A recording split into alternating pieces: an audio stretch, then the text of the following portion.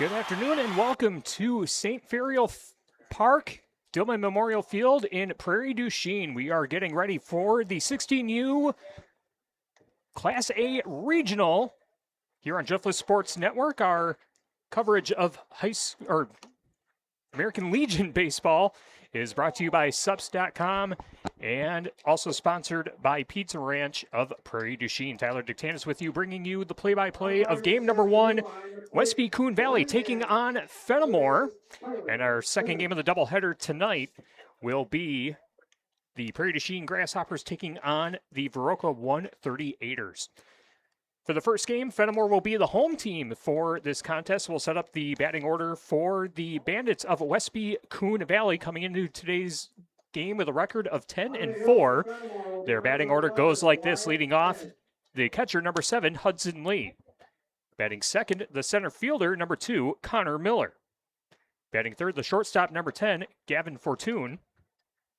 Batting fourth, the first baseman, number 21, Zayden Ostrom. Batting fifth, the pitcher, number 8, Cooper Fensel. Batting sixth, the third baseman, number 5, Jackson Lingelbach, excuse me. Batting seventh, the second baseman, number 15, Jock Ray. Batting eighth, the left fielder, number 13, Levi Adams. And rounding out the batting order for the Westby Coon Valley Bandits, the right fielder, number 14, Parker Lejeune. Again, the batting order for Westby Coon Valley: Lee, Miller, Fortune, Ostrom, Fensel, Lingelbach, Ray, Adams, Lejeune. On the mound for the Fenimore Railers, it will be number 11, Wyatt Edge.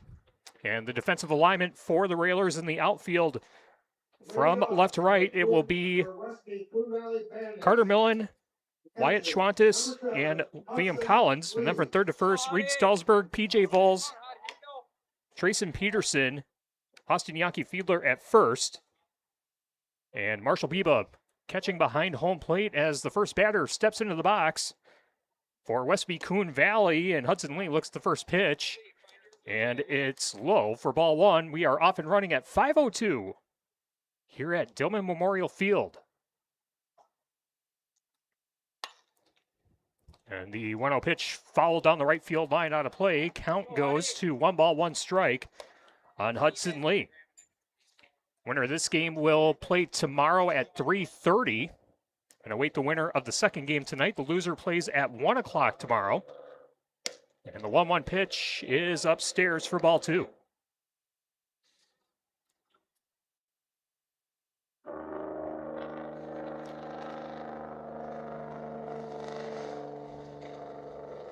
Right, Edge with the delivery and a chopper over to the third base side. Stalsberg trying to play it, gets to the ball but won't make the throw to first, and we have a runner on first base for Westby Coon Valley.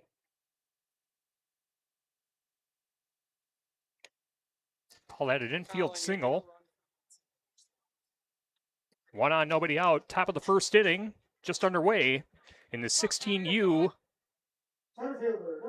Legion matchup.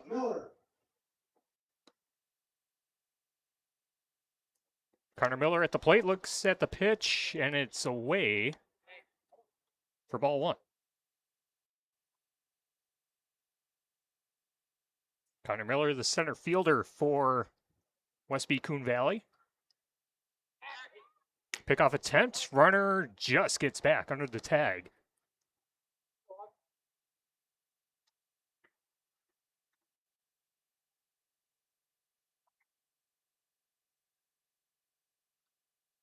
And the 1-0 pitch gets away. Hudson Lee will steal second base uncontested, and he will hold up there.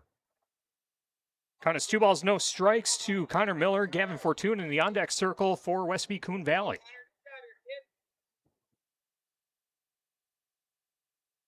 First of 2 games today, and we will have the full tournament here on Driftless Sports Network. And that pitch sails way high, and Hudson Lee will steal third base.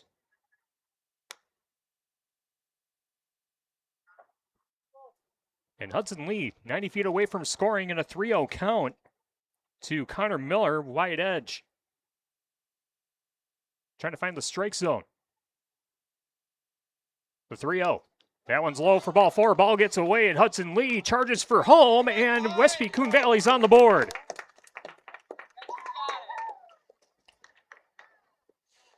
Westby Coon Valley 1. Fenimore nothing, 1 on, nobody out in the top of the first inning. Hudson Lee scores on the wild pitch. Connor Miller reaches base on a walk.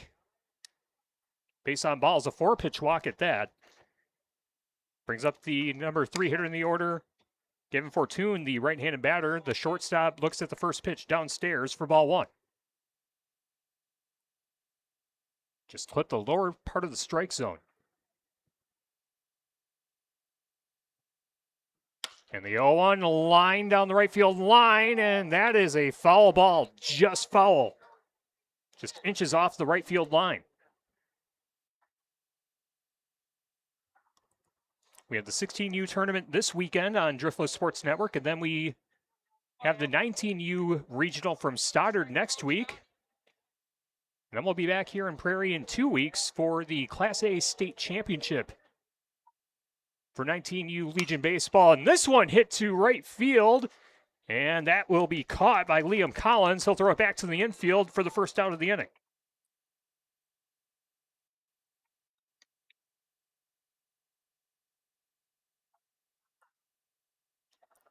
Devin Fortune flies out to right field.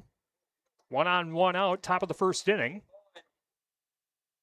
Now Zayden Ostrom, number 21, coming up to the plate. First baseman number 21, Zayden Ostrom. And Ostrom thought about swinging, but looks at the pitch right down the middle for strike 1.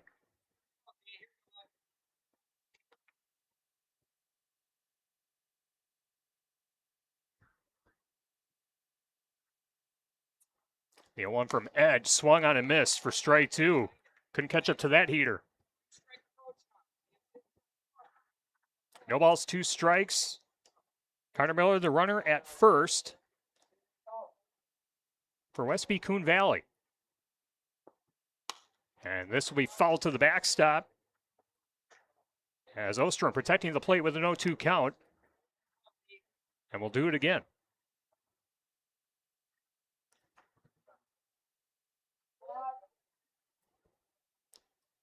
Right edge checks the runner at first, now deals the 0-2. And just getting a part of the ball was Zayden Ostrom at the plate. Count stays at 0-2. Pitch count now to 16 for Wyatt Edge here in this top half of the first inning.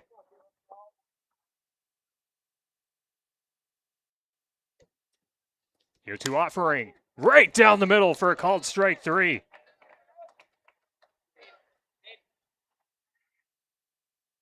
Two away now on the top of the first. Runner at first base for Westby Coon Valley. First strikeout for Wyatt Edge on the game. Now Cooper Fensel, the pitcher, number 8, coming up to the dish. Looks that pitch low, gets out of the glove of the catcher, and Connor Miller steals second base uncontested.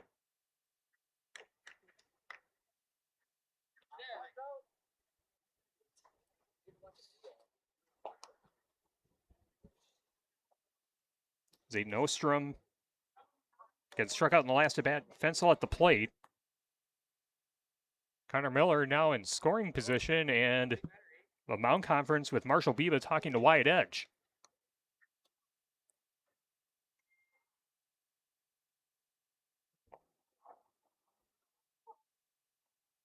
One run on no hits so far in this top half of the first inning.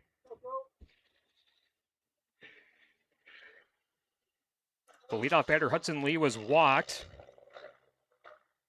Stole second and then third base on a pair of wild pitches, and then a wild pitch for ball 4 scored him, representing the only run. And this one hit to straightaway center field, and that will be caught by Wyatt Schwantes to end the inning.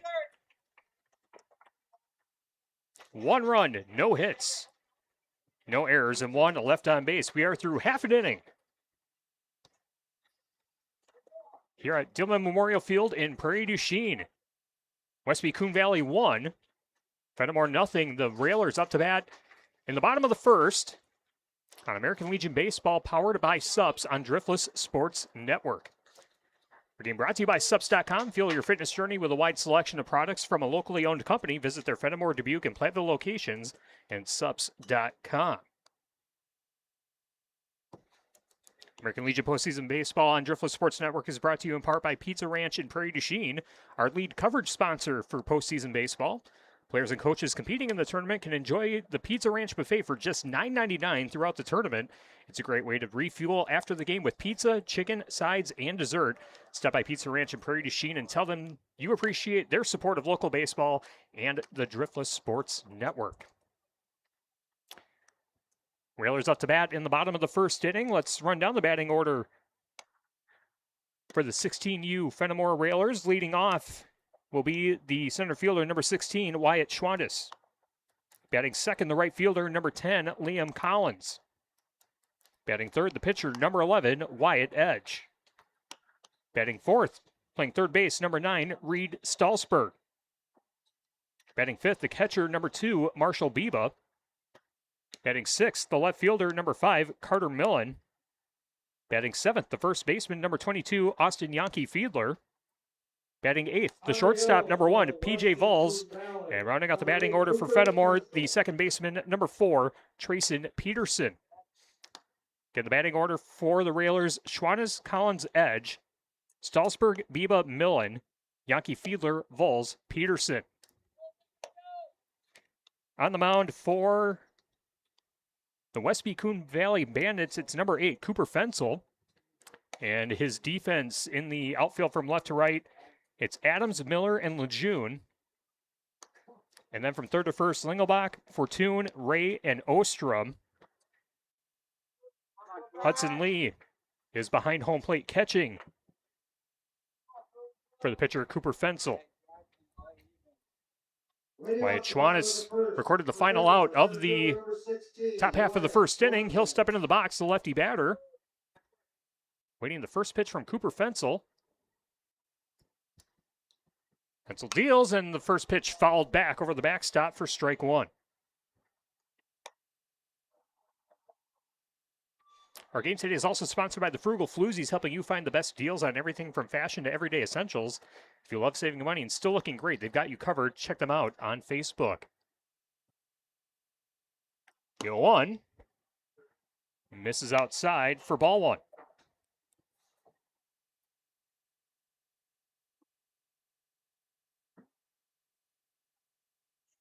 Westby scoring 1 run on no hits in the top half of the inning. And the 1-1 pitch finds the strike zone to bring the count to 1-2. Schwanitz at the plate, Liam Collins in the on-deck circle for Fenimore. Fensel with the 1-2 offering, misses low for ball 2. 77 degrees the temperature on the island in Prairie du Chien. Humidity very sticky. And the 2-2 swung on a miss for strike 3. 1 away.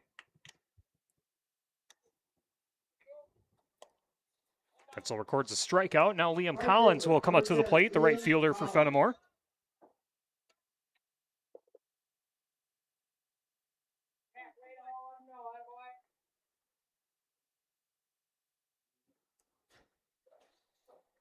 Right-handed batter Collins lifts this one into right field, and that will be caught by Lejeune.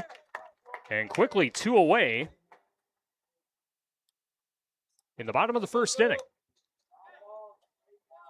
Pitcher, number 11, Wyatt Edge.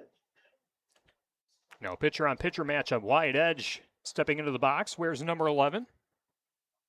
Cooper Fensel, 6 pitches, and has recorded 2 outs. First pitch, that one finds the strike zone for strike 1.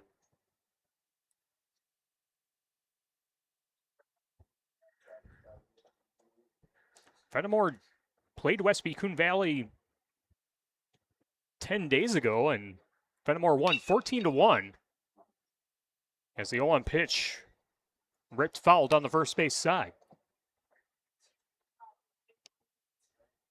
It's the only other matchup between these 2 Legion programs in 16U. And the 0-2 offering. In there for a called strike 3. Got him.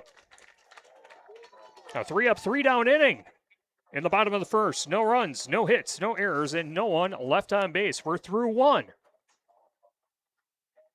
In game number 1 of our 16U Legion Baseball doubleheader, Westby Coon Valley 1, Fenimore nothing. American Legion Baseball on DSN, powered by SUPS. Our game also brought to you by NG Coffee House, a cozy small-town cafe where caffeine, cliffhangers, and community meet.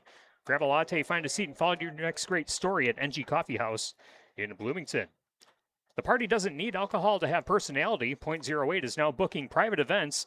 Stop and see Chelsea with .08 on July 22nd at Bloomington Square Park, August 1st at Legacy Night at Bloomington's Fairgrounds, and August 8th at Bagley's 4th Annual Rib Fest. To give it a try or find her on social media. Serving handcrafted booze-free drinks with names your therapist would probably have questions about. .08, Mock Day F, no proof, just vibes. We head to the top of the second inning. Mason, your pitch count match what they have on the board, correct? Remember, he went to third Okay. base when he died. He did Okay. hit for Hudson Lee. Okay, thank you. And the official scorebook does say that Hudson Lee did record a hit back in the first inning. So 1 run on 1 hit in the top of the first inning. Waiting on top of the second for Westby Coon Valley. And now the 6, 7, and 8 hitters are due up Jackson. for the Bandits. It's Jackson Lingelbach, Jock Ray, and Levi Adams.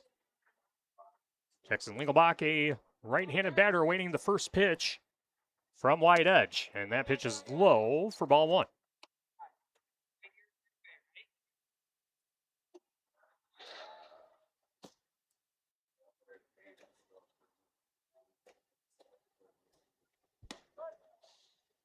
And that pitch is in there for a called strike.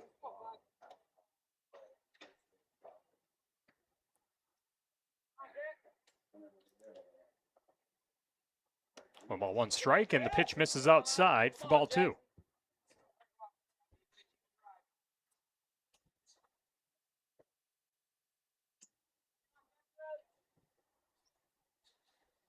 The 2-1 offering. This is down and away for ball 3.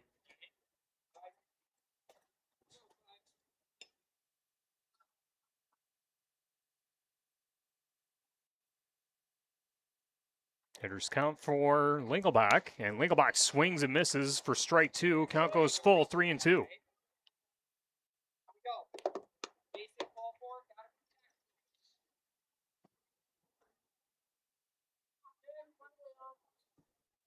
And the full count pitch misses outside for ball 4, and the leadoff batter gets on base in the top of the second for Westby Coon Valley. Second baseman, number 15, Jack Ray.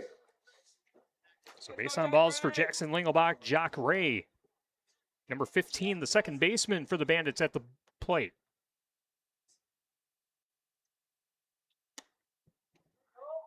First pitch misses away for ball 1.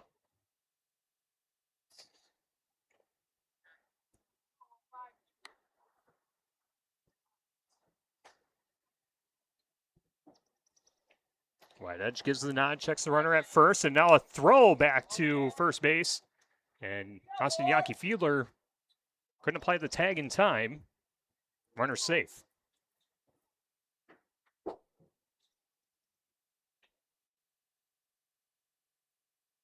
One ball, no strikes to Jock Ray, and Ray looks at the 1-0 pitch, finds the strike zone for strike 1. 1-1 to count, the runner at first. 1 on, nobody out in the top of the second inning. Westby Coon Valley, 1 run on 1 hit so far in the game, and the throw gets away from Yankee Fiedler at first, and Jock Ray will go to second base on the throwing error by Wyatt Edge.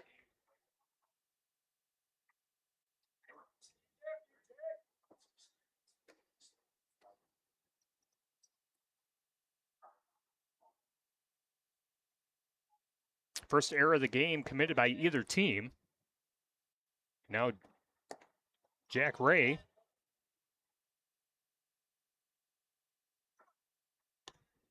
in scoring position as the count goes to 2-1.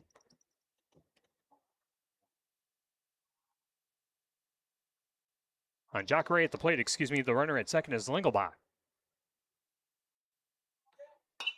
And this one ripped foul over the backstop to make the count 2-2.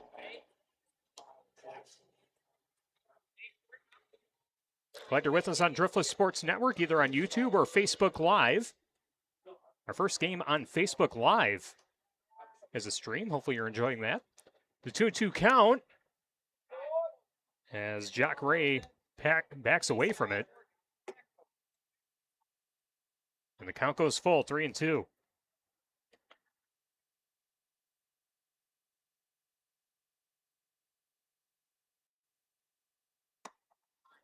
Ray looks at the pitch, and it's going to be ball 4. So runners at first and second for Westby Coon Valley. Back-to-back walks issued to lead off the inning. Number 13, Levi Adams. And now Levi Adams, the left fielder, coming up to the plate for Westby Coon Valley.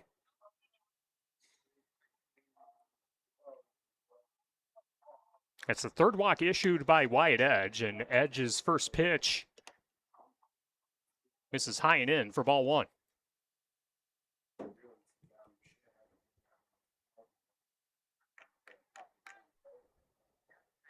Levi Adams out of the box, now back in. Parker Lejeune in the on-deck circle for the Bandits. And the 1-0 pitch finds the strike zone right down the middle for strike one.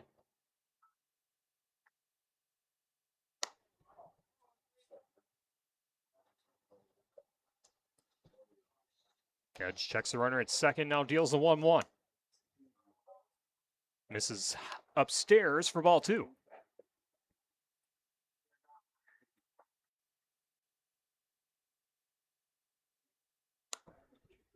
Only one hit allowed by Wide Edge so far on the mound. That was the leadoff batter. And the 2-1 finds the strike zone to make the count 2 balls, 2 strikes with 2 on and nobody out in the top of the second inning. And just 10 days ago, Fenimore beat Westby Coon Valley 14-1. Now the 2-2 offering. Misses away and the count's full again. 3 balls, 2 strikes. Pitch number 36 of the game for Wyatt Edge. Coming up on this full count. The payoff swung on and missed for strike 3. Big strikeout for Wyatt Edge. Second strikeout of the game. And now Parker Lejeune, the right fielder, the number 9 hitter in the order at the plate.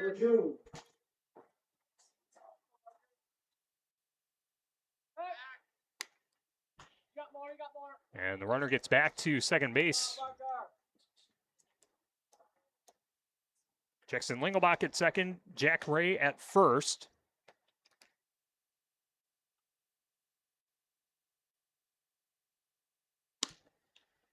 And the first pitch is a ball to Parker Lejeune.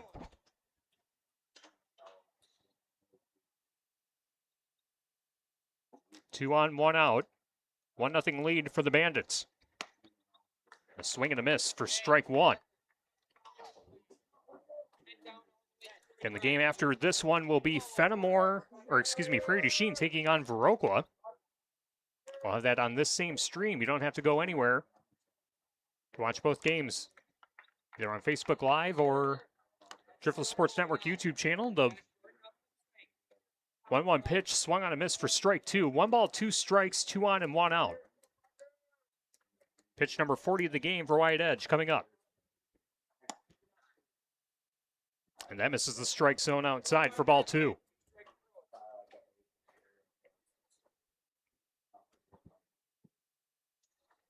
The Bandits making Edge go deep in the count in these at-bats. And the 2-2 pitch fouled off. Keeps the count at 2-2.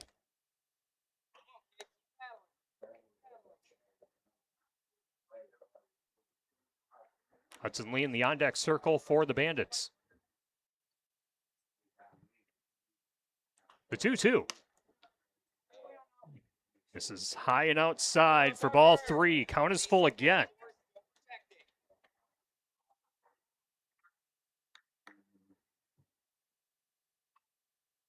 The payoff pitch. A called strike 3. Got him looking. Back-to-back strikeouts for Wyatt Edge, and now Hudson Lee Catcher, number 7, Hudson trying to Lee. generate some offense, and Coach Matt Schwann is coming out to the mound to talk things over with his Fenimore infielders. That'll give us a chance to tell you that our broadcast is brought to you by Sups.com. Fuel your fitness journey with a wide selection of products from a locally owned company. Visit their Fenimore, Dubuque, and Platteville locations and Sups.com. Also by the Frugal Floozies, helping you find the best deals on everything from fashion to everyday essentials. If you love saving money and still looking great, they've got you covered. Check them out on Facebook.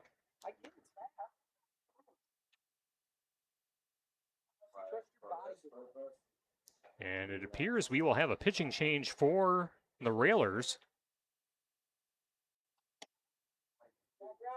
as Wyatt Schwannis will come in from center field, and he will take over the pitching duties.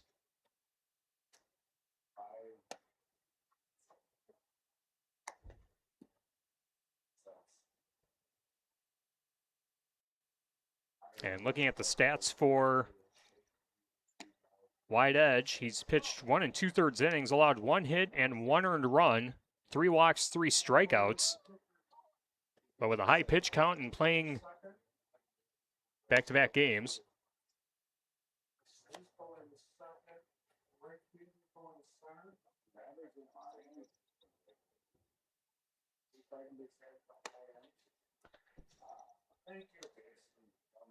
And so we'll sort out what the changes are in the lineup for the Fenimore Railers. Schwannis is on the mound. He comes in from center field. Liam Collins moves from right field to center.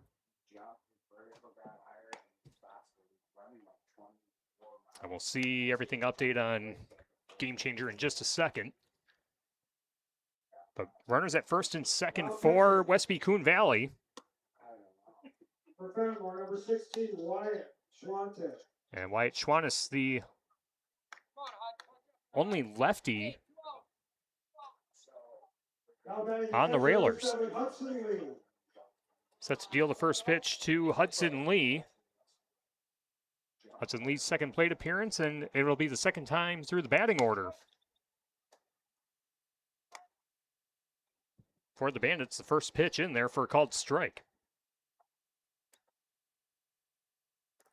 Lee's 1 for 1, had a base hit to lead things off. Backs away from the 0-1 pitch, inside for ball 1.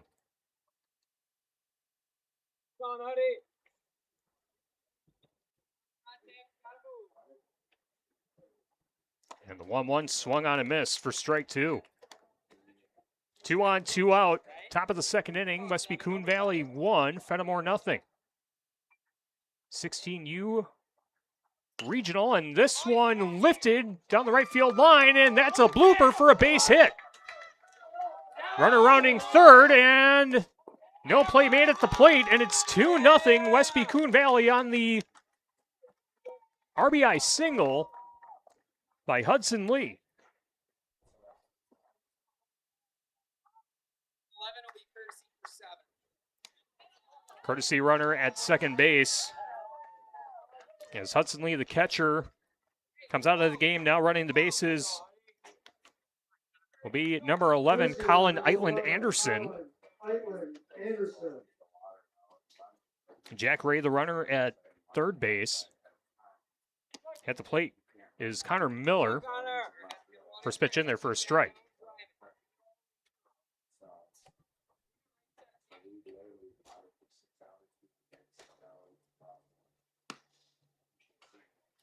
And the 0-1 pitch misses the strike zone to make the count 1 ball, 1 strike. Huge hit by Hudson Lee, now 2 for 2 on the game. As the pitch misses high at eye level for ball 2.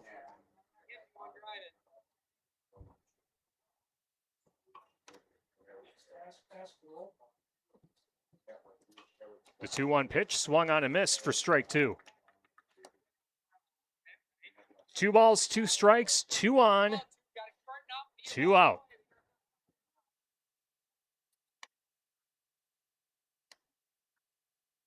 And the 2-2 pitch misses the strike zone to make the count full.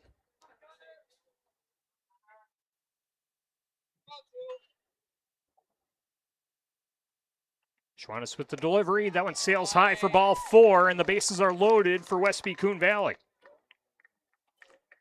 The updated defensive alignment for the Railers in the outfield from left to right, it's Millen, Peterson, and Collins. And then from third to first, Stalsberg, Volz, Edge, and Yankee Fiedler. Biba still behind the plate. And Schwannis delivers the first pitch. This one popped up, foul territory, right field side, out of play.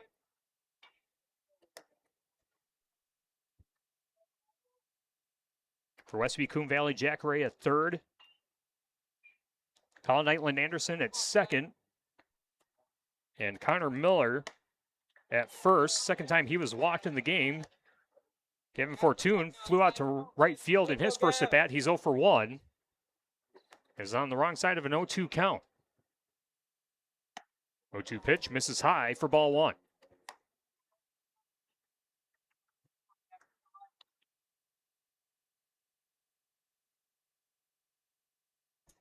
And the 1-2 fouled over the backstop. We'll do it again.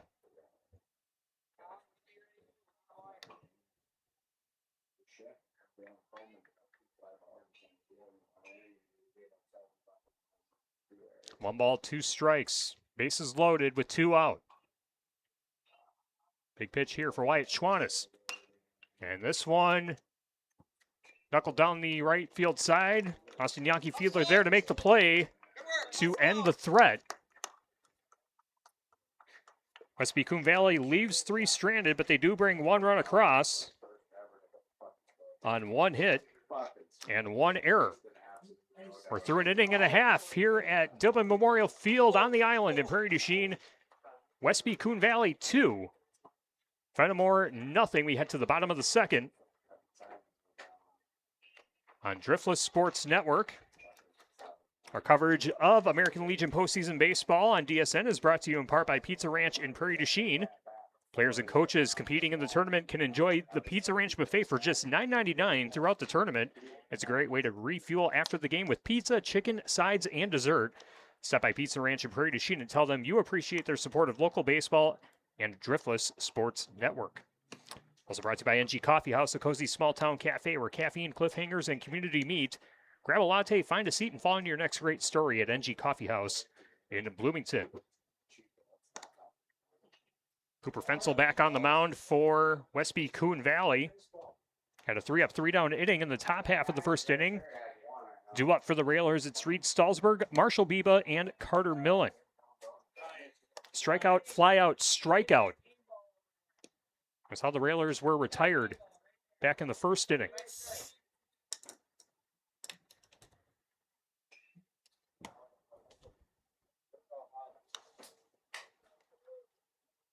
So far in the game, Westby Coon Valley, 2 runs on 2 hits, no errors. Fenimore, no runs, no hits, 1 error committed on the game.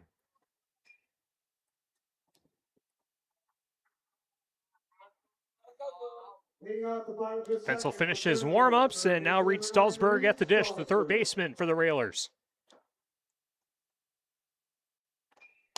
First pitch, grounded foul, first base side, count is 0-1.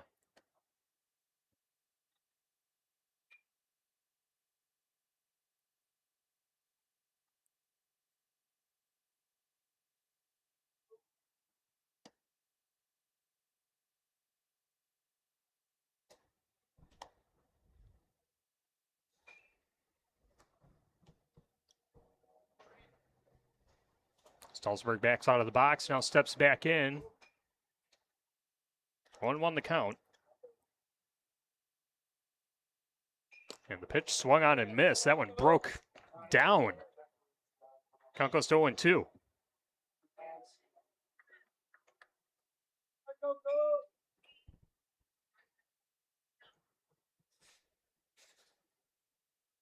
And so with the 0-2 offering, swung and missed, but the pitch gets away from the catcher, sprinting to first base, and he is going to be safe.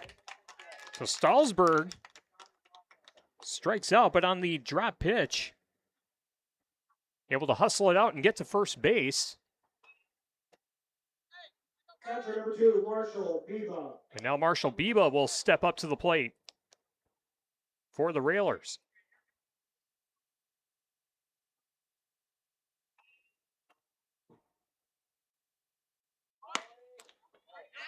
And the first pitch is inside for ball 1, and Stalsberg steals second base, gets under the tag.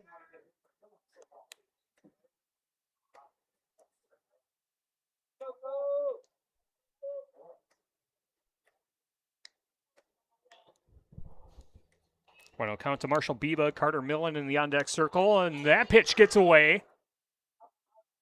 But Stalsberg holds up at second. Count is 2-0.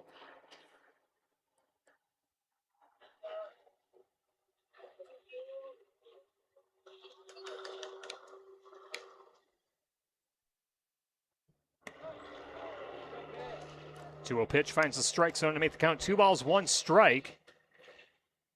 Marshall Biba, the catcher for Fenimore post 184.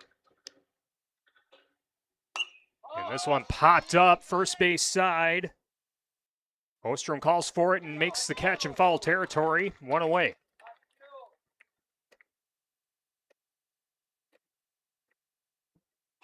One on, one out for the Railers in the bottom of the second, trailing 2-0.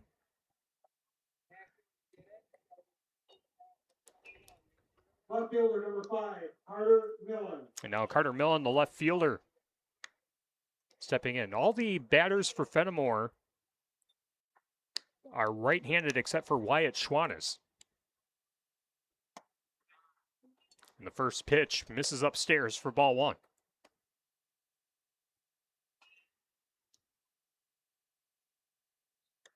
SB Coon Valley on the season 10-4.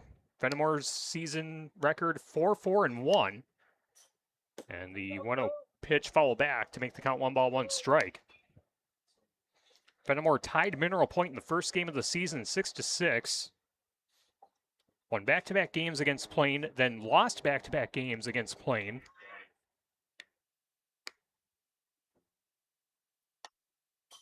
And this one fouled back to make the count 1-2.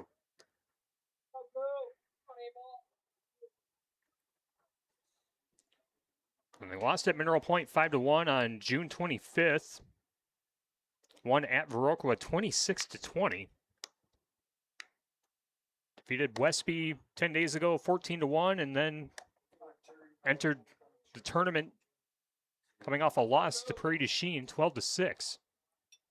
Count is 2 balls, 2 strikes. Runner at second for Fenimore. And that pitch misses the strike zone to make the count full. 3 balls, 2 strikes.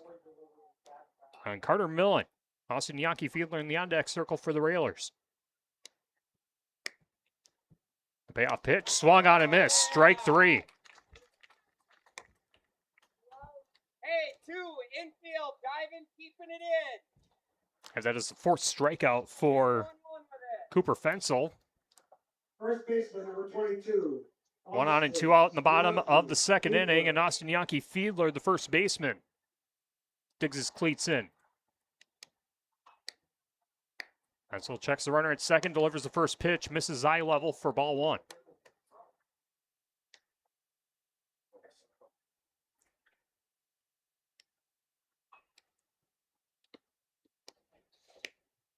If Yankee Fiedler reaches base, PJ Vols is in the on-deck circle. 1-0 pitch finds the strike zone to make the count 1-1 strike on Austin Yankee Fiedler.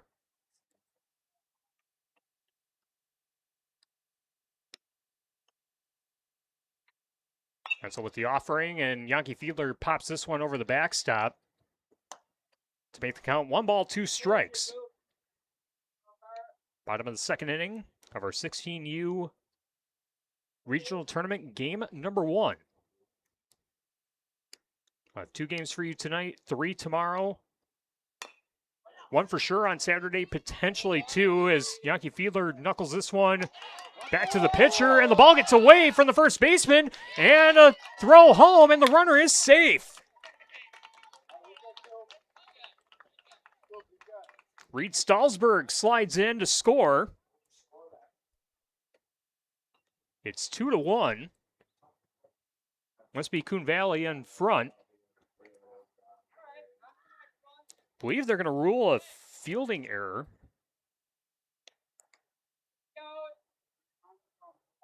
Shortstop number 1, PJ Vols. They say it's an error on Ostrom. And this pitch grounded over to second base, diving for the ball, but it rolls into shallow center field. Yankee Fiedler safe at second. And PJ Vols with a single. Right fielder number 4, Trayson Peterson. Now Trayson Peterson trying to keep the momentum going for Fenimore.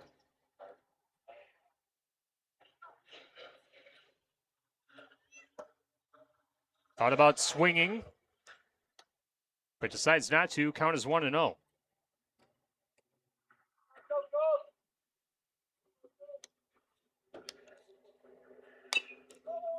And this one fouled off.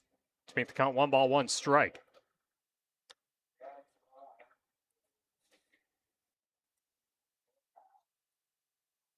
Yankee Fiedler at second. Vols at first. Peterson at the plate. If he reaches base, he'll go back to the top of the order with Wyatt Schwantes. And the 1-1 misses outside, I think. Count is 2-1.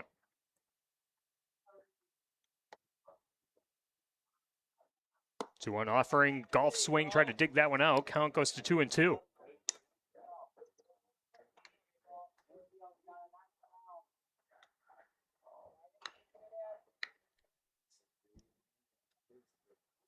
Two offering. Gets a piece of it, fouls it off to keep the count at 2-2. Does Trayson Peterson, the second baseman.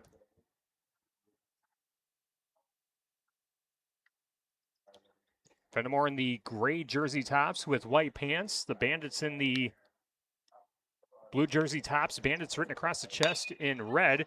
And this one chopped over to the third base side. Nice play made by Lingelbach. Takes third base for the force out. And Fenimore leaves 2 stranded. 1 run. On 1 hit, 1 error, and 2 left on base. We head to the third. Westby Coon Valley 2, Fenimore 1. American Legion Baseball on Driftless Sports Network, fueled by Sups. We're also brought to you by .08. The party doesn't need alcohol to have personality. .08 is now booking private events. Stop and see Chelsea with .08 on July 22nd at the Bloomington Square Park, August 1st at Legacy Night at the Bloomington Fairgrounds, and August 8th at Bagley's 4th Annual Rib Fest. To give it a try or find her on social media. Serving handcrafted, booze-free drinks with names your therapist would probably have questions about. .08, Mocked AF, no proof, just vibes. Again, by Sups.com, fuel your fitness journey with a wide selection of products from a locally owned company. Visit their Fenimore, Dubuque, and Platteville locations and Sups.com.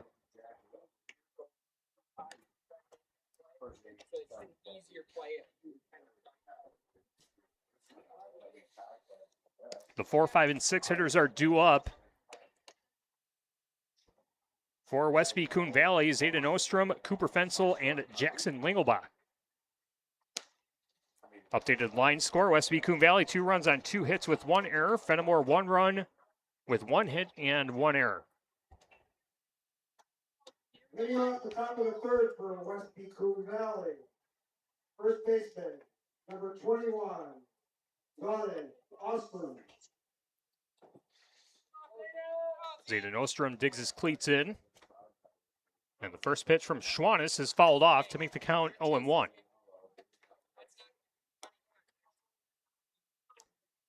In the top of the third inning in game number 1.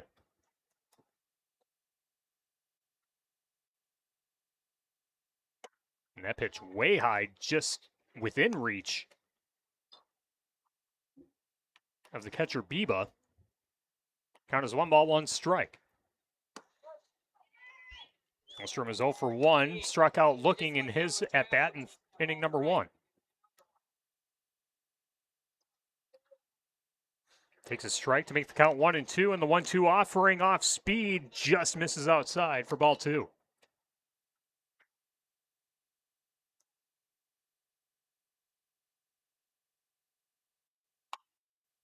And the 2-2 pitch fouled over the backstop. Count stays at 2 balls, 2 strikes for the first baseman for Westby Coon Valley.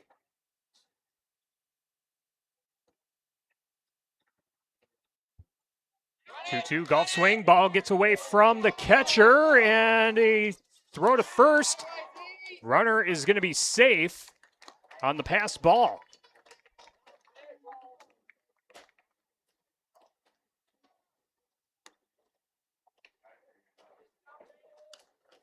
The pitcher, number 8, Cooper Fensel.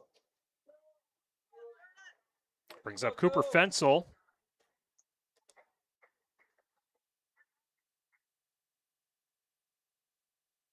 So a strikeout and a pass ball puts a runner on for Westby Coon Valley. And the first pitch to Cooper Fensel is a ball. Fensel flew out to center field in his last at bat. He's 0 for 1. Swing and a miss. Strike one. Also, guys, the lefty move, you gotta watch what's Schwanitz checks the runner at first. go, go, go! Hey, 1-1 pitch, swung on and missed for strike two. Couldn't catch up to that heater.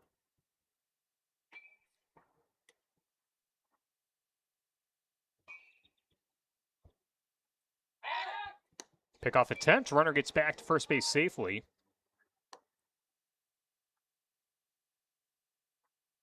Fensel's stance is way back in the box. His foot just inches off the line on the right-handed batter's box, and a balk is called, and that will put the runner at second.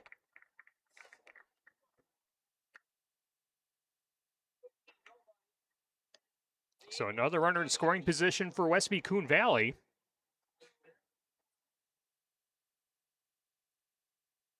And the home plate umpire giving Wyatt Schwanitz an explanation as to why that was called a balk. But the count is 1 ball, 2 strikes. With Zayden Ostrom at second base. And a defensive swing popped up. Second base side, and the play is made by Wyatt Edge. 1 away.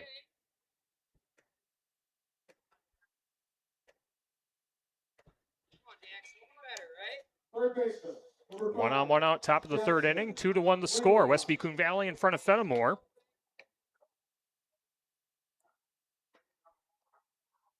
Jackson Lingelbach was walked in his last at bat.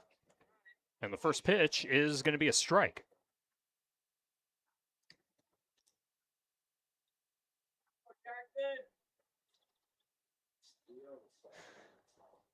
The 0-1. In there for a strike.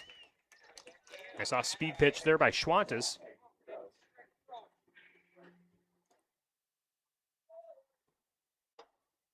Wyatt Schwantes, one of the Lancaster Flying Arrows on this Fenimore Railers team. Swing and a miss, strike 3. And it's 2 away. Second baseman, number 15, Jack Ray.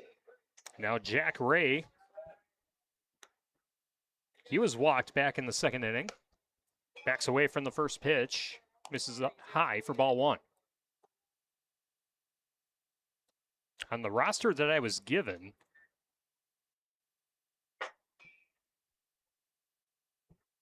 there were 4 Lancaster players listed, and this one hit to straightaway center field, and closing in to make the play is Peterson to end the inning. No runs, no hits.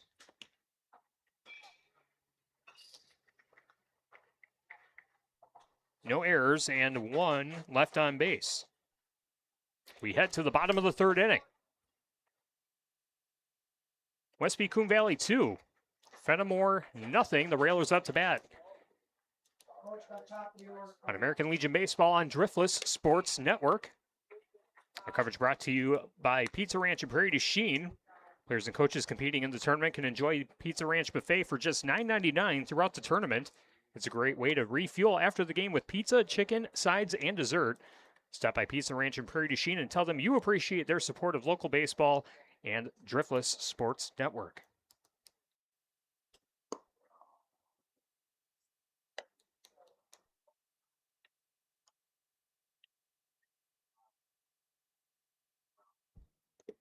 We go back to the top of the order for Fenimore. It'll be Schwantes, Collins, and Edge due up. Schwantes started in center field. He's the pitcher now.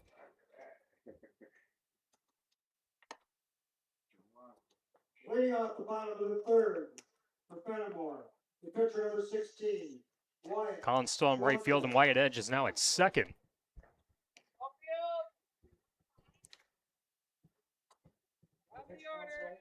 Wyatt Schwantes struck out in his first at bat. And on the mound for Cooper Fensel, a strong outing so far. through 2 innings of work, has only allowed 1 run. That run wasn't earned and has 4 strikeouts recorded, but skips the first pitch in the dirt inside for ball 1. Go, go.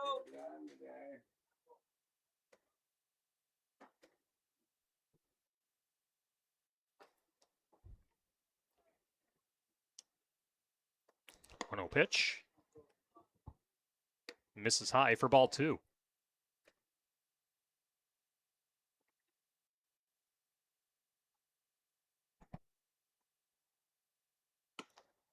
And the 2-0 pitch missed outside for ball 3. And Cooper Fensel in danger of walking his first batter of the game. And that one just finds the strike zone to make the count 3-1.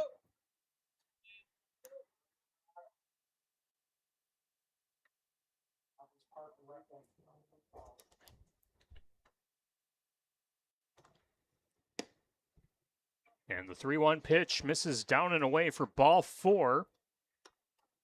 Base on balls for Wyatt Schwannis in the bottom of the 3rd to put the first runner on base for the Railers. William Collins now at the plate. Collins flew out to right field in his last at bat. The righty looks at the first pitch inside for ball 1.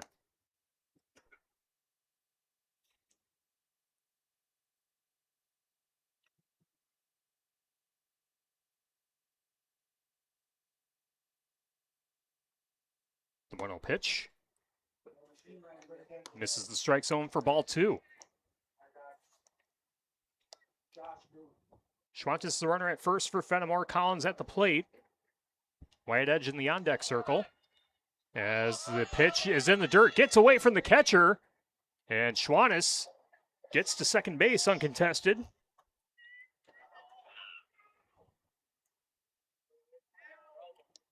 Count is 3 balls, no strikes to Liam Collins. Again, Cooper Fensel having a hard time finding the strike zone here in the 3rd inning. And that pitch is high for ball 4. So runners at first and second. Tying run in scoring position for Fenimore. Now Wyatt Edge trying to make up for the strikeout that he had back in the 1st inning. Struck out looking. Second baseman number 11, Wyatt Edge. And now a mound conference for the Bandits, as they will chat things over. I'll tell you that our game is brought to you by the Frugal Floozies, helping you find the best deals on everything from fashion to everyday essentials. If you love saving money and still looking great, they've got you covered. Check them out on Facebook. And by NG Coffee House, a cozy small-town cafe where caffeine, cliffhangers, and community meet. Grab a latte, find a seat, and fall into your next great story at NG Coffee House in Bloomington. Tyler Dictanis with you here at St. Ferial Field. Dillon Memorial Field on the island. Must be Coon Valley 2, Fenimore 1, but the Railers have runners at first and second. With Wyatt Edge, the number 3 hitter in the order at the plate. Again, struck out in his last at bat. Makes solid contact, and that's over the head of the second baseman, Jack Ray. Schwantes holds up at 3rd, and the bases are loaded for the Railers. So back-to-back walks and then a single, 3 on, nobody out. Third baseman number 9, Reed Stallsburg. And now Reed Stallsburg struck out to lead off the 2nd inning, but reached base on the pass ball and scored the only run for the Railers on the game.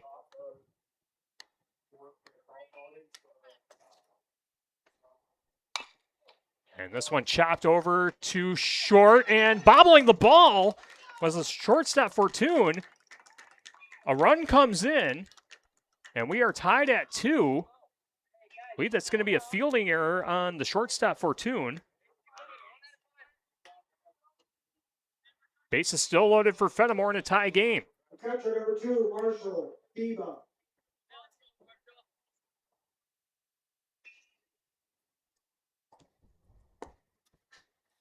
Marshall Biba at the plate. First pitch is a ball.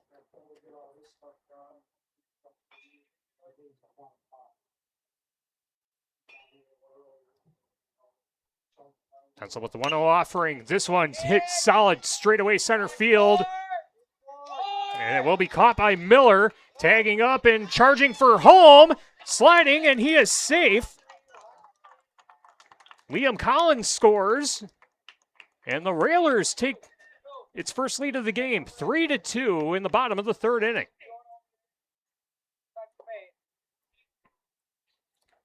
Marshall Biba drives in a run on the sacrifice fly.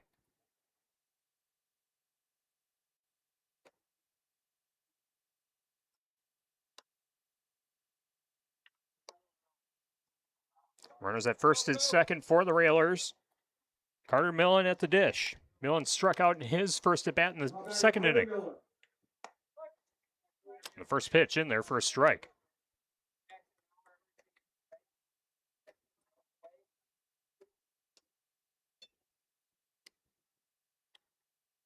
The 0-1, solid contact on the left field line, playable. And it will be caught by the left fielder, Adams. And that will be the second out of the inning. First baseman number 22, Austin Yankee Fiedler. Now Austin Yankee Fiedler, number 22, back at the plate. Reached on an error in his last at bat in inning number 2. And he rips this one down the left field line. Losing it in the sun is Levi Adams, and that will find its way to the wall. One run comes in. Another runner rounding third. It'll be a 2-run double for Austin Yankee Fiedler.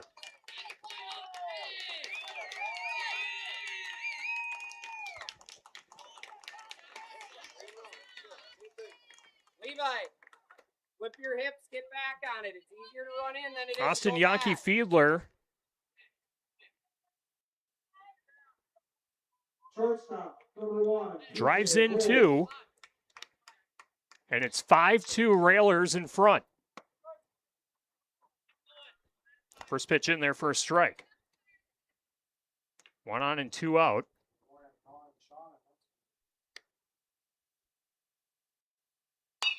And this one lifted into shallow center field. And running in and catching it on the run is Connor Miller to end the inning. Hey, everyone in here. But 4 runs come across in the bottom of the third inning. And our new score, Fenimore 5, Westby Coon Valley 2 in our 16U Regional Tournament game number 1 on Driftless Sports Network. The party doesn't need alcohol to have personality, and .08 is now booking private events. Stop and see Chelsea with .08 on July 22nd at the Bloomington Square Park, August 1st at Legacy Night at Bloomington Fairgrounds, and August 8th at Bagley's 4th Annual Rib Fest to give it a try, or find her on social media. Serving handcrafted booze-free drinks, but names your therapist would probably have questions about. .08, Mock AF, no proof, just vibes. The updated line score, Fenimore 5 runs on 3 hits with 1 error. Westby Coon Valley 2 runs on 2 hits with 2 errors. That makes sense. Turn the hips, get back on And it. now Levi, turn your hips, get we back. have a new pitcher for Fenimore, as it looks to be Carter Millen on the bump. Pitcher, time him out. Schwantes pitched 1 1/3 innings, allowed 1 hit and 1 walk, had 2 strikeouts recorded. And Carter Millen has a 3-run cushion as we head to the top of the 4th inning.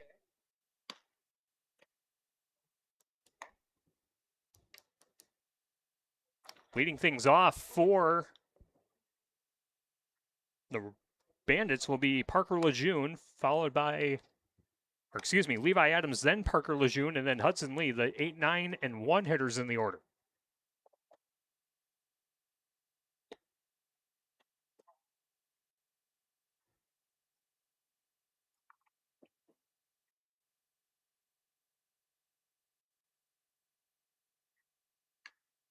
Now pitching for Fenimore, number 5, Carter Miller. We'll get to the new alignment for the Fenimore defense as Millen finishes his warm-up pitches. It looks like Millen is going to go to left field, or comes in from left field. That will send Schwannis out to left. So just a straight swap.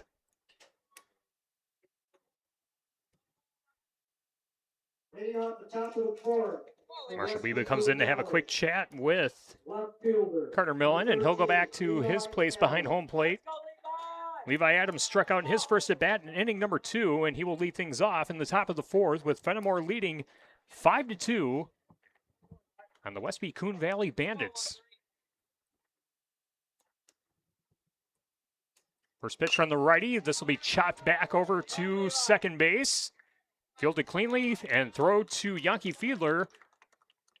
And the batter is retired, 4-3.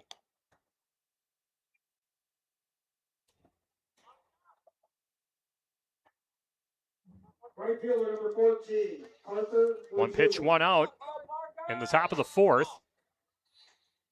Brings up Parker Lejeune, struck out looking in his last at bat. Swings and misses, trying to chase that one high in the zone. Count is 1-0.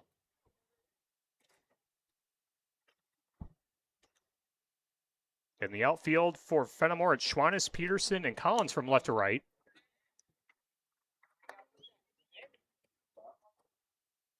As the count goes to 0-2.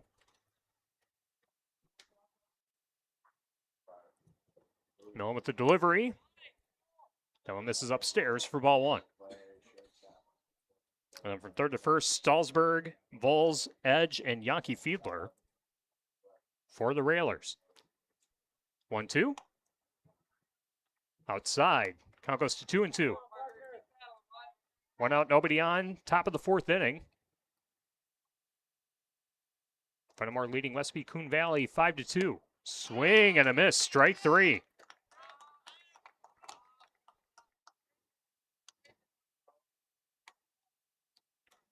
First strikeout for Carter Millen. Number 7, Hudson. And now we go back to the top of the order with Hudson Lee.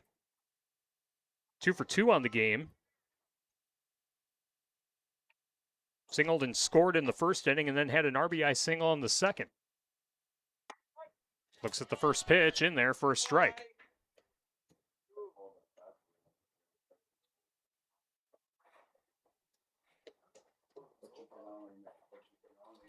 The 0-1. This one line to left field. Schwannis trying to make a play on it. It goes over his head and it'll find its way to the wall.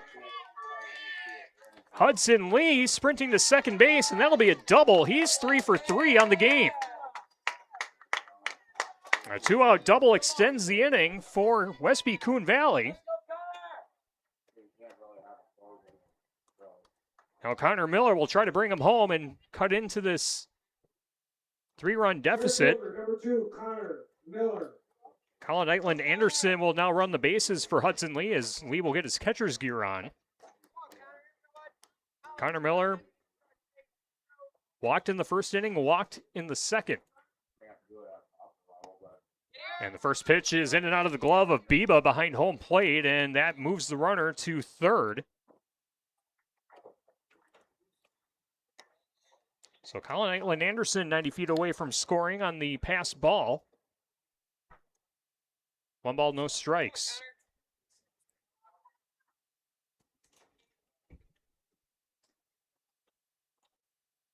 Connor Miller looks at the 1-0 pitch in there for a strike. 1 on, 2 out in the top of the 4th. 5-2, Fenimore in front. And the 1-1 misses high for ball 2.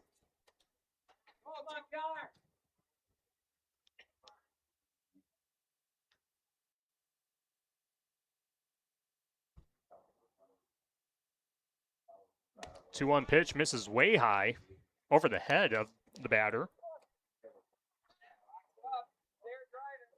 Count is now 3 balls, 1 strike to Connor Miller. Going with the offering, and this one lifted down the right field line, and that is going to be just foul. Makes the count full. 3 balls, 2 strikes, 2 out with 1 on in the top of the 4th. Fenimore with a 3-run lead. Carter Millen trying to end the threat on the mound.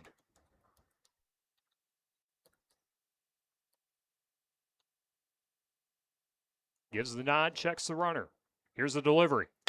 This one chopped back over to second base. Wide edge, fields it cleanly, throws to first in time for the out. No runs, 1 hit, no errors, and 1 left on base as we head to the bottom of the 4th inning.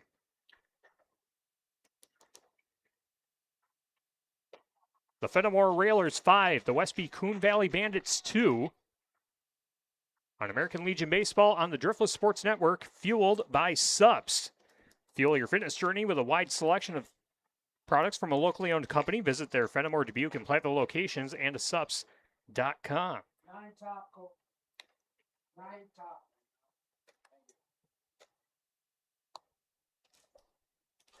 The updated line score. Fenimore 5 runs on 3 hits with 1 error. Westby Coon Valley 2 runs on 3 hits with 2 errors. Westby Coon Valley had a 2-run lead after an inning and a half. Fenimore would score a run in the bottom of the 2nd. And then Fenimore would add 4 runs in the bottom of the 3rd, and they will try to keep that momentum going here in the bottom of the 4th inning.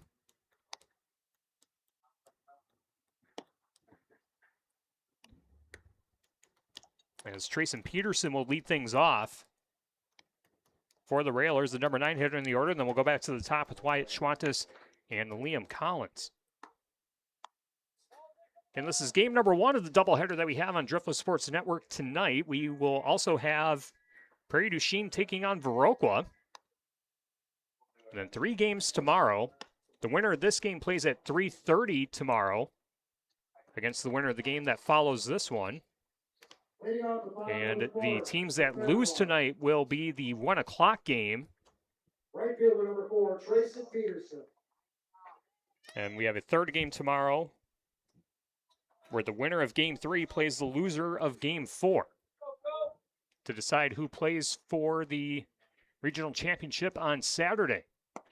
The first pitch of the inning is a ball to Trayson Peterson, hit into a fielder's choice to end the 2nd inning. And lines this one and will be snagged out of the air. What a catch by Fortune at short.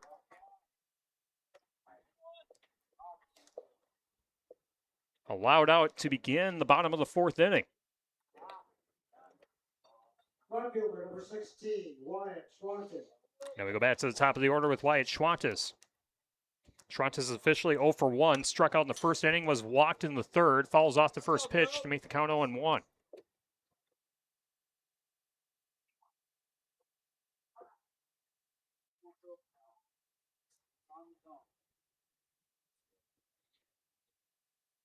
The 0-1. This one popped up to the backstop, and it's going to go over the backstop to make the count 0-2.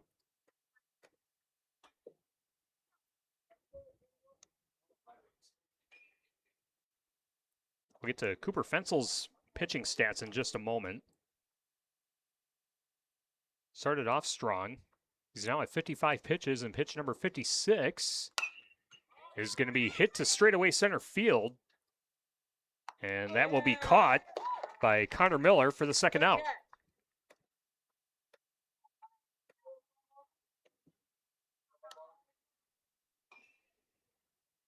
Center fielder number 10, Liam Collins.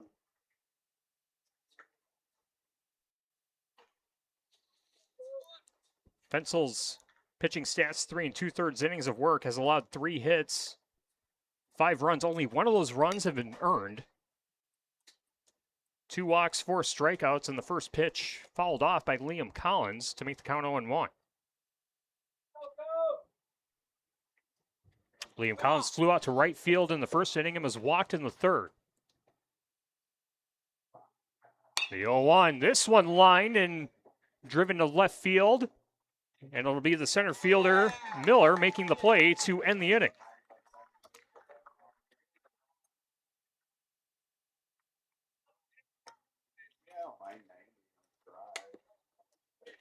Line out, fly out, fly out.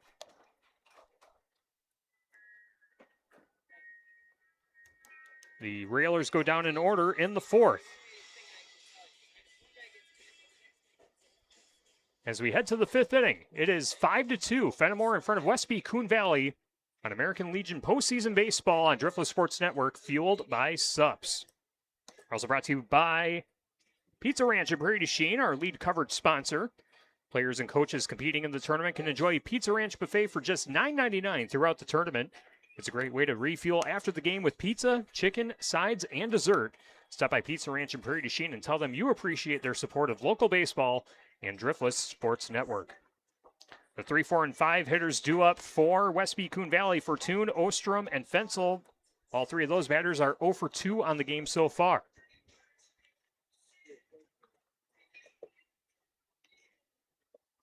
Carter Millen still on the mound for the Railers to begin inning number 5.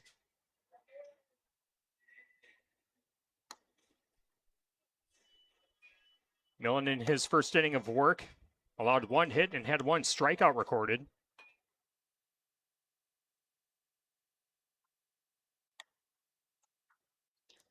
Current line score, Fenimore 5 runs on 3 hits with 1 error. Westby Coon Valley 2 runs on 3 hits with 2 errors. And we head to the 5th as Fortune looks at the first pitch. It's down low for ball 1. Tyler Dictanis with you on Driftless Sports Network, bringing you games 1 and 2 of the tournament here tonight. We'll be joined by Steve Prestegard tomorrow for games 3 and 4. And that one hits him. A hit by pitch, a painful way to reach base, but a runner's on for Westby Coon Valley. First hit by pitch of the game. Took that one off the lower back. Went on, nobody out in the top of the 5th inning.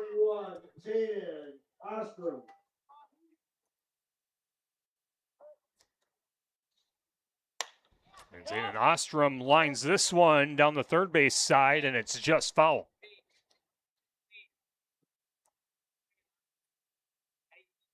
Zayden Ostrom struck out looking in the first, struck out in the third, but reached base on a pass ball.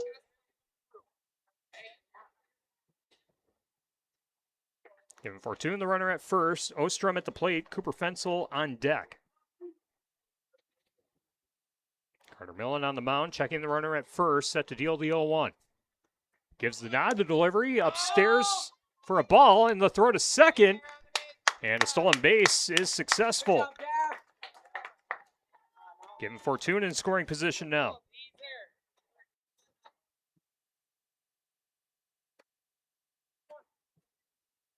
Count as 1 ball, 1 strike.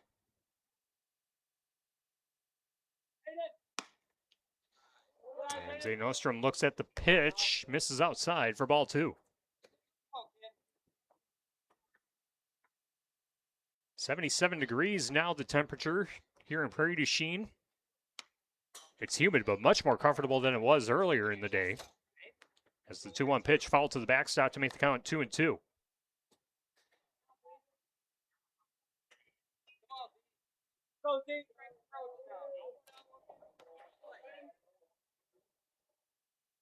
Zayden Ostrom has a 2-2 count. Millen checking the runner at second, and the offering misses high and away for ball 3. 3 balls, 2 strikes, 1 on. Nobody out in the top of the 5th. Fenimore 5, Westby Coon Valley 2.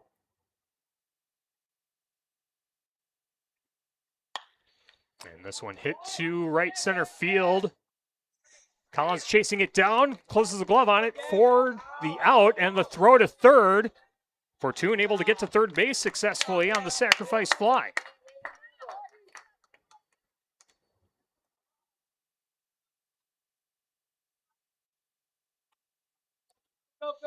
So Cooper Fensel now up to the plate, has a runner at third with 1 out.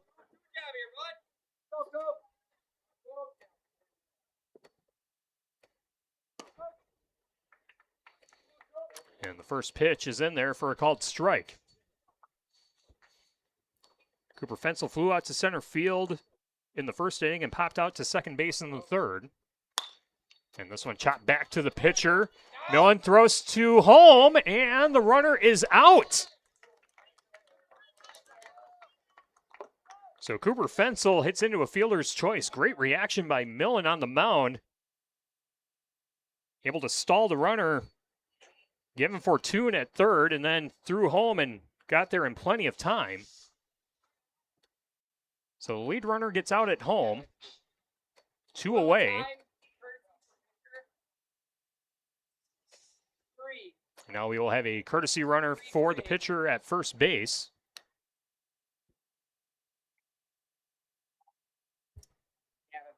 Courtesy runner, number 3. That'll be Bowen Christensen running the bases for the Bandits at first. Now batting, Jackson Wingelbach.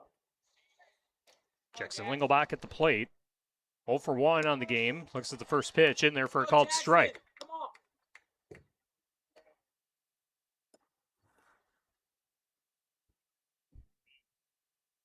on. Wingelbach was walked in the first inning, struck out in the third.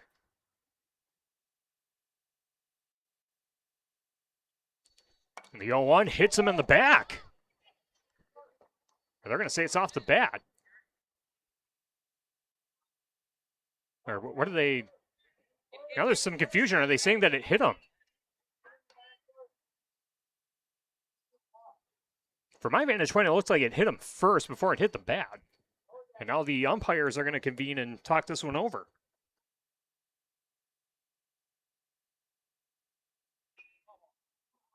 And they're going to say a foul ball.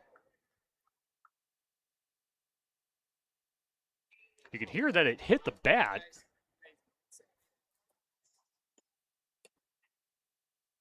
Come on, Jack. Did hit the bat, but I thought it hit off the shoulder of Jackson Lingelbach first. But the count is 0-1. And that pitch misses the strike zone to make the count 1 ball, 1 strike.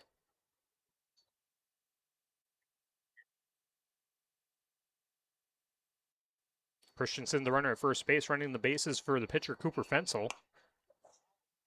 As Jackson Lingelbach fouls this one over the backstop to make the count 1 ball, 2 strikes, 1 on and 2 out in the top of the 5th.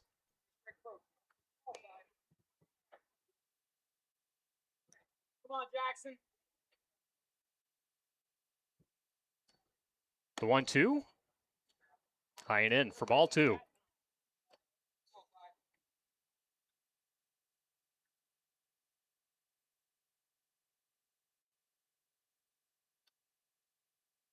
Millen with the nod, checks the runner at first.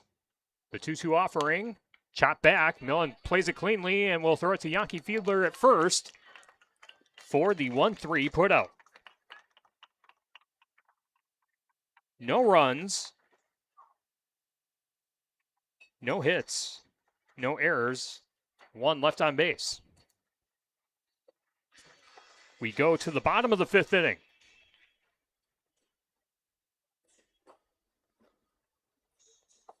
The Fenimore Railers 5, Westby Coon Valley Bandits 2 in our 16U regional round game number 1 on Driftless Sports Network. Presented by Sups.com. Fuel your fitness journey with a wide selection of products from a locally owned company. Visit their Fenimore, Dubuque, and Platteville locations and at Sups.com. Tyler Dictanis with you on Driftless Sports Network. Glad you're with us for the first of 3 weekends of American Legion postseason baseball. 16U action this weekend, and then we head to the 19U Class A Regional in Stoddard next week. We'll have Fenimore, Prairie du Chien, Gaze Mills, and Stoddard. And then we'll be back here in 2 weeks for the Class A State Championship. That tournament runs July 31st through August 4th. We'll have at least 6 games in this tournament, potentially 7.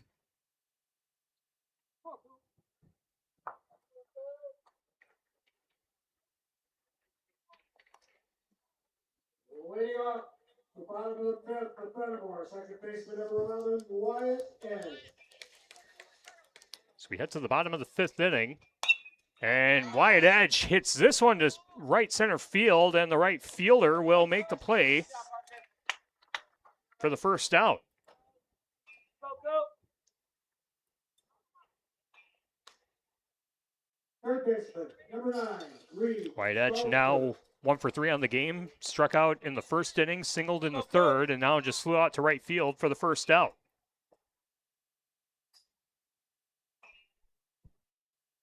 Great catch by Lejeune out in right field for the Bandits. Brings up Reed Stalsberg. Stalsberg's 0 for 2. Stalsberg struck out in the second inning, but reached base on a pass ball and then reached on an error in the third.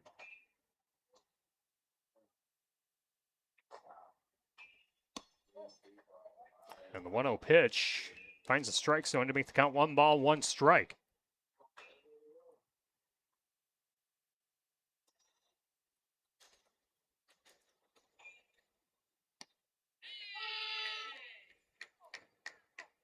And I believe that's a hit by pitch that puts Stalsberg on base.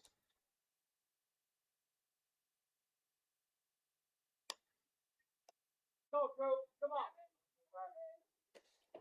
So 1 on and Batter 1 number out. 2, Marshall, Diva.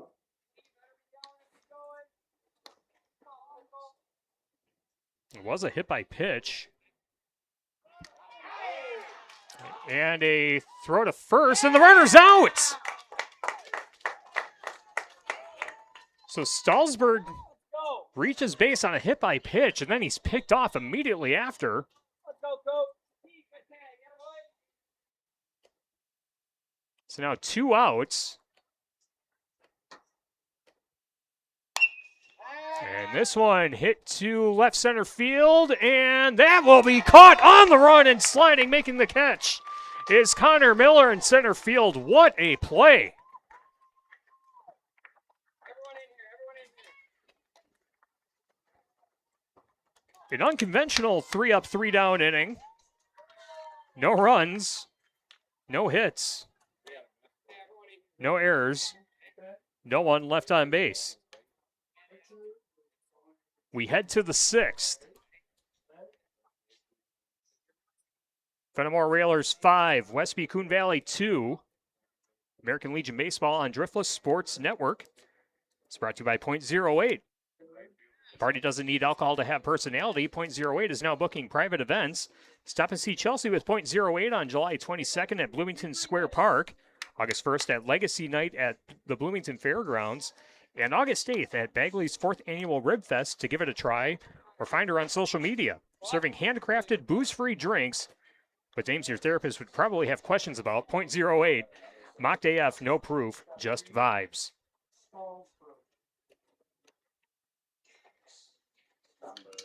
And the new pitcher for the Railers will be number 9, Reed Stalsberg.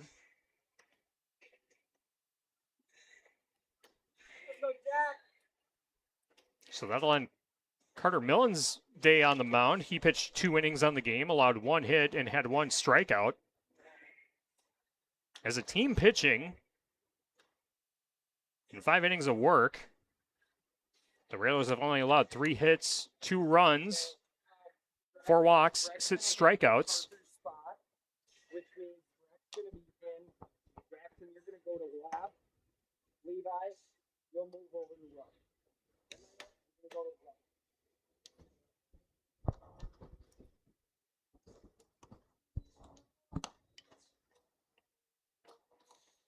So, Rex, when you go in, you're going to have to use number.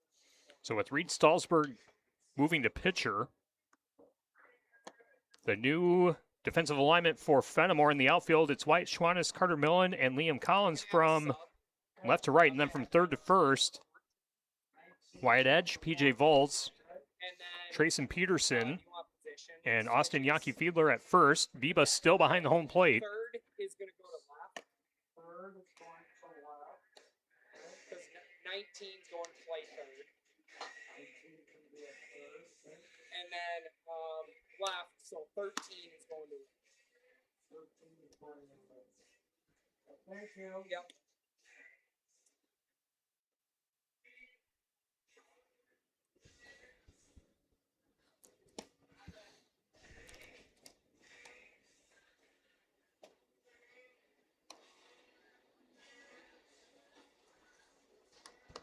due up for Westby Coon Valley. It's Jack Ray, Levi Adams, and Parker Lejeune. The 7, 8, 9 hitters in the order for the Bandits. Jack Ray was walked in the second inning, flew out to center field in the third. He's 0 for 1. Number 9, Reed Stallsburg. Go, Jack Ray! And Reed Stallsburg set to deliver his first pitch of the game. Leading off, second baseman number 15, Jack Ray. And that first pitch is skipped in the dirt for ball 1. Come on, Jack. Don't be better. Fenimore 5, Westby Coon Valley 2. 16U regional action on Driftless Sports Network.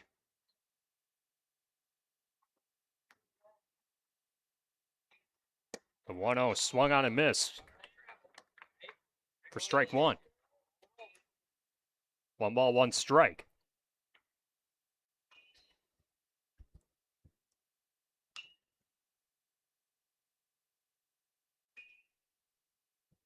The 1-1 fouled off to make the count 1 and 2.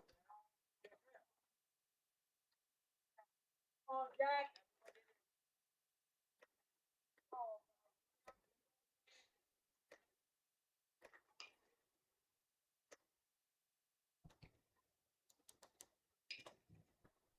One, 2 offering. Way inside, and they're going to say it hit him. So a hit by pitch puts Jack Ray on base. Let's go, Levi! Come on! Leadoff runner, or leadoff batter aboard. Adams. Brings up Levi Adams. Struck out in the second, grounded out 4-3 in the fourth.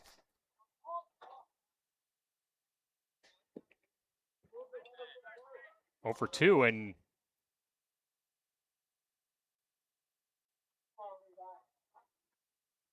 Adams steps out of the box, now back in. With Stallsburg checking the runner at first. And the first pitch, low for ball 1. Let's go, Levi! Subs.com, fuel your fitness journey with a wide selection of products from a locally owned company. Visit their Fenimore, Dubuque, and Platteville locations and at subs.com. 1-0 pitch is low for ball 2. Runner takes off for second. Ball skipped in. Ball gets away. But Ray will hold up at second base.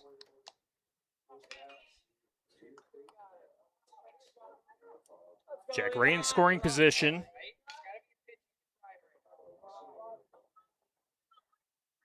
Levi Adams at the plate. 1 on, nobody out in the top of the 6th inning.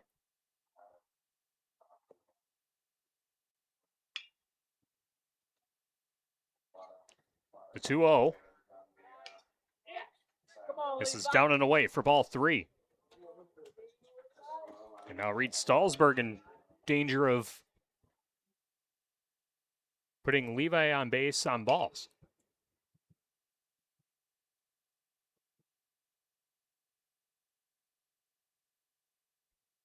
The 3-0 in and out of the glove of the catcher, Biba, and the runner takes off for third. So runners at the corners for the Bandits. And the tying run coming up to the plate for Westby Coon Valley.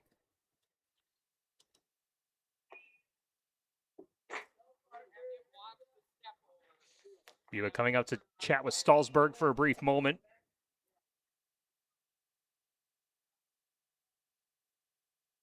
Let's go, Greg!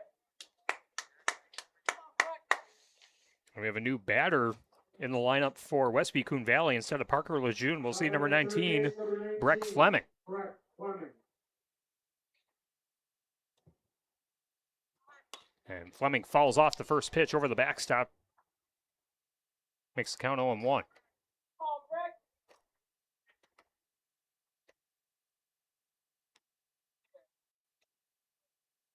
Line score reads Fenimore 5 runs on 3 hits with 1 error. Westby Coon Valley 2 runs on 3 hits with 2 errors.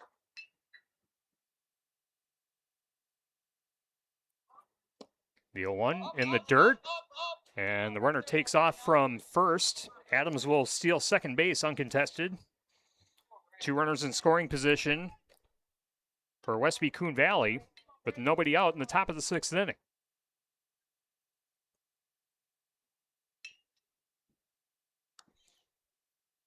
Salzburg looks at Ray at third.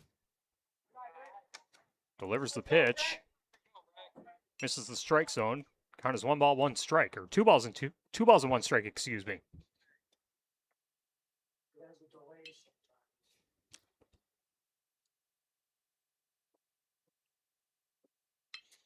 2-1, and it's lined over the head of Austin Yankee Fiedler at first base. 1 run comes in. Ray will score. Adams rounding third. 2 runs come in. A 2-run single for Breck Fleming.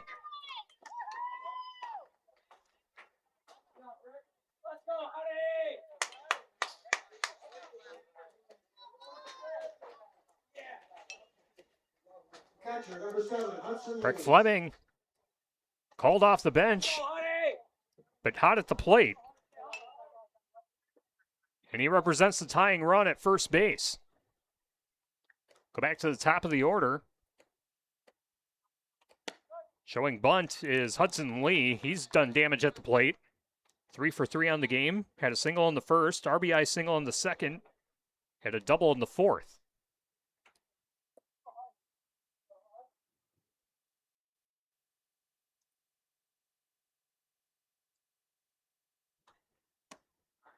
The 0-1 misses high for ball 1.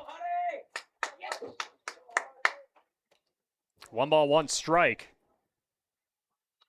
to Hudson Lee. 1 on, nobody out in the top of the 6th in a 1-run game. Reed Stalsberg on the mound for Fenimore. The 1-1 showing bunt.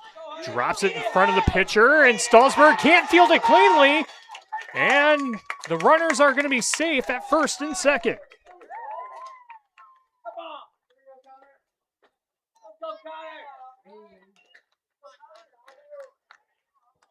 Curious how they're going to rule that. Is that going to be an infield single at Wiz?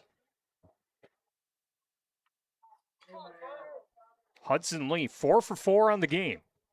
Center fielder, number 2, Connor Miller. Brings up Connor Miller. Miller was walked in the first, walked in the second, then grounded out 4-3 in the fourth. Showing bunt. That ball skipped in the dirt, and the runners take off. And both runners get into scoring position for Westby Coon Valley.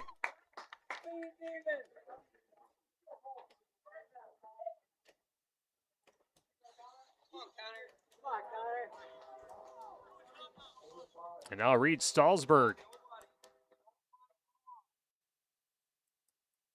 trying to dig out of this jam that the Railers are in. 1-0 pitch, sails high, eye level for ball 2. Again, Westby Coon Valley jumped out to a 2-run lead after an inning and a half. Fenimore would score a run in the bottom of the second, and 4 runs would come across for the Railers in the bottom of the third inning. They lead 5-2, but 2 runs have come across in the top of the 6th inning. And this one popped foul over the backstop and out of play.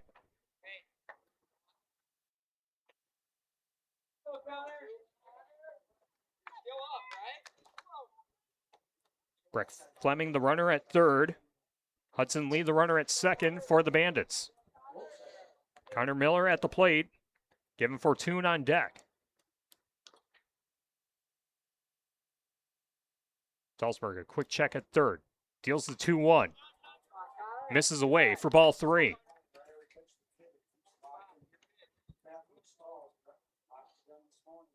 Well, Stalsberg, 1 ball away from loading the bases with nobody out.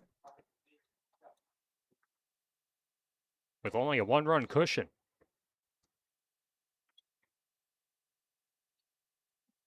The 3-1. Misses away for ball 4, and the bases are loaded for the Bandits.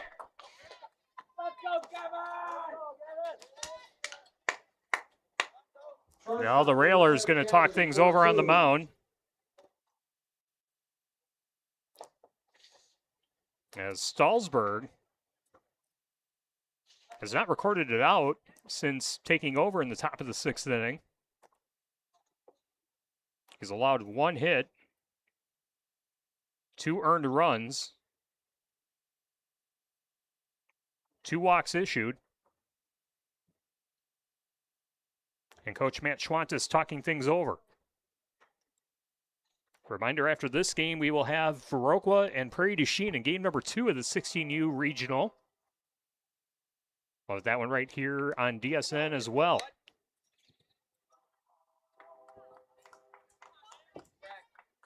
We'll have all the games of the 16U Regional from Prairie du Chien on Driftless Sports Network. Follow us all weekend long. Have it on Facebook Live and on the DSN YouTube channel.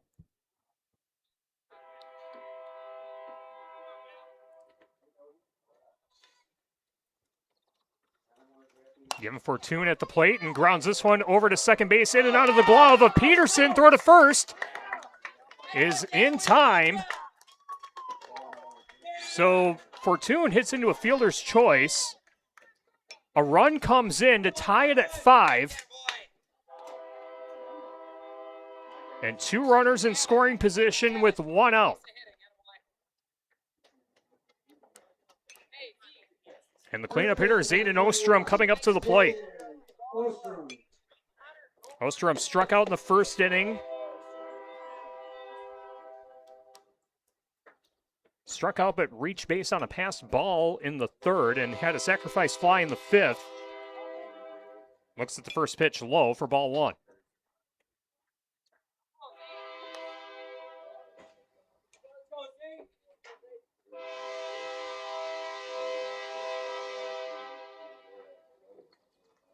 Salzburg with the nod. The 1-0. Down and away for ball 2.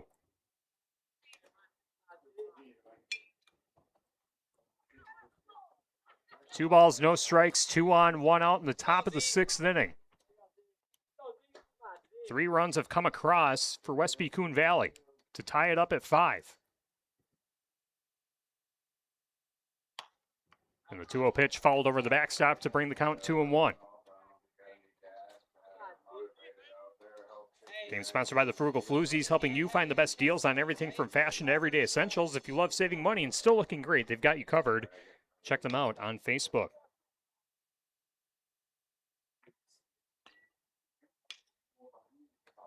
Salzburg with the nod. Check at third. Delivers the 2-1, finds the strike zone. Makes the count 2-2. Hudson Lee, the runner at third. Connor Miller, the runner at second. Zayden Ostrom at the plate. Cooper Fensel on deck for the Bandits. The 2-2 fouled off.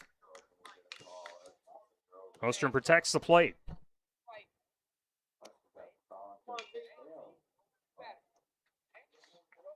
Salzburg taking his time going back to the mound. On a hot and humid day, there is a bit of a breeze coming into the press box here, which is very welcome. The 2-2. This one lined and ripped down the left field line. It's out of play. A lot of exit velocity on that. Count stays at 2 balls, 2 strikes.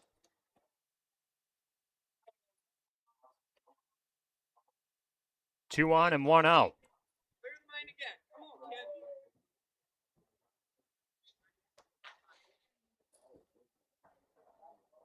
Salzburg with pitch number 28 of the inning. Coming up here.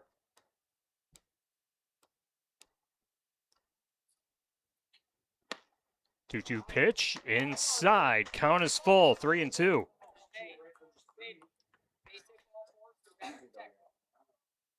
Three balls, 2 strikes. First base is open.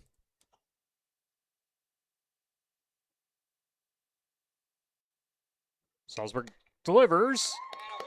Misses away for ball 4, and the bases are loaded for the Bandits. 3 on and 1 out in a tie game at 5.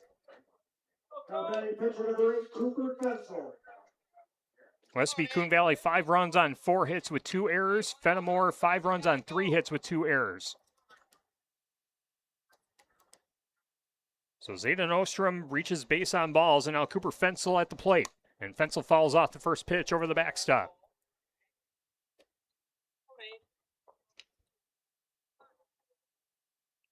Fensel is 0 for 3.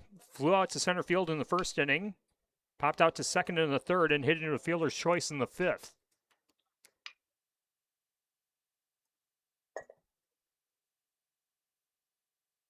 And the 0-1 grounded over to short. Vols throws to second. A run comes in for Westby Coon Valley. And the Bandits go in front 6-5 on the fielder's choice.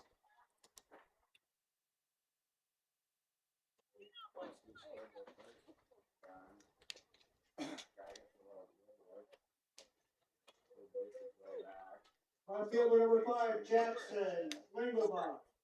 Good piece of hitting, attaboy. Come on, Jax, keep her rolling. Bandits with a 4 spot in the top of the 6th to take a 6-5 lead. Let's go. Jackson Lingelbach at the plate. He's 0 for 2. And this one ripped into straightaway center field, and a sliding diving catch by Carter Millen ends the inning. But the Bandits do damage. They leave 2 stranded, but score 4 runs. And now lead it 6-5 heading into the bottom of the 6th inning on American Legion postseason baseball and Driftless Sports Network, fueled by Subs. We're also brought to you by NG Coffee House, a cozy small-town cafe where caffeine, cliffhangers, and community meet. Grab a latte, find a seat, and fall into your next great story at NG Coffee House in Bloomington. And the party doesn't need alcohol to have personality. .08 is now booking private events. Stop and see Chelsea with .08 on July 22nd at the Bloomington Square Park, August 1st at Legacy Night at Bloomington Fairgrounds, and August 8th at Bagley's 4th Annual Rib Fest. To give it a try or to find her on social media. Serving handcrafted, booze-free drinks with names your therapist would probably have questions about. .08, Mocked AF, no proof, just vibes.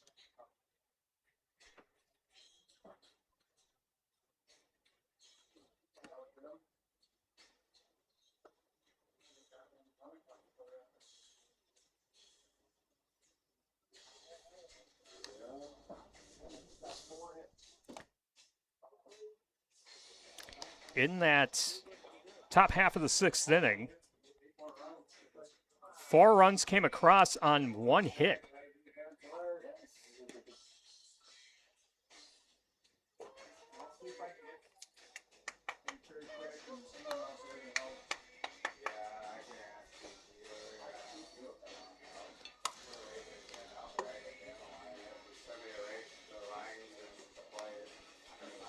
Cooper Fensel still on the mound for Westby Coon Valley. In 5 innings of work, he's allowed 3 hits, 5 runs. Only one of those runs were earned, 2 walks and 4 strikeouts.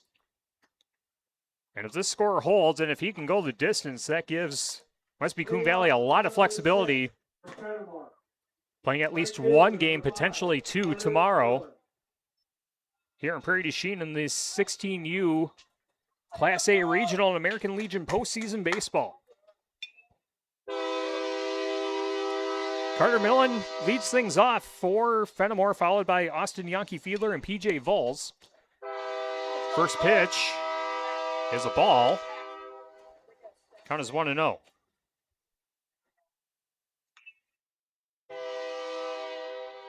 Carter Millen struck out in the 2nd inning. Millen looks at the 1-0 pitch. It's in the lower third of the strike zone for strike 1.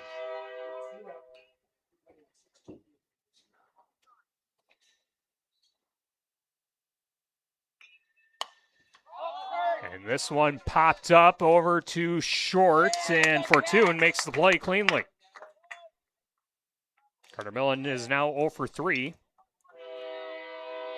On the pop out to short, 1 away. First baseman, 2, Austin Yankee Fiedler. Now, Austin Yankee Fiedler reached on an error in the second inning and had a 2-run double in the third to push Fenimore in the lead. Drops his head down at the first pitch. It's high for ball 1.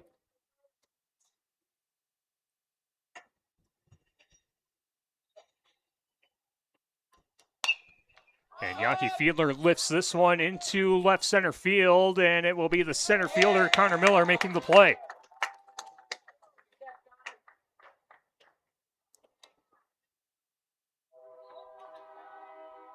Let's go, go. Shortstop, number 1, PJ Bull. Hey, let's get the out going and hit again.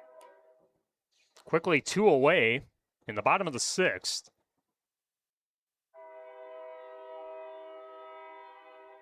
PJ Vols at the plate, 1 for 2, lines this one, and it bounces into shallow center field for a base hit. 2-out single extends the inning for the Railers. Right fielder, number 4, Tracy go. Peterson. 1 on, 2 out. Tying run at first base. Trayson Peterson coming up to the plate. He's 0 for 2. Hit into a fielder's choice in the second. Lined out to short in the fourth. Looks at the first pitch, and it's a ball.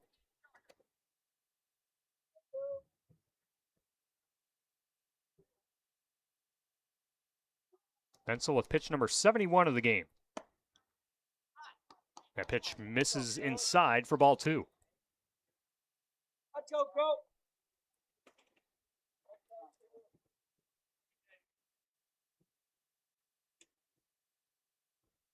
2-0 pitch, fouled over the backstop to make the count 2-1. Peterson reaches base. Wyatt Schwannis is in the on-deck circle.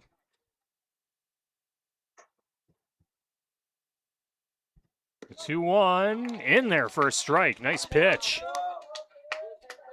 Get one, go. 2 balls, 2 strikes, 2 out with 1 on.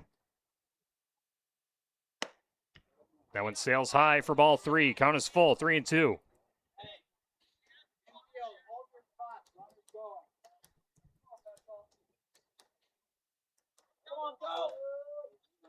Pencil with the nod.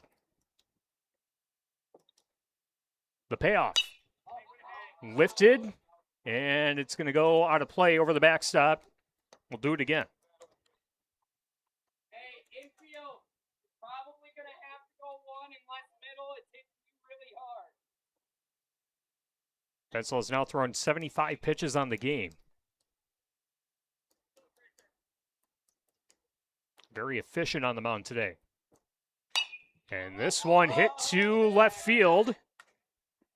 And Adams gets under it cleanly to end the inning. No runs, 1 hit, no errors, and 1 left on base. We go to the top of the 7th. Westby Coon Valley 6, Fenimore 5. 16U Regional Baseball on Driftless Sports Network, presented by Sups, and also brought to you by Pizza Ranch and Prairie du Chien, our lead coverage sponsor for American Legion postseason baseball. Players and coaches competing in the tournament can enjoy the Pizza Ranch buffet for just $9.99 throughout the tournament.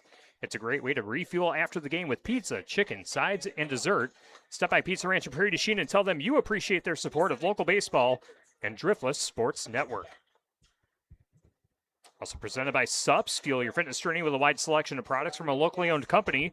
Visit their Fenimore, Dubuque, and Platteville locations and at sups.com.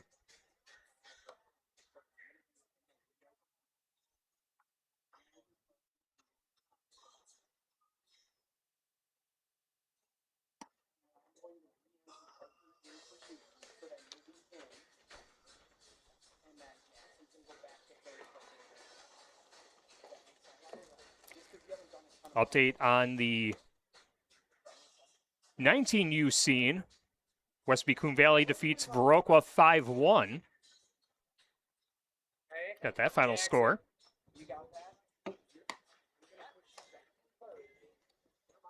And Stallsburg is still on the mound for Fenimore. Stallsburg in the last inning Levi will go back to him. allowed 4 runs. 3 of those runs were earned. 3 walks, no strikeouts.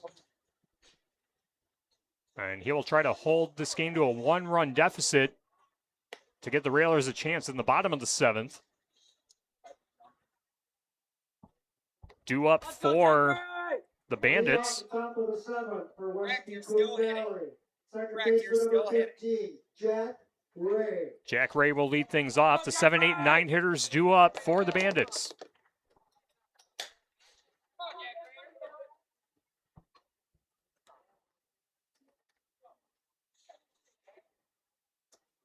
Ray digs his cleats into the box.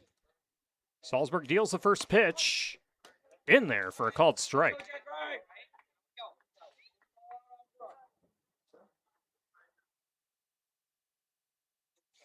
Jack Ray is 0 for 1, was walked in the second, flew out to center field in the third, and was hit by a pitch in the 6th inning to lead things off. And fouls this one over the backstop to make the count 0-2.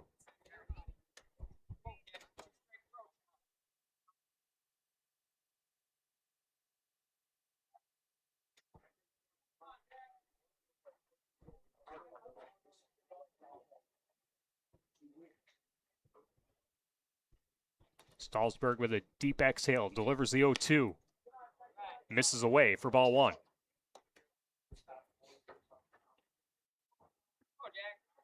Westby Coon Valley 6 runs, Fenimore 5 runs. Go, Jack Ray.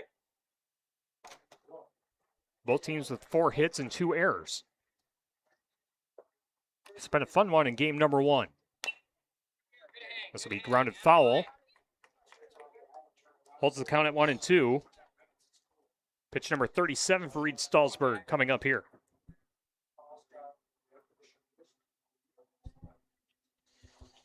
These two teams did meet earlier in the season, just 10 days ago.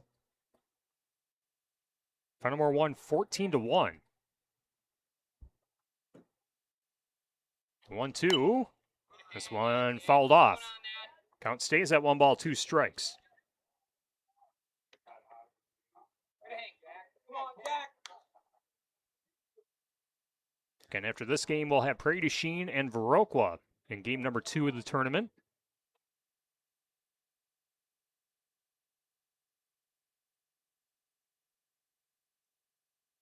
One-two pitch, hits him. Ouchie! Jack Ray is hit by a pitch for the 2nd straight at bat. Go, Jack. Reaches base for the 3rd time on the game. Let's go, Levi. And now Levi Adams comes up to the plate. Okay, Jack. Right fielder number 13, Levi Adams. 1 on, nobody out in the top of the 7th. Go, Levi.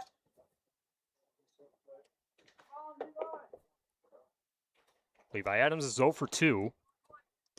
Skipped into the dirt, and Jack Ray steals second. Now he's going for third.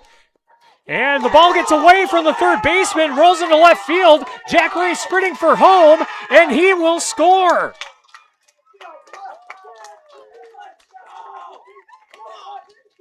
Jack Ray with the hustle, and the Fenimore Railers coming apart in the 6th and 7th innings. Jack, attaboy. 7-5. Westby Coon Valley in front of Fenimore.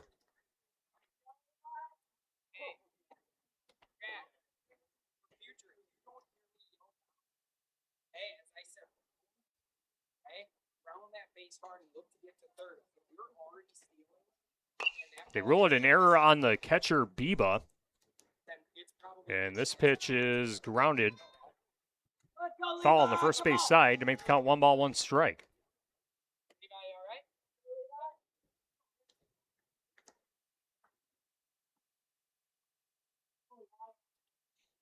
Levi Adams struck out in the 2nd inning. Grounded out 4-3 in the 4th. Base on balls in the 6th.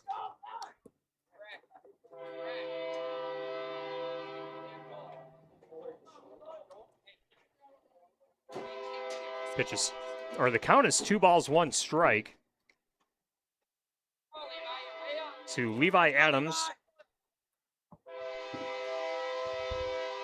Breck Fleming in the on-deck circle. And that one hits him. Another hit by pitch. It's the 3rd hit by pitch for Reed Stalsberg. And I think we got a pitching change coming up here for the Railers.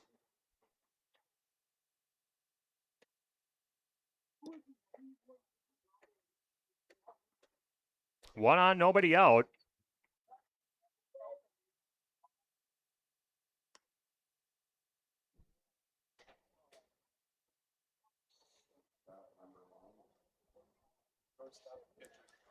And it'll be PJ Vols pitching now for the Railers.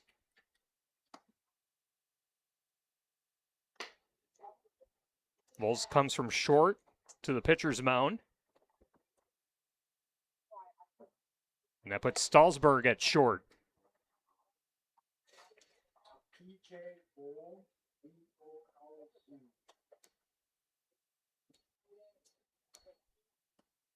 One on and nobody out in the top of the 7th. 7-5 the score. Westby Coon Valley in front of the Fenimore Railers. Westby Coon Valley 7 runs on 4 hits with 2 errors. Fenimore 5 runs on 4 hits with 3 errors. The winner plays tomorrow at 3:30. The loser plays at 1 o'clock tomorrow.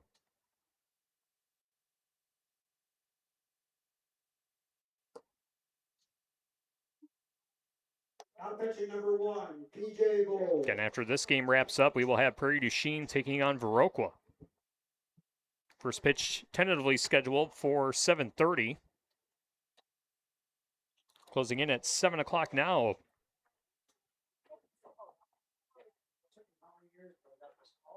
St. Ferial Island Park, Dillman Memorial Field. Great setting in what has become a very comfortable early evening. Scorching hot day. Things have gotten significantly more comfortable with the clouds in the sky blocking the sun and humidity dropping a little bit. Still 78 degrees. First pitch is a called strike. Catches the lower third of the strike zone. Breck Fleming. PJ Vols records a first strike after his first pitch. That one's down low for a ball, and then a throw from home to second, and the runner's safe just under the tag.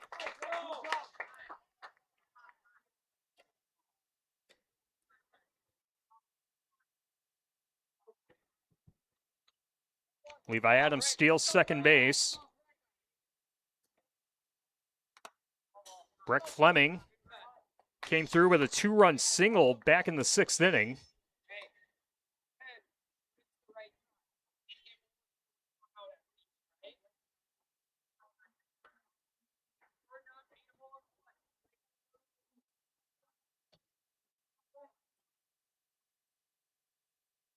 Count is 1 ball, 2 strikes. And that one's in the dirt for ball 2, and a great stop by Biba to hold the runner at second.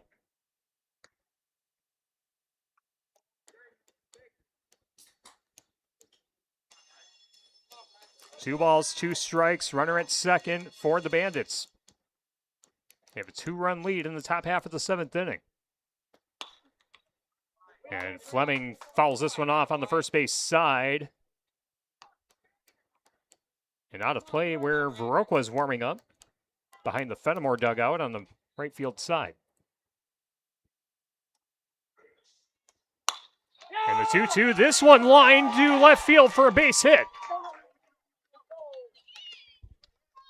Levi Adams holds up at third. Runners at the corners for the Bandits with nobody out in the top of the 7th.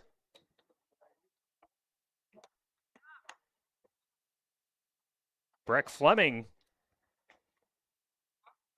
now officially 2 for 2, and now Hudson Lee 4 for 4. Single in the first, RBI single in the second, double in the fourth, single in the 6th. Sounds like my McDonald's order. And the first pitch is low for ball one.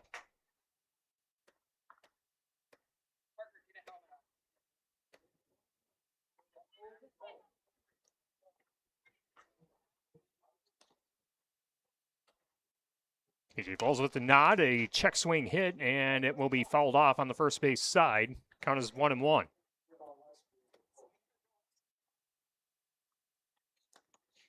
Westby Coon Valley had a 2-run lead after an inning and a half. Fenimore would score a run in the bottom of the second to make it 2-1. 4 runs would come in for the Railers in the bottom of the third to take a 5-2 lead. It would stay that way until we got to the top of the sixth when the Bandits would score 4 runs. They've added one here in the seventh, and this one hit to left field, and it's out of the reach of Brogan Mick in left field. And sliding into third base is Breck Fleming. It'll be an RBI double for Hudson Lee.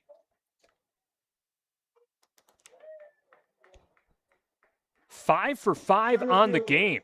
Number 2, Connor Miller. Exactly what you want to see from your leadoff hitter.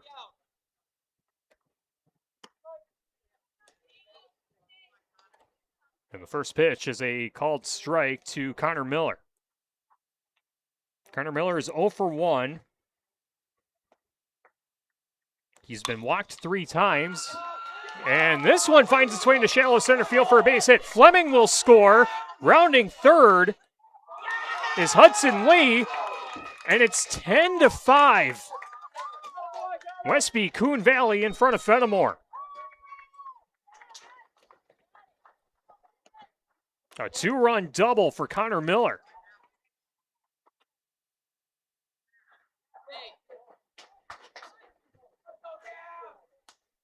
Shortstop, number 10, Gavin, for 2. So you're going to say it's a single, and then he reached second base on the throw. And this one popped up over to short, and making the play is Wyatt Edge. That's the first out of the inning. First baseman, number 21, Jaden Ostrom. The new line scorer, Westby Coon Valley, 10 runs on 7 hits with 2 errors. Fenimore, 5 runs on 4 hits with 3 errors. Bowles delivers the pitch. This one grounded hard over to third base. Stahlsberg fields it and overshoots Austin Yankee Fiedler at first base. Connor Miller gets to third. Runners at the corners again for Westby Coon Valley.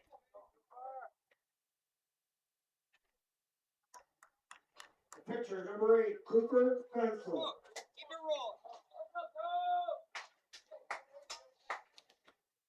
So Fortune reaches base on an error.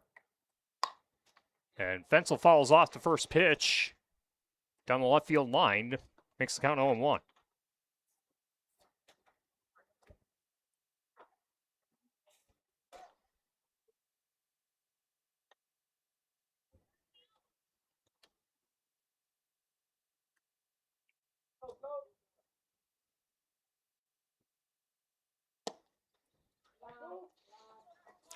The 0-1 pitch misses low for ball 1.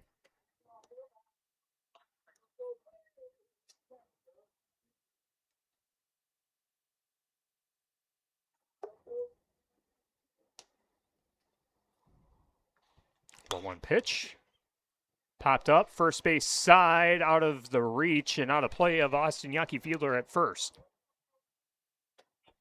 1 ball, 2 strikes, 2 on and 1 out. Runners at the corners for the Bandits, now leading 10-5, scoring 4 runs in the top of the 6th and 4 runs in the top of the 7th.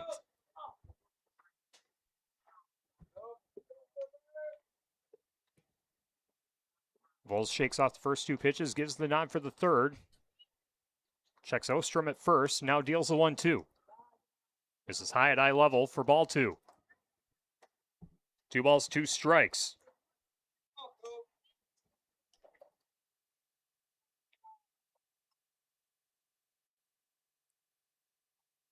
2-2 offering, lifted into right center field. That drops for a base hit.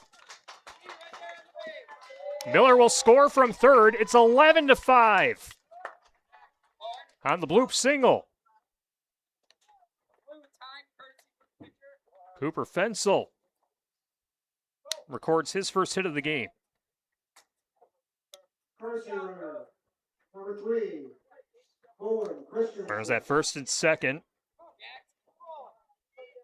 Now batting. The pitcher Left fielder Fensel will go five, back to the dugout, Jackson Lingelbach. and it'll be number 3, Bowen Christensen, running the bases for Fensel at first.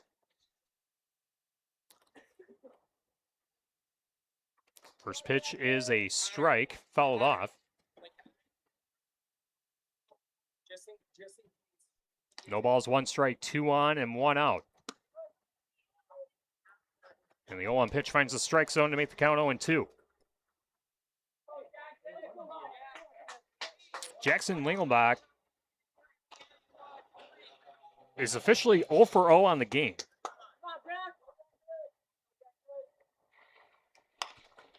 And this one chopped over to third base, and it's out of the glove of Stahlsberg at third.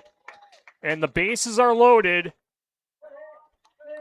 for the Bandits with 1 out in the top of the 7th. The Bandits have scored 9 runs in the last 2 innings combined. Second baseman, number 15, Jack Gray.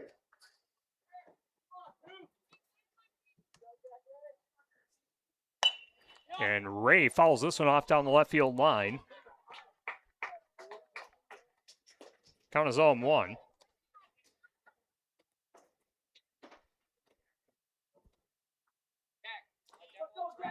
Jack Ray is officially 0 for 1. Was walked in the second, flew out to center field in the third, was hit by a pitch in both the 6th and 7th innings. This is his second time coming to the plate. And bloops this one into right center field for a base hit. Zayden Ostrom scores from third. Christensen rounds third to score. 2 runs come across.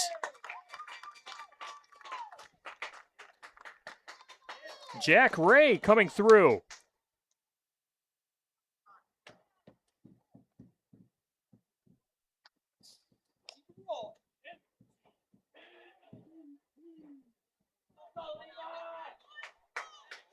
It's a 2-run double for Jack Ray. Runners at second and third. And Levi Adams with his second at bat in the inning. Looks at the first pitch out and away for ball 1.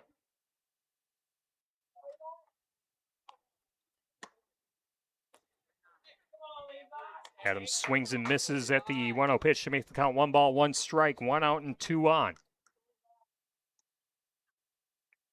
13 runs on 9 hits for the Bandits.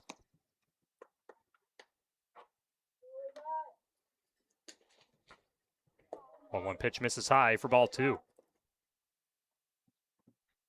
Pitch number 27 of the inning coming up for PJ Voles. And that one misses the strike zone to make the count 3-1. Now Marshall Biba going to come from his catcher's position and chat things over. As again, the Railers were leading 5-2 at one point. But in the 6th inning, 4 runs come across, and in the top half of the 7th, 7 runs have come across for Westby Coon Valley. Bandits are poised to play in the second game tomorrow. Winner of this game plays the winner of Prairie du Chien and Viroqua in game number 2 of the night coming up.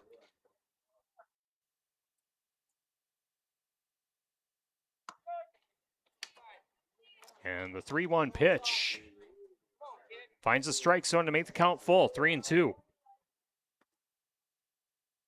Winners of tonight's games play at 3:30. The losers will play at 1 o'clock.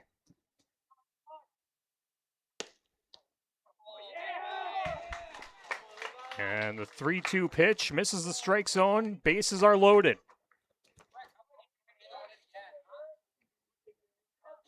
Breck Fleming back at the plate, 2 for 2 on the Third game. baseman number 19, Breck Fleming. Had the 2-run single in the 6th and had a single earlier in the 7th inning. First pitch in there for a called strike.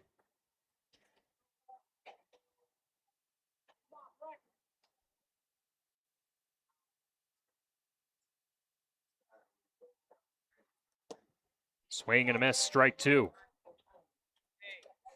Bases loaded, 1 out, and a 13-5 lead for Westby Coon Valley.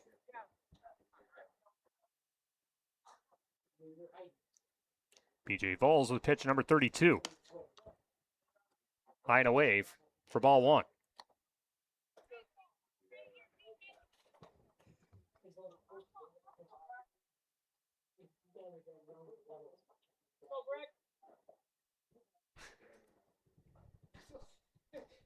The 1-2.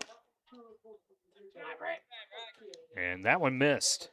Just missed outside for ball 2. 2 balls, 2 strikes.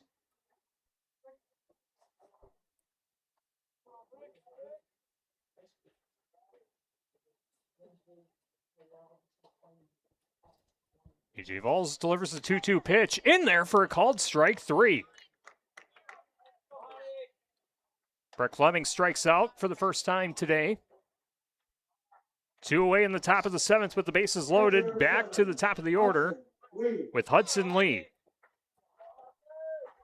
Hudson Lee has been a problem.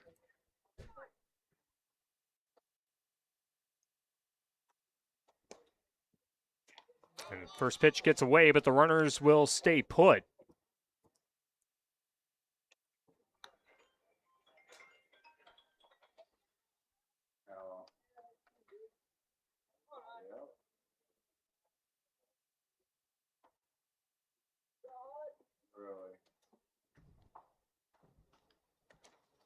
The 1-0. This one lined down the left field line, and it's going to be foul ball.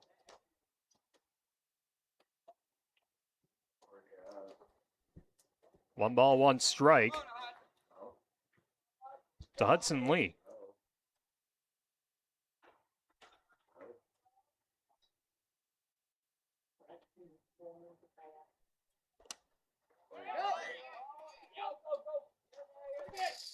And scoring from third is Lingelbach. 14-5.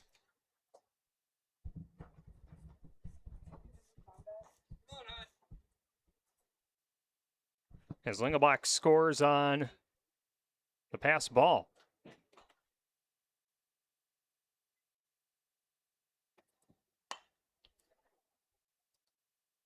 And this pitch fouled off. Count is 2 balls, 2 strikes. As I was looking at the stats for Hudson Lee, it says he's listed as 4 for 5, but I have him as 5 for 5 on the game.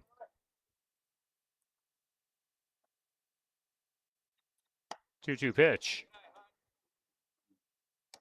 This is upstairs. Count is full, 3-2, with first base open. 2 on and 2 out in the top of the 7th. 8 runs coming across in the top half of the 7th inning. Payoff pitch. Chopper back to the pitcher. In and out of the glove of PJ Vols. Brings in a run from third. And runners at the corners for the Bandits as Hudson Lee reaches base for the 6th time of the game.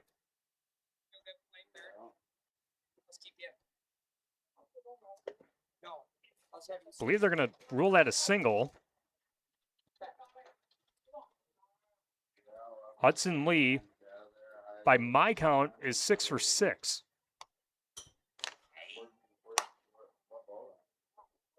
First pitch fouled off for strike 1. Number 2, Connor Miller.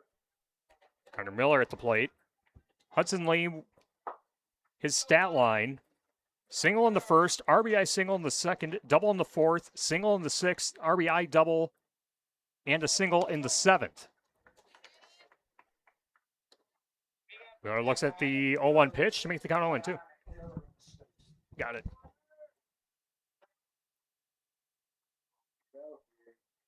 I would say he reached on an error in the 6th.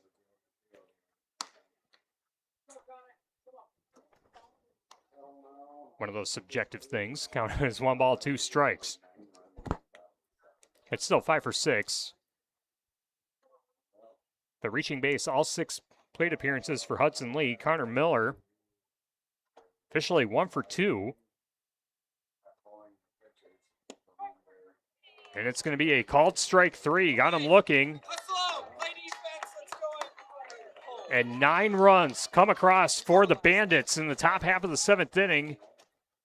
Westby Coon Valley leads Fenimore 15-5, and the Railers will try to dig out of a 10-run deficit in the bottom of the 7th. In American Legion postseason baseball on Driftless Sports Network, presented by Sups. We're also brought to you by Pizza Ranch in Prairie du Chien. Players and coaches competing in the tournament can enjoy the Pizza Ranch buffet for just $9.99 throughout the tournament. It's a great way to refuel after the game with pizza, chicken, sides, and dessert. Step by Pizza Ranch in Prairie du Chien and tell them you appreciate their support of local baseball and Driftless Sports Network.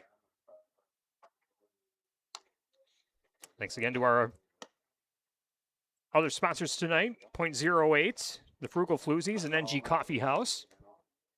And of course, our presenting sponsor, Sups.com. Fuel your fitness journey with a wide selection of products from a locally owned company. Visit their Fenimore, Dubuque, and Platteville locations and Sups.com. The updated line score, Westby Coon Valley, 15 runs on 10 hits with 2 errors. Fenimore, 5 runs on 4 hits with 5 errors.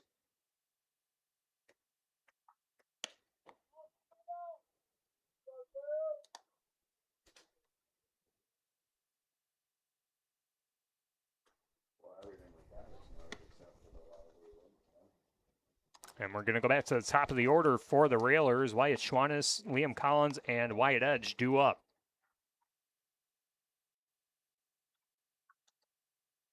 Leading off, the bottom of the 7th for Fenimore. Left fielder number 13, Brogan Mick. Excuse me, Brogan Mick will lead things off. Mick in place of Wyatt Schwannis. Swings and misses at the first pitch for strike 1.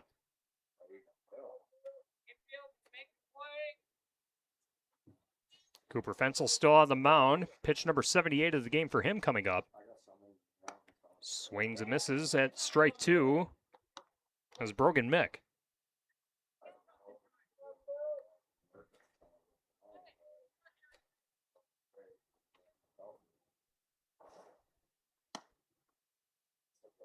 The 0-2 misses inside for ball 1. And Brogan Mick, Liam Collins, and Wyatt Edge due up for the Railers, trailing 15-5 in the bottom of the 7th. And that is going to be a called strike 3. Brogan Mick strikes out looking. Center fielder number 10, Liam Collins. Fensel recording his 5th strikeout of the game. Brings up Liam Collins. Flew out to right field in the 1st, walked in the 3rd, flew out to right field in the 4th. Looks at the first pitch, and it's ball 1.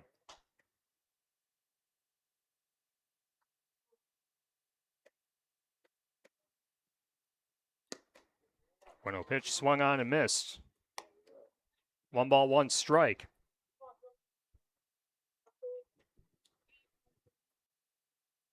Boy, the momentum swings in baseball can be very, very violent at times, and it certainly was here today. Fenimore led 5-2 at one point,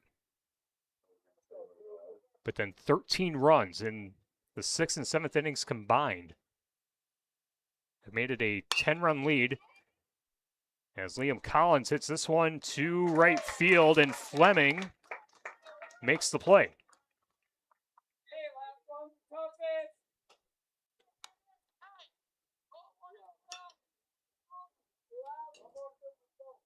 Railers are down to their last out. Number 11, Wyatt Edge. Wyatt Edge will try to keep the game alive for the Railers.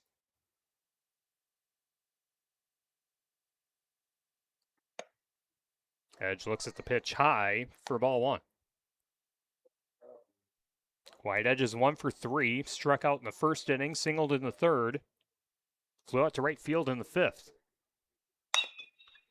And this one chopped and finds its way into shallow left field for a base hit.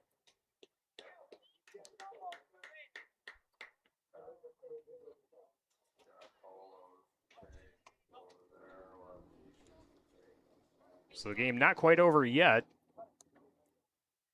As Reed Stallsburg. Now batting, third baseman number 9, Reed Stallsburg. Stallsburg coming up to the plate. Playing at third base now.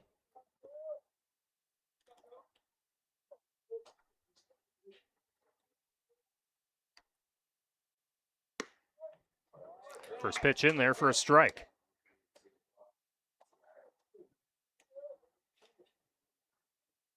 Cooper Fensel with 87 pitches on the game. Pitch number 88, swung on and missed for strike 2. Reed Stallsburg is 0 for 2 on the game. Struck out in the second. Reached on an error in the third, was hit by a pitch in the fifth. This one popped up. Shallow right, and the second baseman will call for it and close the glove on it. As Jack Ray will end the game, and Westby Coon Valley wins game number 1 of the 16U Regional in Prairie du Chien. Your final score, Westby Coon Valley 15, Fenimore 5. The line score, Westby Coon Valley 15 runs on 10 hits with 2 errors. Fenimore 5 runs on 5 hits with 5 errors. Westby Coon Valley will play tomorrow at 3:30 against the winner of Prairie du Chien and Viroqua. And Fenimore awaits the loser of game number 2 between Prairie du Chien and Viroqua coming up next on Driftless Sports Network.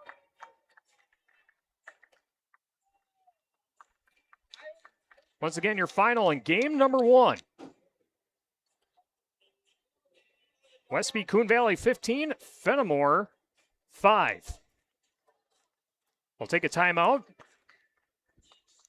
Don't go anywhere. We'll have game number 2 between Prairie du Chien and Viroqua coming up next on Driftless Sports Network.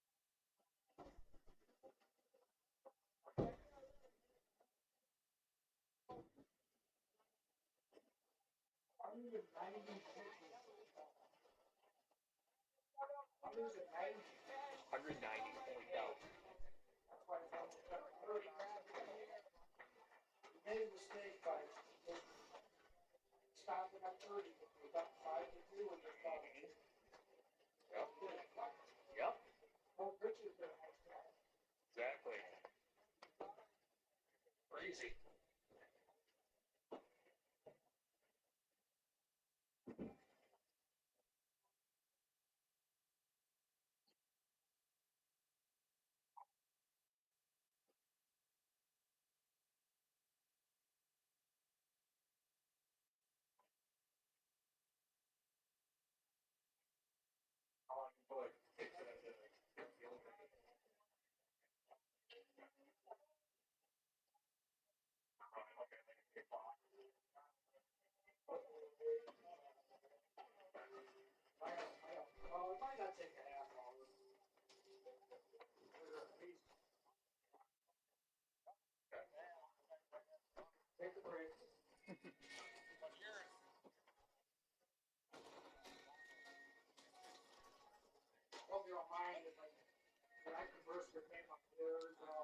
Yeah, that's fine. Yeah, that works out. I'll just let you know. Yeah, it's all subjective stuff. I hope you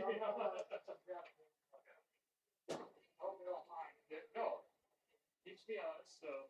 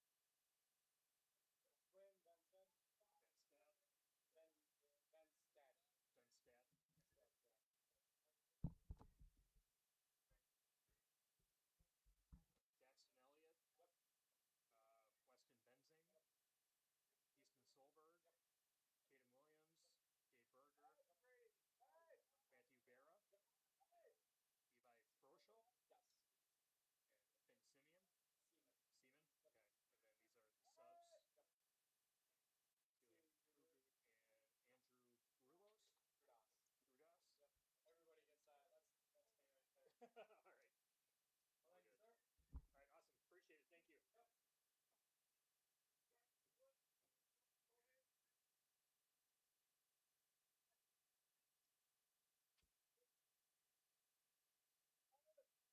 All right, Good. sir. All right, awesome. Appreciate it.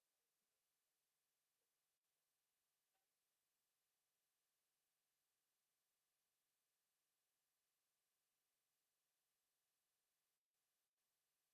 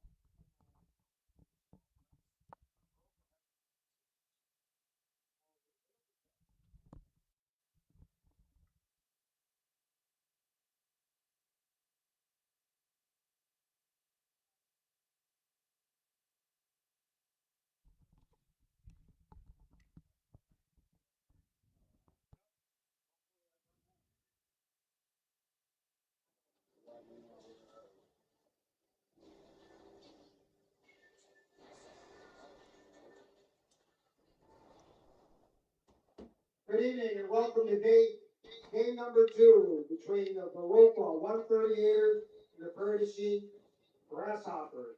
Prairie du Chien, who won the flipper, will be the home team. At this time, we ask everyone to please stand, remove your hats for the playing of the national anthem.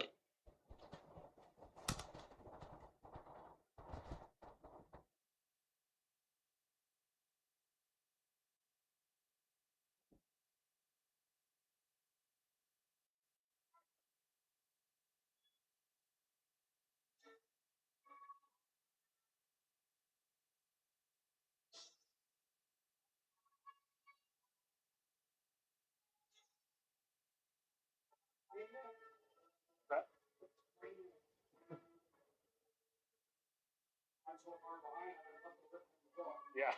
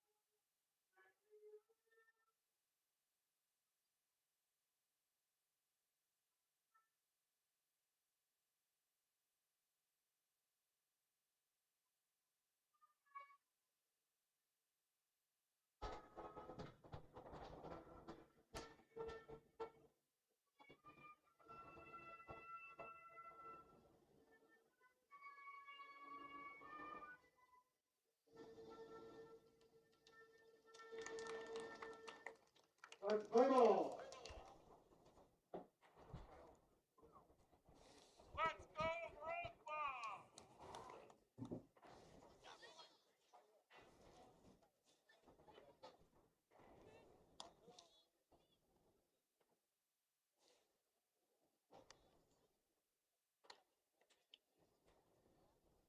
On the hill for Prairie du Chien, will be number 6, Bryce Krejci. And we welcome you back to Dillman Memorial Field for game number 2 of our American Legion Baseball doubleheader. Game number 2 of the 16U regional tournament. Prairie du Chien hosting Viroqua. Prairie du Chien will be the home team as they won the toss. They elected to be the home team here today. So Viroqua will bat first. We do have the batting order for the 138ers. And leading things off will be the shortstop, number 15.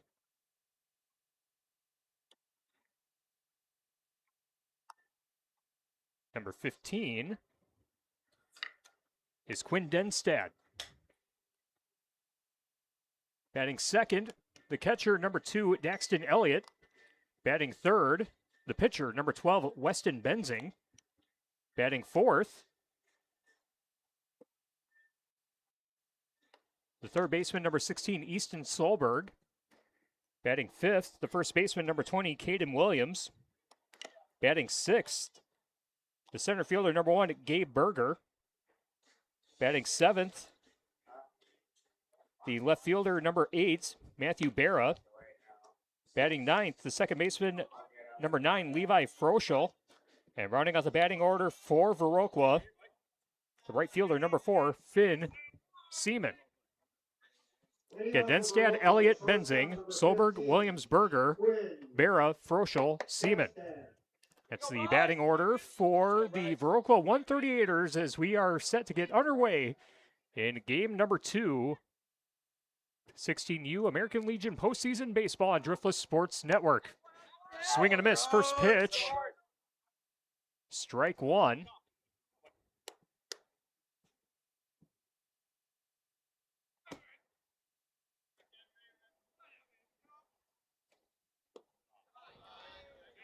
And the second pitch is a ball. 1 ball, 1 strike.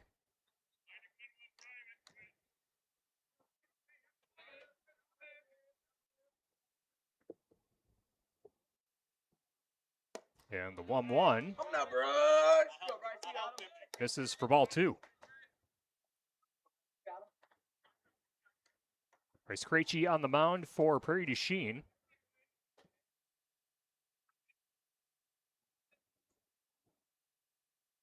And 2-1 fouled over the backstop, fouled off by Denstead. Count goes to 2 balls, 2 strikes.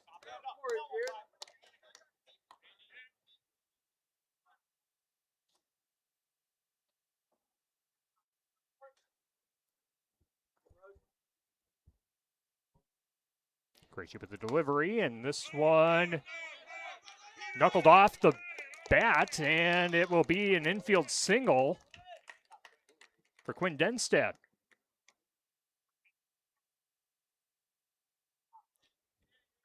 Catcher, number 2, Canton Elliott.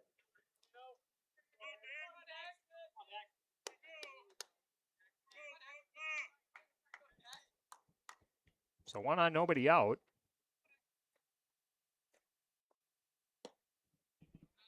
And the first pitch to Daxton Elliott.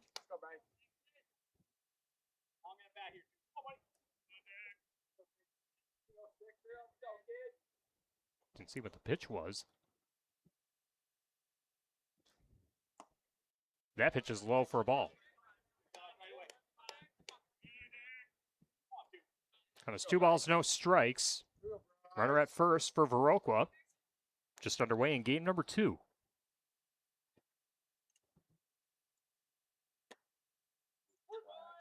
And the 2-0 pitch.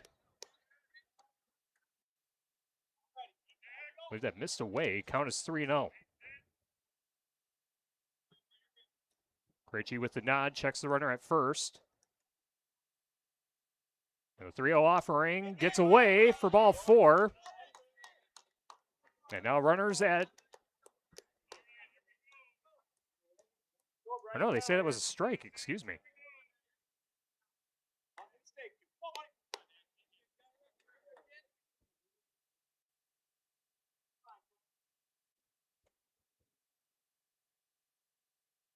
Krejci with the offering. In there for a strike. So there's a runner at second for Viroqua.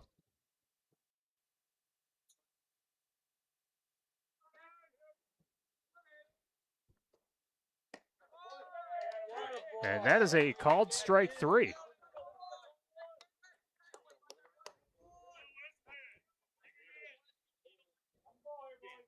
Pitcher number 12, Weston Benzing. So 1 on and 1 out. Weston Benzing, the starting pitcher for the 138ers at the plate.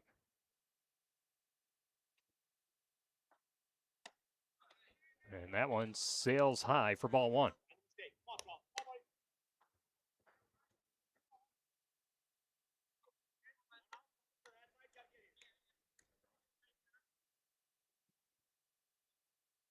The 1-0 pitch. In there for a strike. Nice pitch. Bryce Krejci with pitch number 14 coming up in this first inning.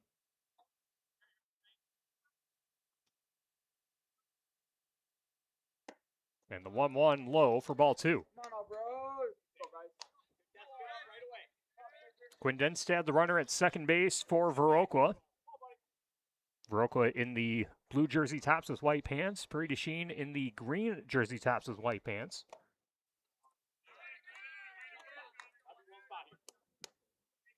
And the 2-1 misses high for ball 3. 3 balls, 1 strike, 1 on, 1 out. Top of the first inning. And the 3-1 pitch misses inside for ball 4. Base on balls for the number 3 hitter in the order, Weston Benzing.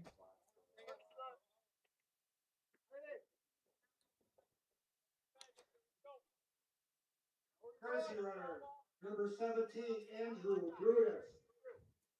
Andrew Brutus will run the bases Third baseman, number 16, for the pitcher, Solberg. Weston Benzing. That brings up the cleanup hitter, the third baseman, number 16, Easton Solberg. First pitch to Solberg is a ball. As Prairie du Chien trying to avoid an early threat. And that pitch is in there for a strike. Got things started a little bit ahead of schedule for game number 2. Viroqua decided to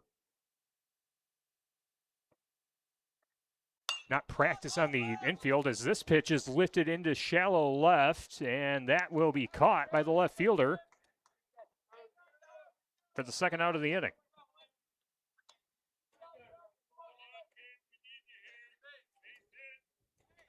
First baseman number 20, Caden Williams. I did not get the Prairie du Chien lineup ahead of game number 2, so my apologies for not knowing who's in the outfield at the moment.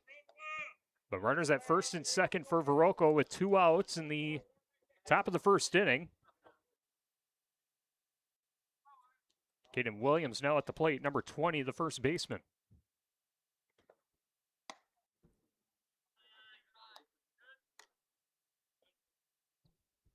And the pitch misses for ball 1.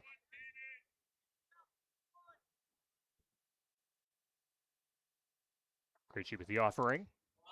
In the dirt, ball gets away, and the runners take off, and they will advance to second and third.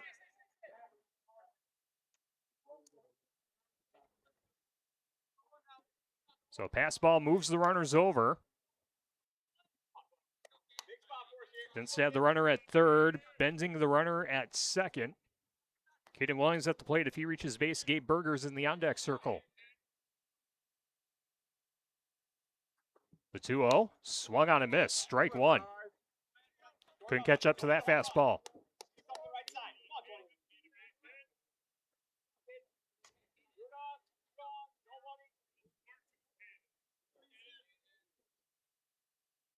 The 2-1.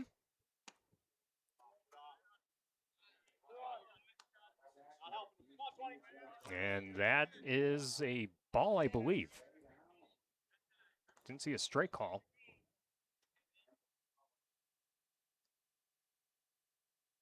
Here's the pitch. Fouled over the backstop. Makes the count full. 3 balls, 2 strikes. 2 runners in scoring position with 2 out. Big pitch coming up here for Bryce Krejci.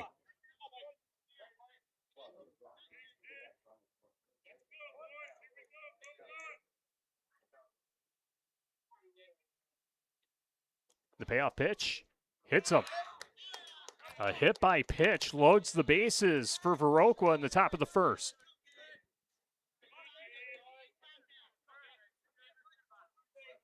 Now Gabe Berger will try to come through.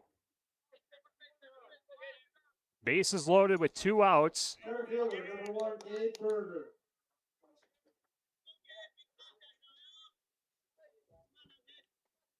Gabe Berger, a right-handed hitter. First pitch in there for a strike.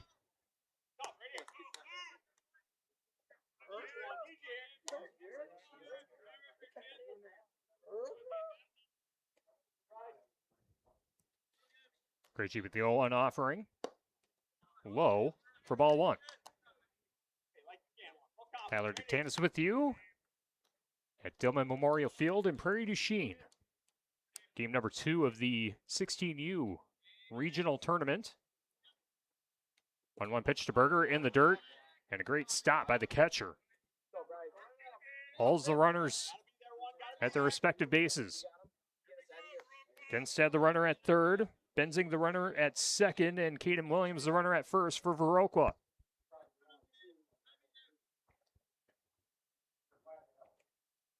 The 2-1.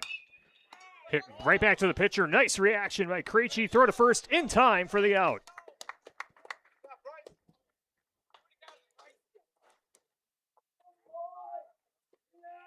No runs. 1 hit. No errors. And 3 left on base. We go to the bottom of the first inning. Viroqua nothing, Prairie du Chien nothing, and the Prairie du Chien Grasshoppers coming up to bat. In the bottom of the first, on American Legion Postseason Baseball on Driftless Sports Network, presented by Sups.com. Fuel your fitness journey with a wide selection of products from a locally owned company. Visit their Fenimore, Dubuque, and Platteville locations and Sups.com. We're also brought to you by our lead covered sponsor at Pizza Ranch in Prairie du Chien. Players and coaches competing in the tournament can enjoy the Pizza Ranch buffet for just $9.99 throughout the tournament. It's a great way to refuel after the game with pizza, chicken, sides, and dessert. Stop by Pizza Ranch in Prairie du Chien and tell them you appreciate their support of local baseball and Driftless Sports Network.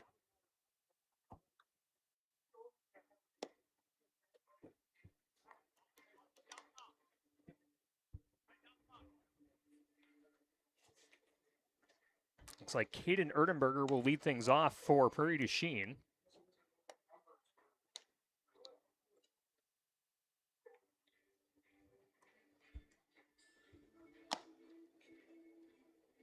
Caden Erdenberger listed as a catcher. We'll be able to get you the full lineups hopefully in just a moment, as again, I wasn't able to grab the Prairie du Chien lineup as thought we were going to have a little more time in between games, but with Viroqua deciding not to do their infield drills before the game, got things started ahead of time, and it will be Caden Erdenberger coming up to the plate.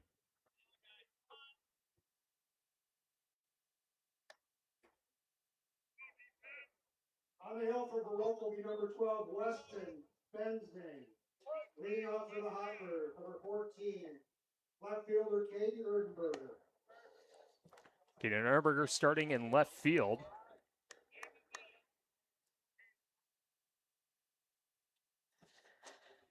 And looks at the first pitch, count is 1-0.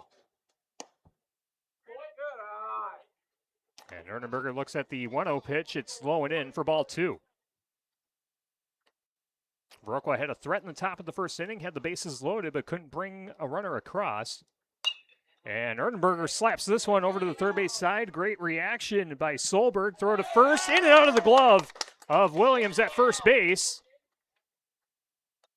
And believe that's going to be an error on the first baseman. First baseman, number 7, Brady Ingham. Brady Ingham coming up to the plate.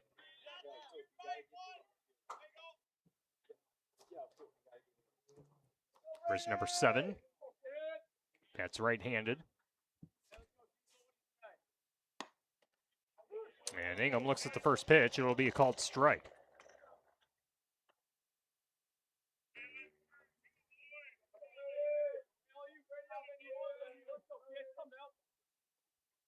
The 0-1 sails high, eye level for ball 1.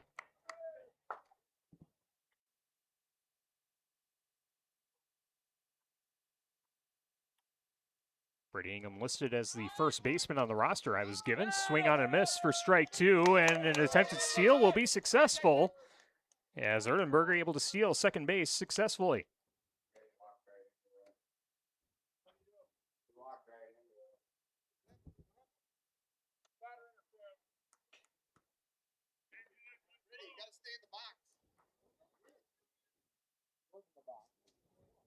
And they're going to say runner interference. So that'll be the first out of the inning as Brady Ingham is out. That brings up number 8, Zachary Quick.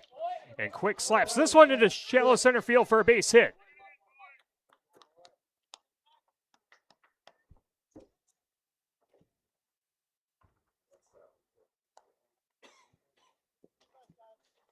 So Zachary Quick gets on base on a single.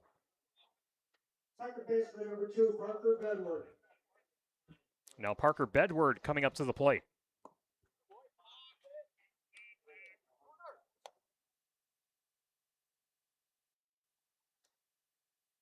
Parker Bedward listed as the second baseman.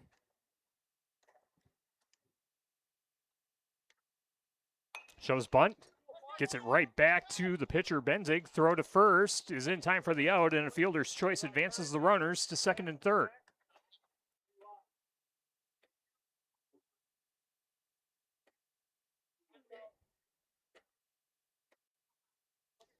Shortstop, number 24, Channing Erickson.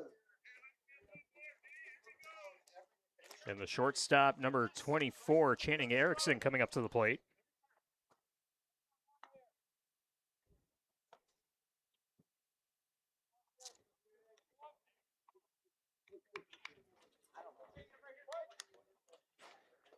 Two runners in scoring position with 2 out for the Grasshoppers. First pitch is low for ball 1.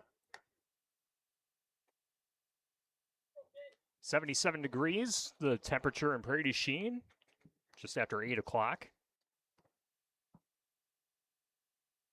The 1-0, low for ball 2. Prairie du Chien in the dugout just below us in the press box. Viroqua down the first base side. 2-0 pitch, in there for a strike.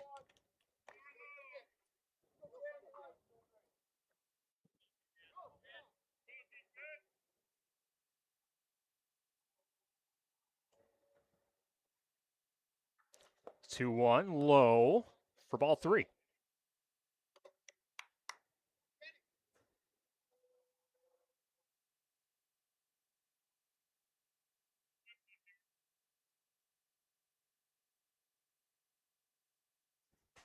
On the 3-1 pitch, chop back over to second base. Froschel throws to first. And that will end the inning.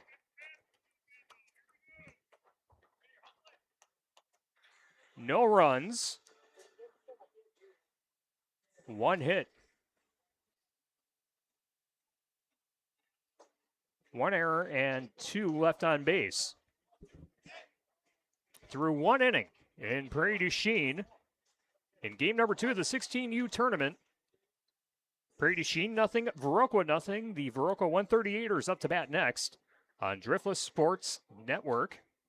Today's game is sponsored by the Frugal Floozies, helping you find the best deals on everything from fashion to everyday essentials. If you love saving money and still looking great, they've got you covered. Check them out on Facebook. Also by NG Coffee House, a cozy small town cafe where caffeine, cliffhangers, and community meet. Grab a latte, find a seat, and follow on your next great story at NG Coffee House in Bloomington.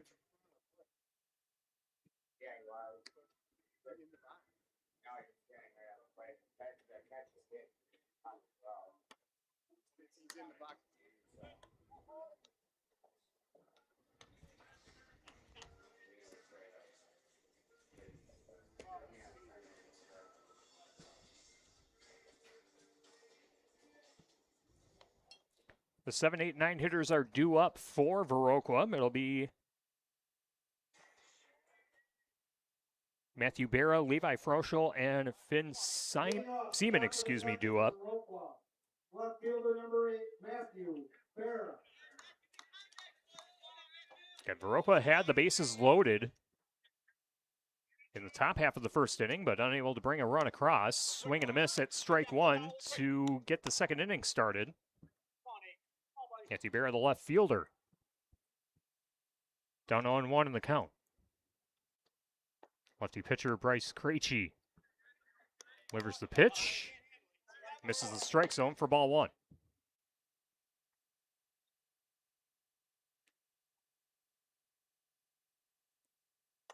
Krejci's offering fouled off to the backstop. Count goes to 1-2.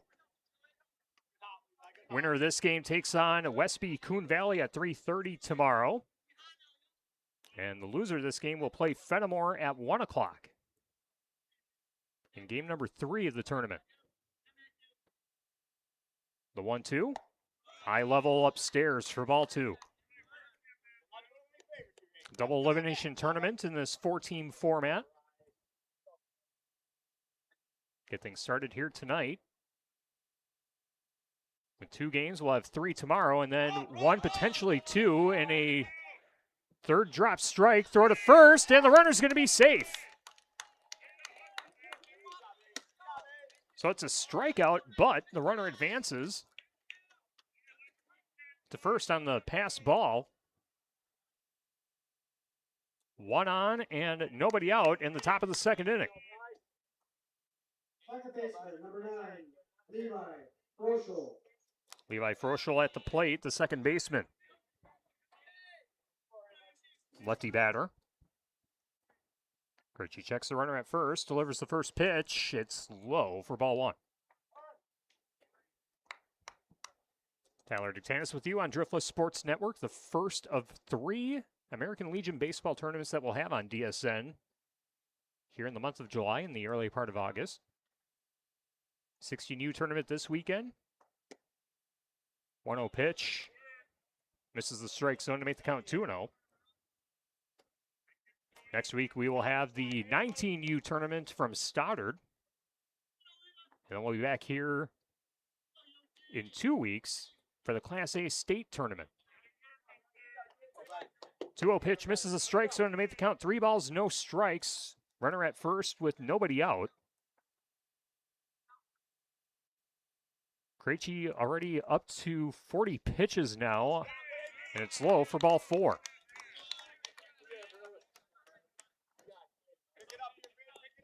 So runners at first and second. Nobody out in the top of the second inning. Right fielder number 4, Finn Seaman. Finn Seaman coming up to the plate for the 138ers. Showing bunt, and that one's off the shin of the catcher. Count is 0-1.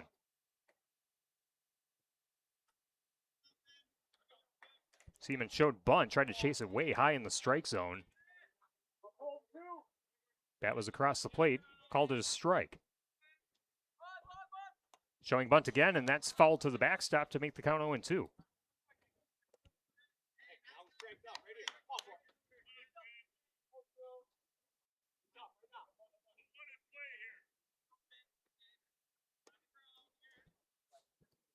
No balls, 2 strikes. To Finn Seaman. We'll go back to the top of the order with Quinn Denstad. 1-2 pitch, misses the strike zone to make the count 1 ball, 2 strikes.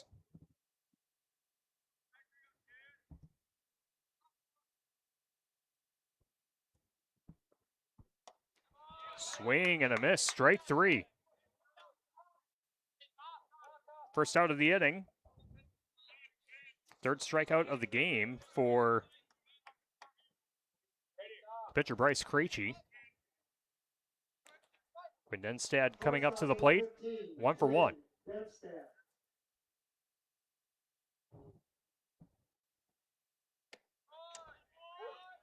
First pitch in there for a called strike.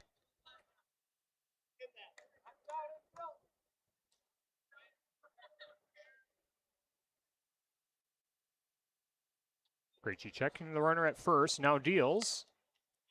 That pitch sails high. 1 ball, 1 strike. 1 out and 2 on, top of the second inning. It'll be the second time through the order for the 138ers. And Denstad fouls this one over the backstop. Makes the count 1 ball, 2 strikes.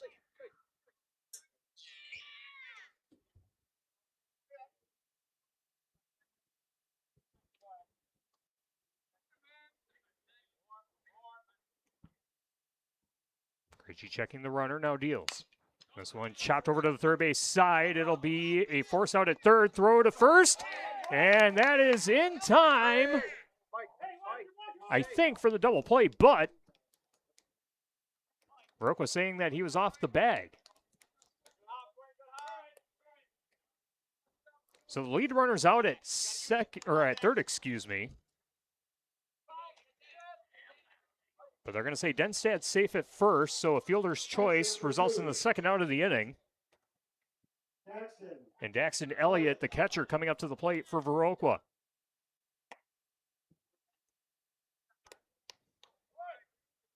First pitch misses low for ball 1.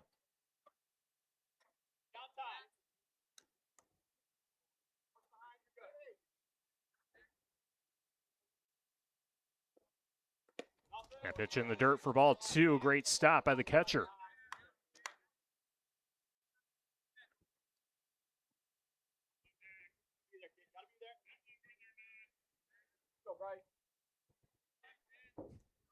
Bryce Krejci up to 48 pitches so far in the game for Prairie du Chien. 2-0 offering. Thought about swinging, held it back. Pitch misses upstairs for ball 3. Daxton Elliott struck out in his first at bat. He's 0 for 1. Looks at the 3-0 pitch right down the middle for strike one.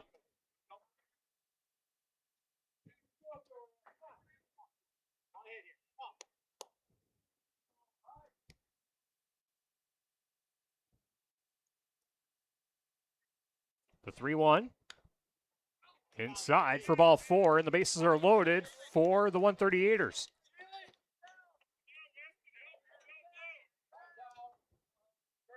Brings up Weston Benzing. He was walked in his first at bat in inning number one. Trying to come through and put Viroqua on the board. Come on, 12. What do you say right here?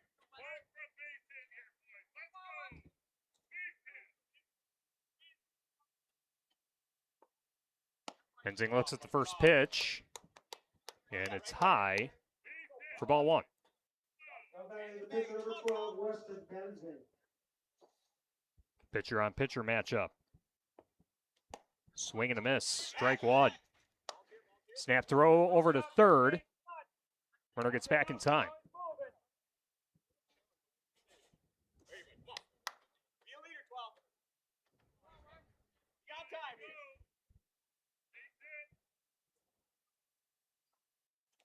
The 1-1. In there for a strike. Nice pitch by Krejci. You can hit that. Go, guys.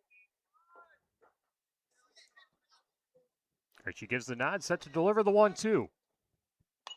Foul to the backstop. We'll do it again.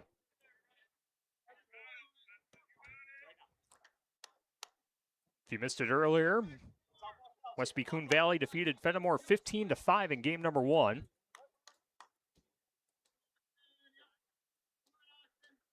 Awaiting the winner of this game at 3:30 tomorrow, and the 1-2 pitch sails high for ball two. 2 balls, 2 strikes, 3 on and 2 out in the top of the second. Krejci with the 2-2 pitch. Chopped over to the third base side, in and out of the glove of the third baseman. Everyone's going to be safe, and a run comes across for Viroqua.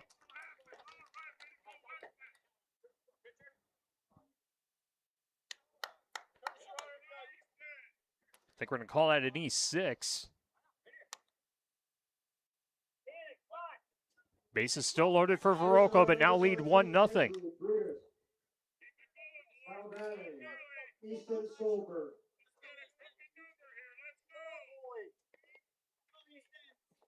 One run, no hits in this inning.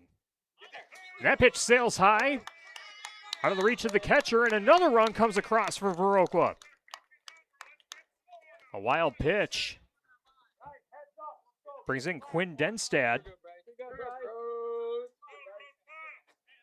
Runners now at second and third. Viroqua 2, Prairie du Chien nothing in the top of the second. Easton Solberg hits this one slow roller over to the first base side, and tagging first base is Brady Ingham to end the inning.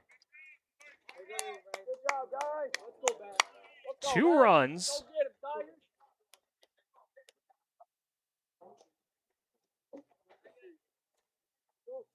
On no hits.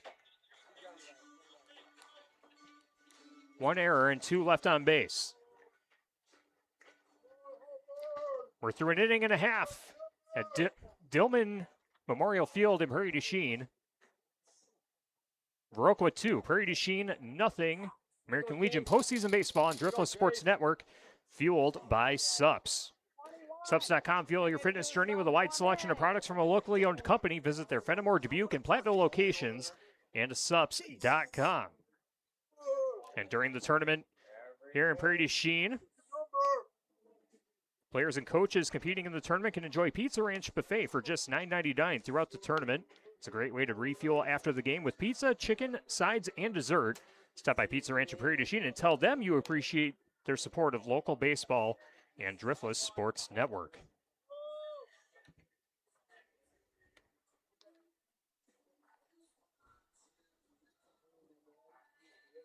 In the first 2 innings for Viroqua, I have them down for 2 runs on 1 hit. 5 left on base.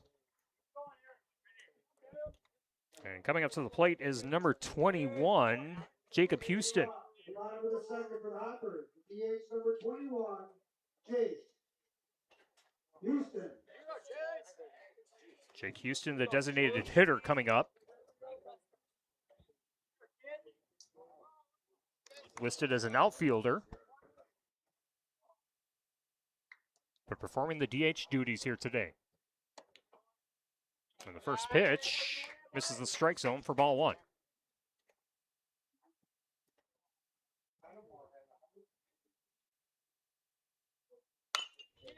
And the 1-0 pitch grounded over to the third base side. Nice play by Solberg. Throws the first in time for the out.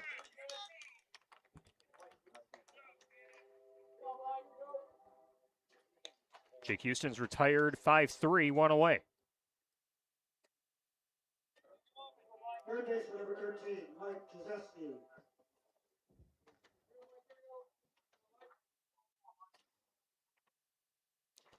Mike Krzyzewski at the plate.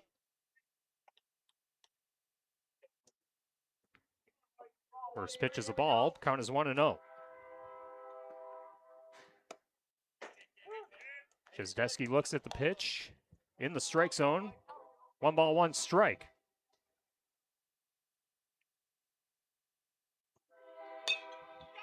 Krzyzewski hits this one high over to second base, and it will be caught by the second baseman, Froschel, for the second out of the inning. Center fielder number 44, Blake Konachek.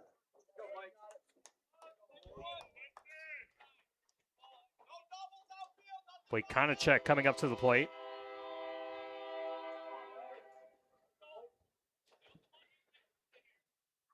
Konachek looks at the first pitch, and it's in there for a called strike.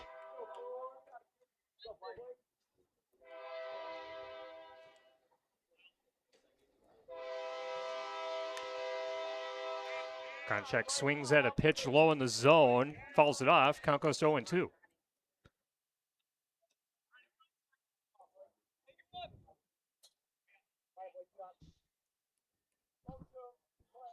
Konachek, the number 8 hitter in the order. And this one is going to be a base hit into shallow left field.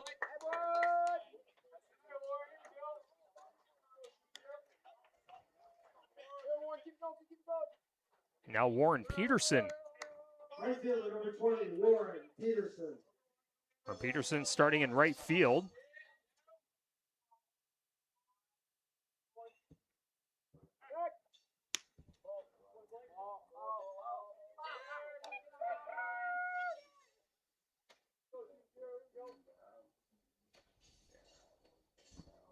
It's the second hit of the game for Prairie du Chien by Konachek, and now this one fouled off on the third base side. Looks promising for a moment for PDC.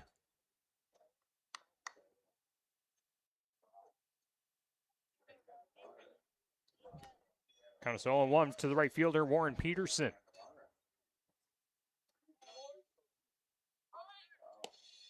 Go on low, throw to second, sliding is Konachek, and he is safe. Stolen base for Konachek.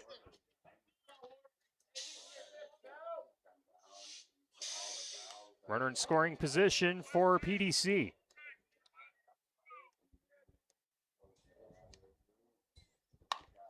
And the 1-1, slow roller, third base side. Solberg scoops it up, throw to first, in time for the out. Solberg having a day at third base so far. Another 5-3 ground out. Ends the threat. No runs, 1 hit, no errors, and 1 left on base. We head to the top of the third inning. Viroqua 2, Prairie du Chien nothing. American Legion postseason baseball on Driftless Sports Network, fueled by SUPS. The party doesn't need alcohol to have personality. .08 is now booking private events. 7th Sea Chelsea with .08 on July 22nd at the Bloomington Square Park, August 1st at the Legacy Night at the Bloomington Fairgrounds, and August 8th at Bagley's 4th Annual Rib Fest. To give it a try or to find her on social media. Serving handcrafted, booze-free drinks with names your therapist would probably have questions about. .08, mocked AF, no proof, just vibes. Bryce Krejci on the mound for Prairie du Chien. As I now try to piece together who's playing in what position for PDC.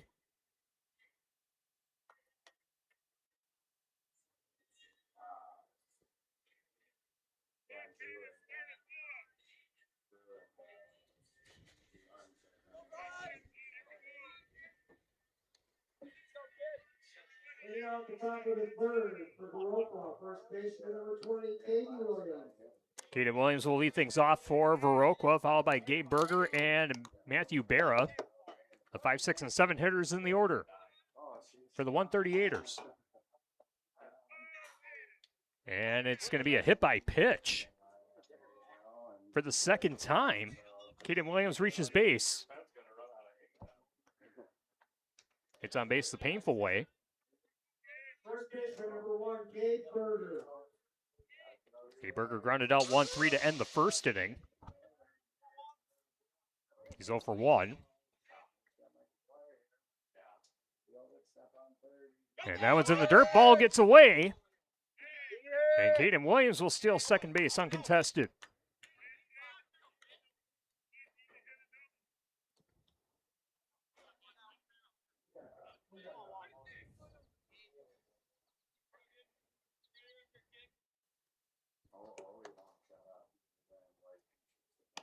Gabe Berger looks at the pitch, eye level for ball 2.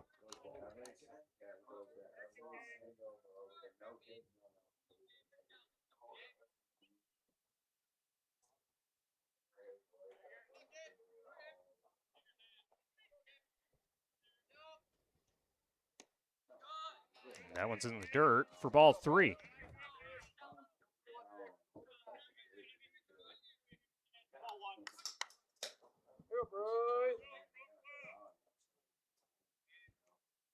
Krejci with pitch number 64 of the game. Finds the strike zone right down the middle for strike 1. 3 balls, 1 strike to Gabe Berger, the center fielder for Viroqua. 3-1 in there for a strike.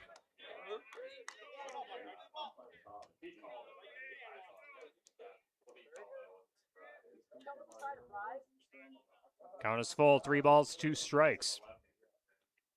Krejci with the payoff pitch. This one popped up sky high. Looks playable along the backstop, but it's going to go out of play.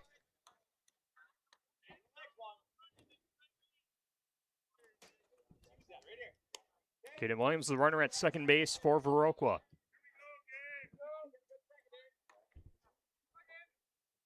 Gabe Berger at the plate, Matthew Barra on deck.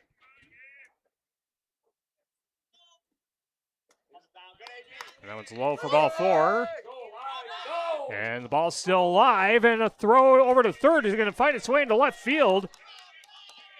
Caden Williams will score from second. And now Viroqua leads 3-0 in the top of the third.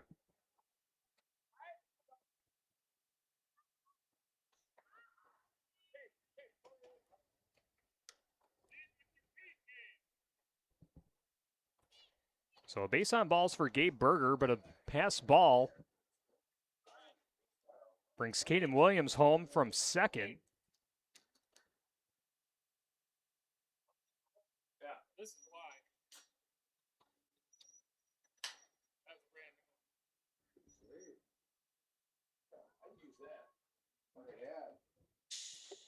random. 3-0. Viroqua on top of Prairie du Chien.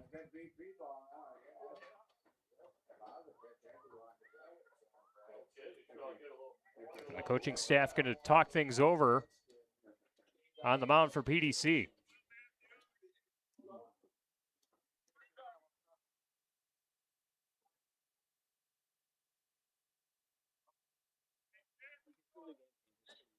A hit by pitch and a walk. Nobody out. Matthew Barra. Bryce.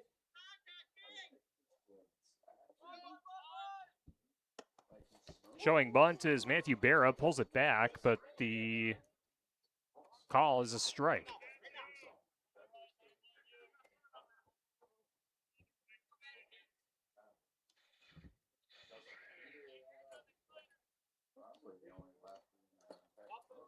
That was in the dirt. Great stop by the catcher. 1 ball, 1 strike to Matthew Barra, Levi Froschel in the on-deck circle. Gabe Berger, the runner at second for the 138ers. Leading 3-0 in the top of the third. And the 1-1 in there for a called strike. Nice pitch by Krejci. Krejci runs his pitch count to 70 pitches. With 1 on, nobody out in the top of the third. Swing and a miss, strike 2. Nice fastball by Krejci. That'll be a strikeout for the first out of the inning.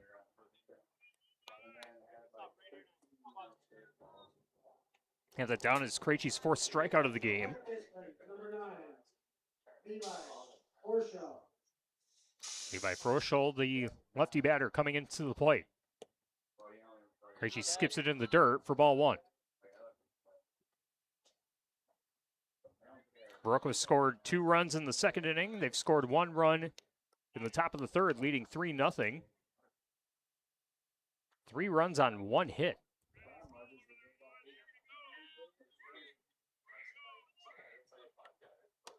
And the 1-0 misses inside for ball 2.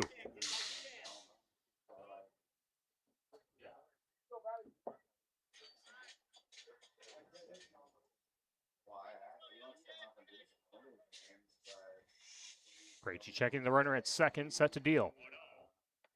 The 2-0. Finds the strike zone to make the count 2 balls, 1 strike.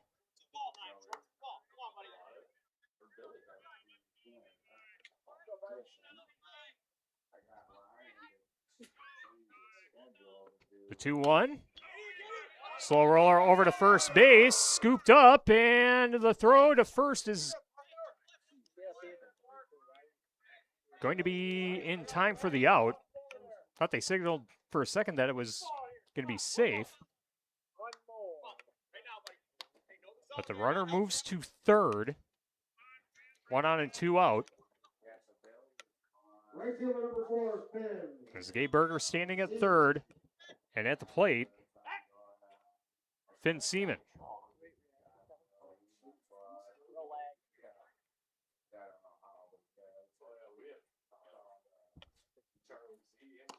Swing and a miss, strike 1.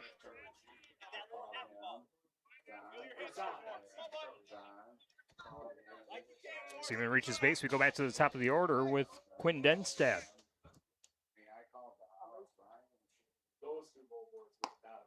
Swing and a miss, strike 2.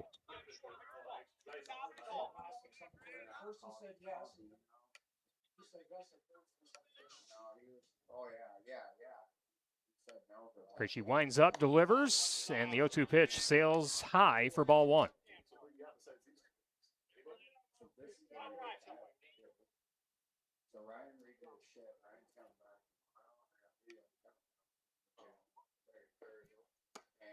One, two, swung on a miss for strike 3. The ball's dropped. Throw to first will be in time for the out.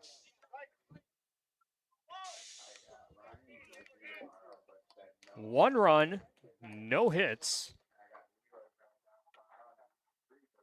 no errors, and 1 left on base. We head to the bottom of the third inning as Viroqua has now taken a 3-0 lead on Prairie du Chien on American Legion postseason baseball on Driftless Sports Network, fueled by Subs. Our game also brought to you by the Frugal Floozies, helping you find the best deals on everything from fashion to everyday essentials.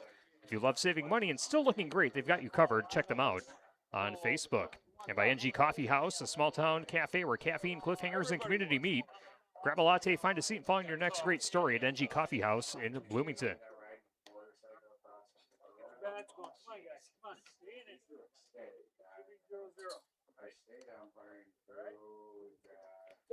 Viroqua with 3, Prairie du Chien, nothing.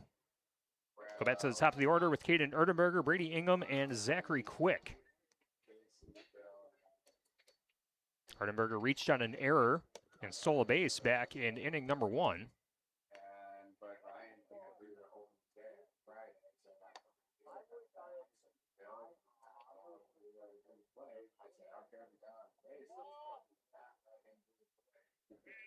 Leading off, the bottom of the third for the Hoppers, left fielder number 14, Caden Erdenberg. Erdenberger slaps this one along the third base side.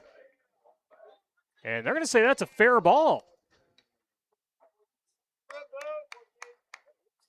Caden Erdenberger ambushes the first pitch for a leadoff single on the top of the third, or the bottom of the third, excuse me. First baseman number 7, Brady Ingham. First baseman Brady Ingham was called out on an interference back in his first at bat.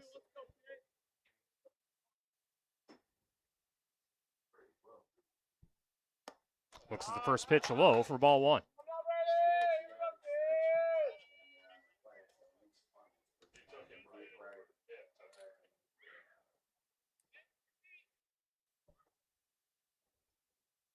The 1-0. In and out of the glove of the catcher, Daxton Elliott. Pitch misses the strike zone. Count is 2-0. And the 2-0 pitch is low for ball three. Pitch number 30 of the game for number 12, Weston Benzing. And that one just clips the lower third of the strike zone for strike one.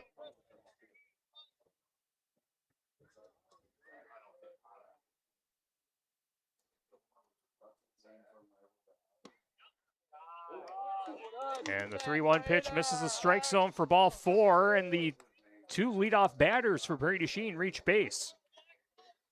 A single and a walk, and now Zachary Quick coming up to the plate. Catcher number 8, Zach Quick. Zach Quick, the catcher.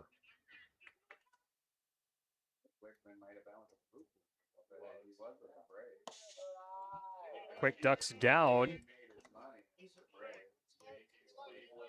Pitch misses the strike zone. Count is 1-0.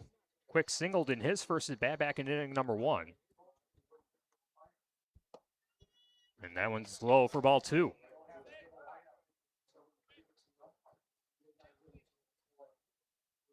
Now Daxton Elliott going to talk with his pitcher Weston Benzing. Try and collect themselves as Prairie du Chien has two runners on base, the tying run at the plate. 2 on, nobody out in the bottom of the third inning.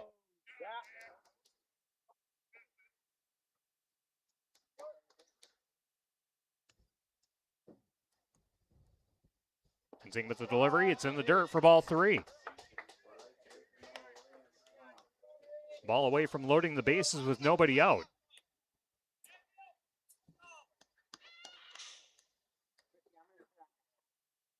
The 3-0 finds the strike zone for strike one.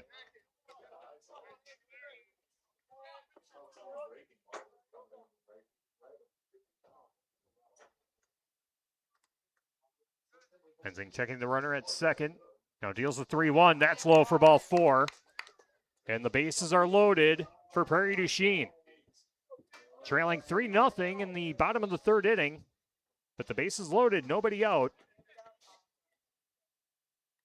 Second baseman number 2, Parker. Now Parker Bedward looking to come through for the Grasshoppers. Falls off the first pitch over the backstop. Count goes to 0-1.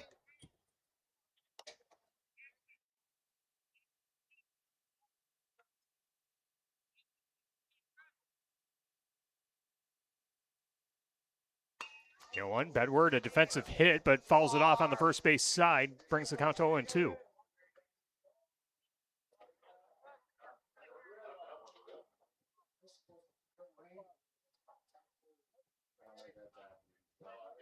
Parker Bedward, the cleanup hitter, trying to come through. Stays alive, following it off. Count stays at no balls, 2 strikes.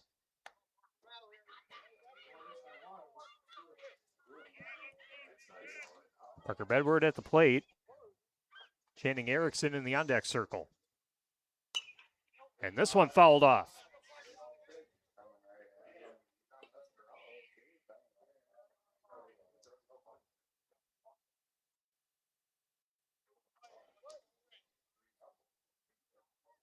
Pitch number 41 coming up for Benzing. Swing and a miss, strike 3.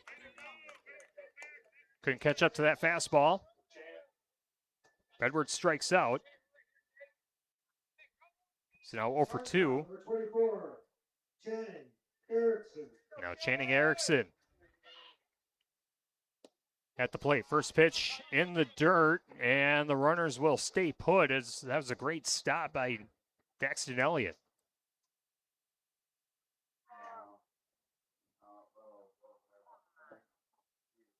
Bases loaded for the Grasshoppers. Trailing 3-0. And the 1-0 pitch finds the strike zone to make the count 1-1 strike.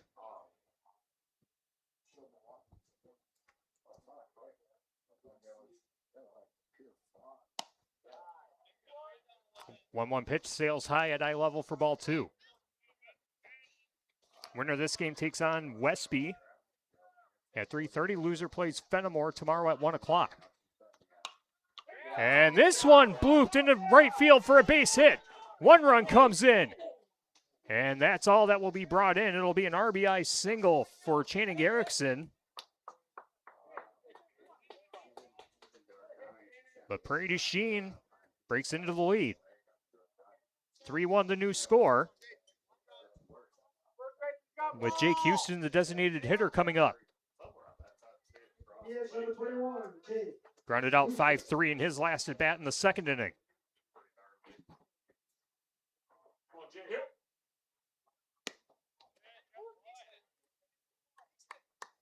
First pitch is going to be a called strike.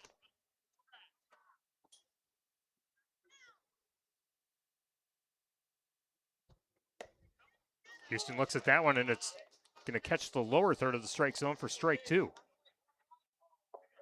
No balls, 2 strikes, bases loaded with 1 out for Prairie du Chien. Trailing 3-1, but a big hit can make things interesting. And the 0-2 pitch misses away for ball 1.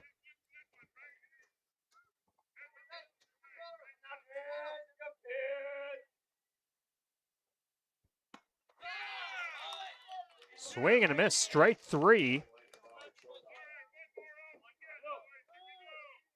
Jake Houston strikes out.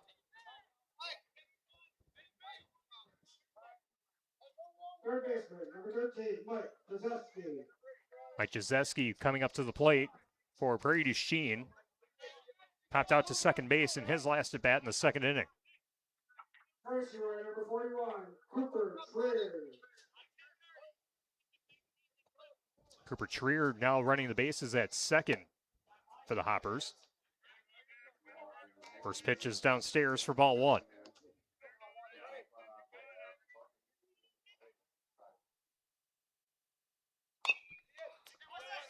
And a chopper back to the pitcher, and he will tag home plate for the force out to end the inning.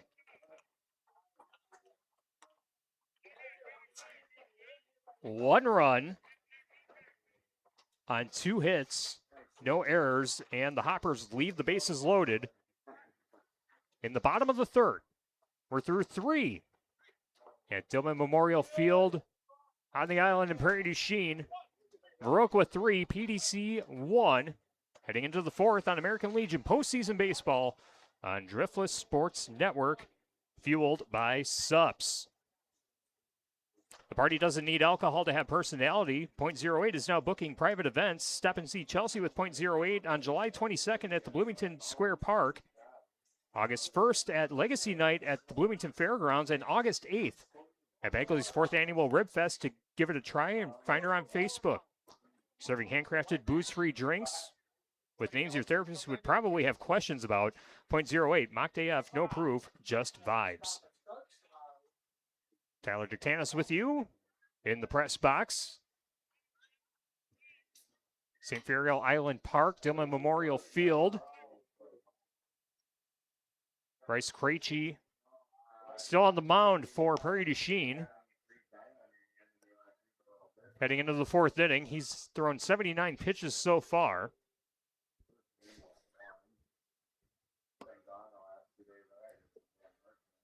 And we're going to go back to the top of the order with Quinn Denstad, Daxton Elliott, and Weston Benzing due up for the Viroqua 138ers. Shortstop, number 15, Quinn Gunstad. Quinn Denstad, the shortstop, he's 1 for 2, singled in the first, hit into a fielder's choice in the second.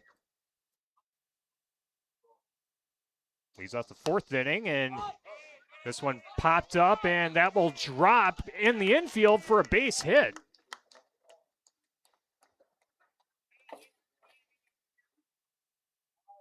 A bloop single puts Denstad on base. 1 on, nobody out, top of the 4th. Viroqua scoring 2 runs in the second, 1 run in the third, and they get the leadoff batter on base to lead off the 4th. And that pitch gets away from Bryce Krejci. A wild pitch. Moves Denstad over to second.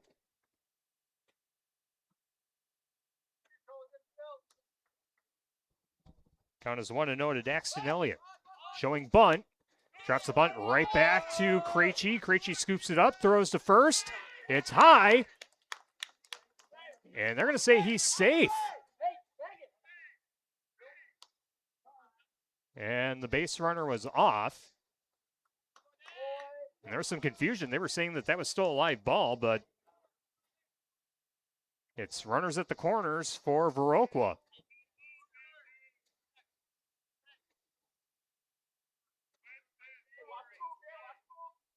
Pitcher number 12, Weston Bensing. Weston Benzing now at the plate. Benzing backs away from the first pitch. It's inside for ball 1. 2 on, nobody out, top of the 4th. Viroqua 3, Prairie du Chien 1. And that one's out of the glove of the catcher, but the runner from first moves to second.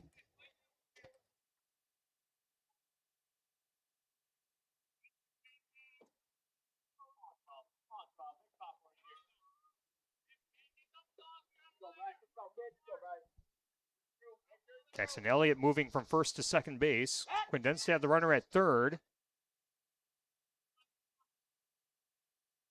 As Krejci tries to collect himself and deliver the 2-0 pitch. The 2-0 misses upstairs for ball 3. 3 balls, no strikes, 2 on, nobody out. Viroqua with a 2-run lead. Swing and a miss, strike 1.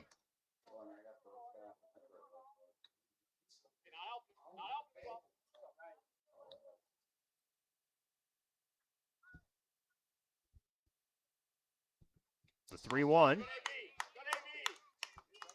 Misses the strike zone for ball 4, and the bases are loaded for the 138ers. Bryce Krejci gradually running out of pitches as well. He's run his pitch count to 87.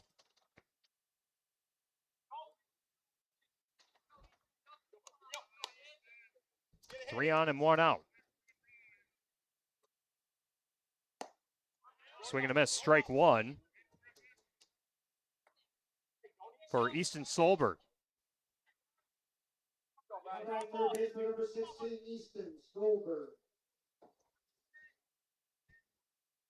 Third baseman flew out to left field in the first inning, grounded out in the second.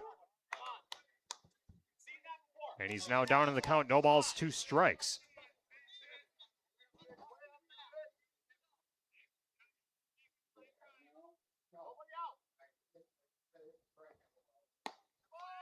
And the 0-2 swung on a miss for strike 3. Snap throw over to third, holding the runner put. Base is still loaded, but now there's 2 outs in the inning. Brings up Caden Williams. He's been hit by a pitch twice on the game, once in the first and once in the third. Number 20, Caden Williams.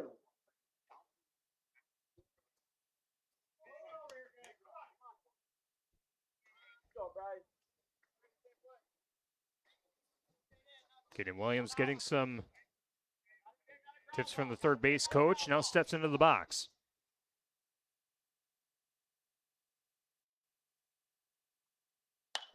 First pitch lifted, shallow left. And that will be caught to end the inning.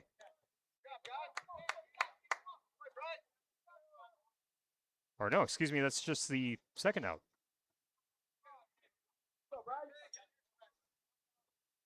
Center fielder, number 1, Cade. Berger. Benson.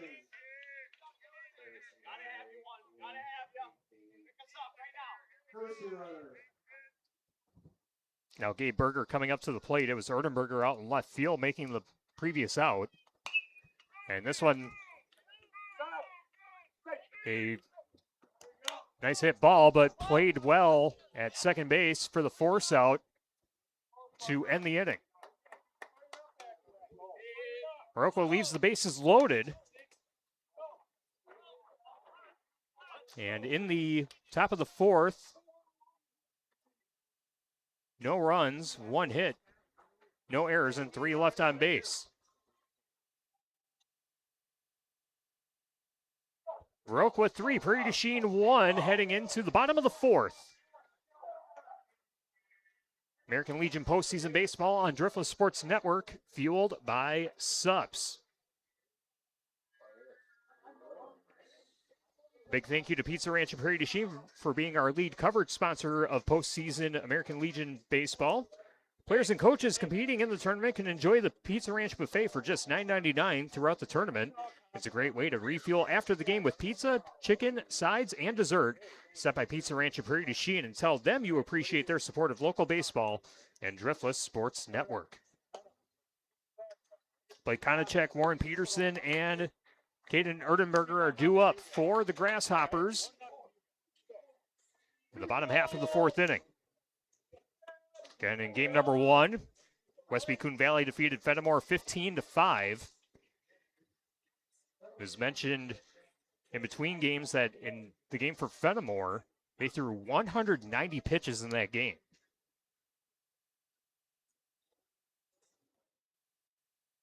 So pitching going to be a premium for the Fenimore Railers tomorrow, and the game at 1 o'clock. Fenimore will take on the team that loses this game between Viroqua and Prairie du Chien.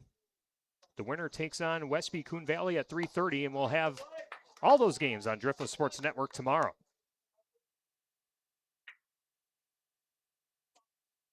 First pitch is a ball to Blake Konachek. The 1-0 pitch finds the strike zone to make the count 1-1 strike. Konachek singled in his first at bat, also stole a base. And Konachek looks at the 1-1 pitch out and away for ball 2. As the sun is officially set, we have a dark sky, still 76 degrees outside. Still feels humid. 2-1 pitch misses low for ball 3. And thankfully, the showers have stayed away from the island. And this is a ground ball back to the pitcher. Throw to first in time for the out. Konachek is retired 1-3. Now Warren Peterson coming up to the plate, the right fielder. Grounded out 5-3 in his last at bat. Peterson.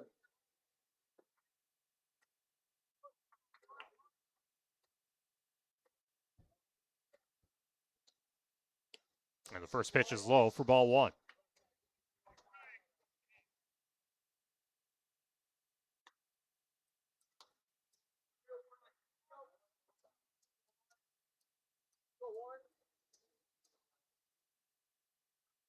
One 0 pitch, skipped in the dirt for ball 2.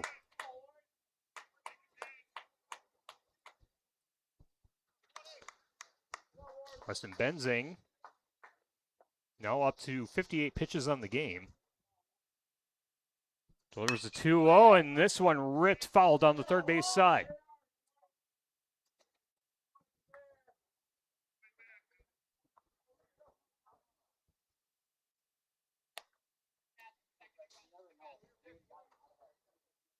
Warren Peterson out of the box for a brief moment, now back in.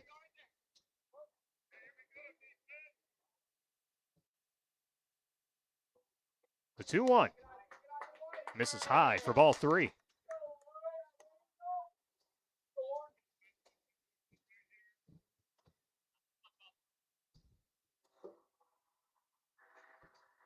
Three-one pitch. A called strike. Makes the count full, 3-2. Warren Peterson thought it was ball 4. Threw his bat like he was going to walk to first base, but he's got to step back in the box and has a full count. And the offering, that's high for ball 4, and he can take his base now.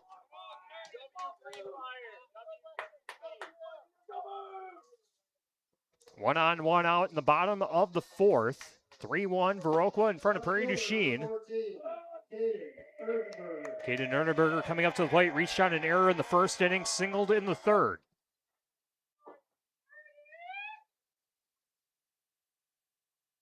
Fencing delivers, swing and a miss, strike 1. Tried to chase that one low in the zone.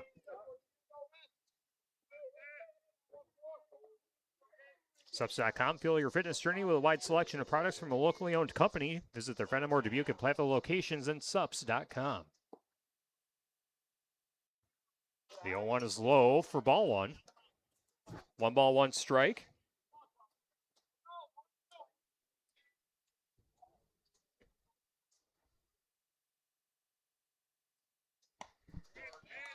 And the 1-1 pitch is a strike. Count goes to 1-2.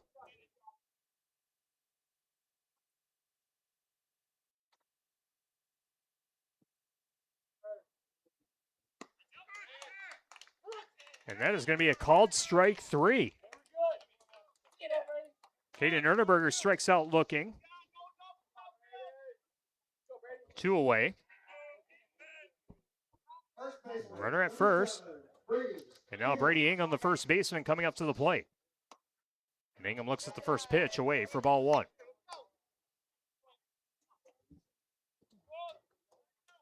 Brady Ingham was out on interference in the first inning and then was walked in the 3rd.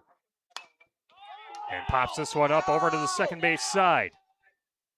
And it will be fielded cleanly by Froschel to end the inning. No runs, no hits, no errors. 1 left on base through 4 innings. It's Viroqua 3, Prairie du Chien 1 on American Legion postseason baseball on Driftless Sports Network, fueled by Subs. We'll see if we can adjust the picture for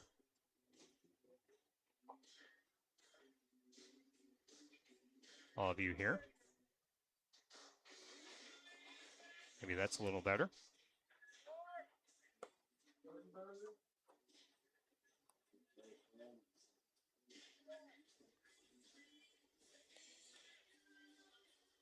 See how that goes. All right, there we go. And we have a pitching change for Prairie du Chien. On the mound now is Caden Erdenberger.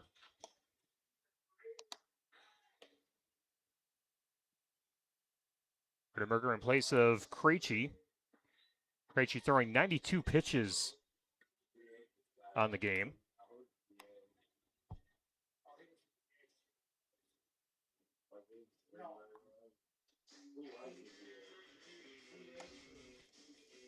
As Erdenberger warms up, and we will see Matthew Barra, Levi Froschel, and Finn Seaman coming up to the plate. The 7, 8, and 9 hitters in the order for the Viroqua 138ers. Viroqua scoring 2 runs in the second inning, 1 run in the third. Prairie du Chien scoring 1 run in the bottom of the third inning.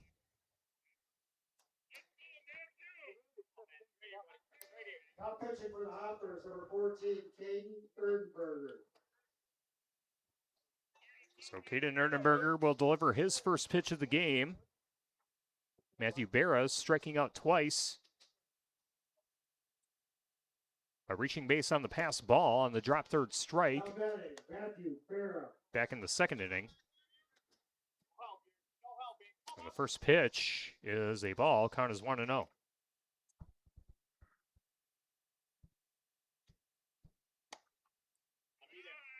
That one misses inside for ball 2.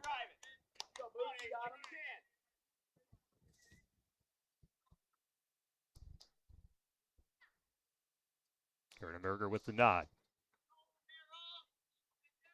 The 2-0 in there for a called strike.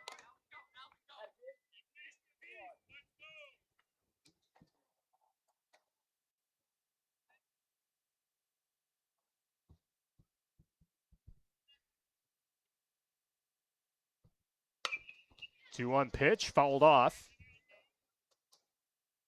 over our heads in the press box along the third base side. Matthew Barrett makes the count 2 balls, 2 strikes. And the 2-2 just misses. Count goes full, 3-2.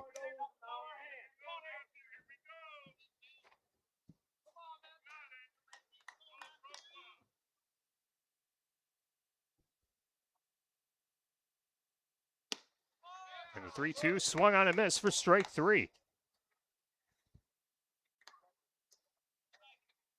Erdenberger strikes out the first batter that he faces on the evening. 1 away. This is the second time that Prairie du Chien and Viroqua have played each other. They did play each other back on June 14th. Viroqua getting the win 16-8. Viroqua with a 3-1 lead here, and the first pitch is a ball to Levi Froschel. Was walked in the second inning and grounded out 3-4 in the third. This one fouled off to make the count 1 ball, 1 strike.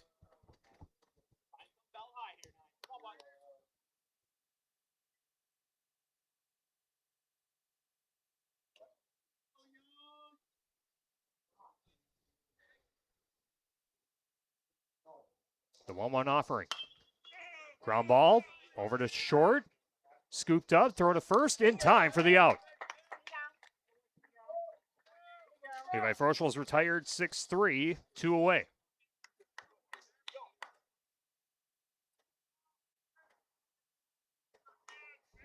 Now batting, right fielder number 4, Finn Seaman. Finn Seaman coming up to the plate, struck out twice, once in the second, once in the third. Ducks away from the first pitch, but it's going to be a called strike.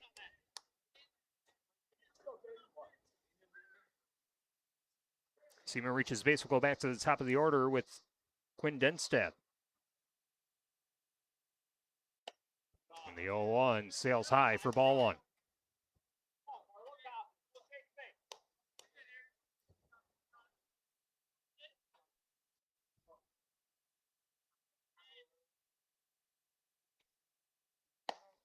And the 1-1 misses high for ball 2. 2 balls, 1 strike. 2 out, nobody on in the top half of the 5th inning. Viroqua with 3, Prairie du Chien 1.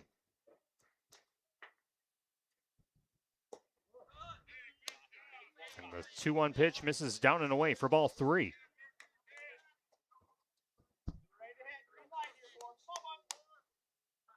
Erdenberger with pitch number 14 coming up on this inning.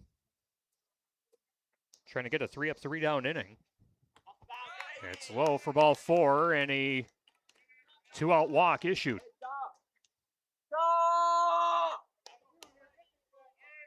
Finn Seaman reaches base on balls. And now Quinn Denstad singled in the first, hit into a fielder's choice in the second, and a single in the fourth. It's been on base on all 3 plate appearances so far. Looks at the first pitch. It's in there for a called strike.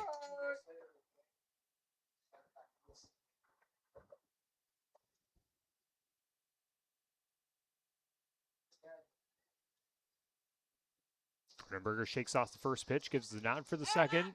Pickoff attempt. Runners back in time. Today's game sponsored by the Frugal Floozies, helping you find the best deals on everything from fashion to everyday essentials. If you love saving money and still looking great, they've got you covered. Check them out on Facebook. The 0-1 misses high.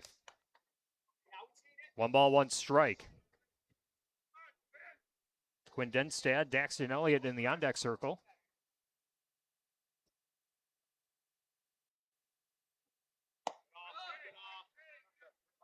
And the 1-1 pitch misses high for ball 2.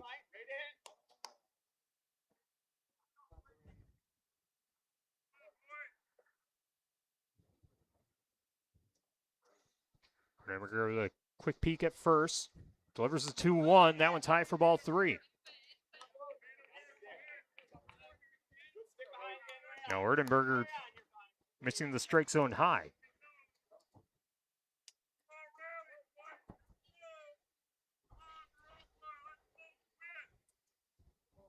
And starting to feel some raindrops here in the press box, and this one hit right back to the pitcher. Erdenberger able to field it cleanly, gets to first in time for the out.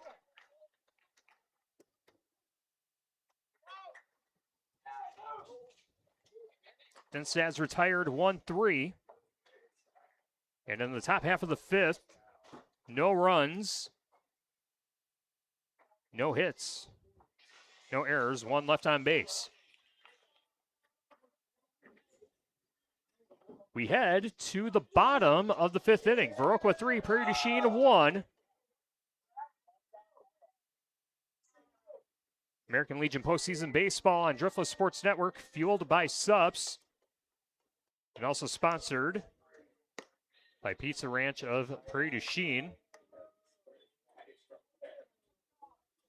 Quick check at the radar as, again, feel a couple sprinkles out, but looks like the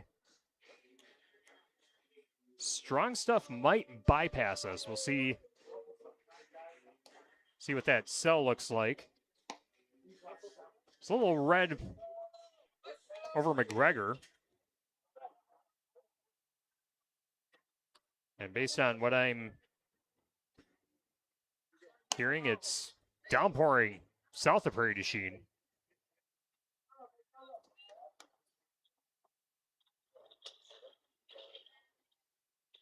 Leading off for the Hopper, catcher number 8, Zach Quick. Catcher Zach Quick leading things off for Prairie du Chien in the bottom of the 5th. He'll be followed up by Parker Bedward and Channing Erickson. First pitch to Quick is a ball. Quick singled in the first and was walked in the third. He's on the right side of a 2-0 count.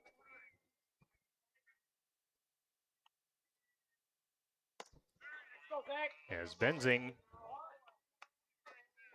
able to get Quick to swing and miss. Count goes to 2-1. Another swing and a miss for strike 2.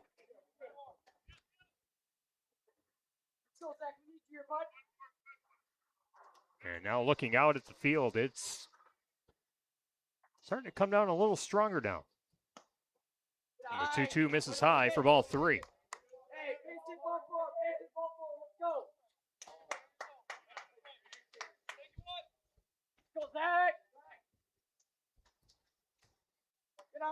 And that one's low for ball 4, and a leadoff walk for Zachary Quick. Let's go, Park. There, he's there for you. Let's go. Second baseman number 2, Parker Bedward.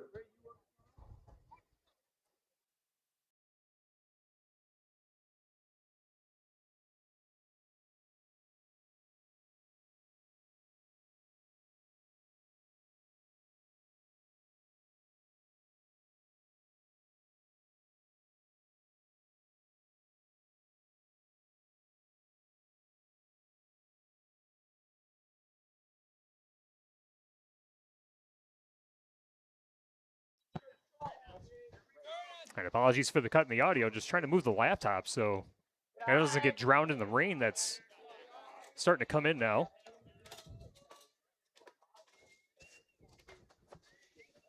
Count is 1 ball, 1 strike.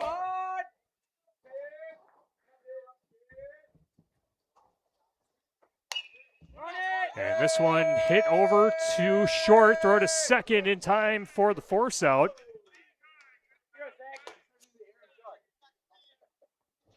And that'll be out number 1 of the inning.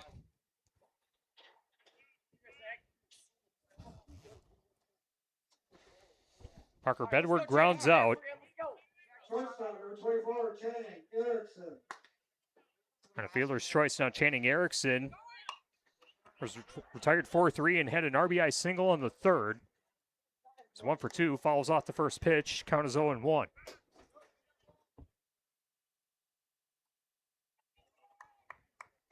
let's go, Channing. Right up the middle, bud.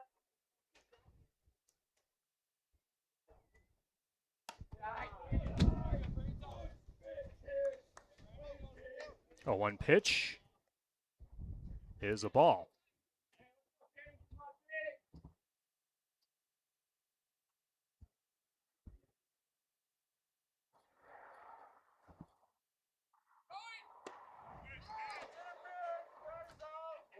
Pitch is going to be strike 2, but a stolen base.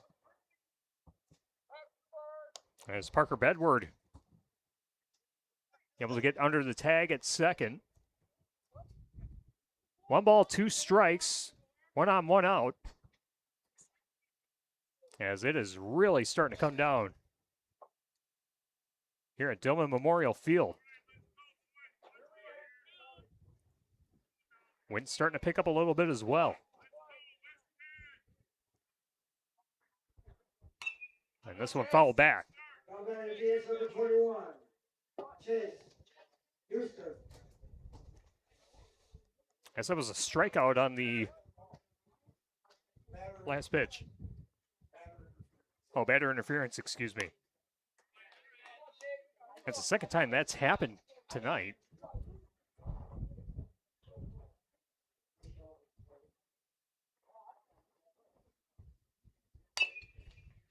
And Houston fouls this one off on the third base side.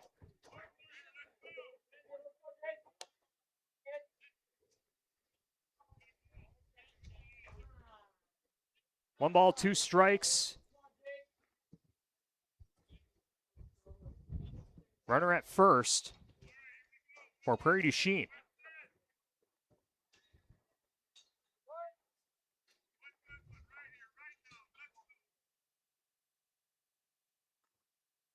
The 1-2 inside. 2-2 the count.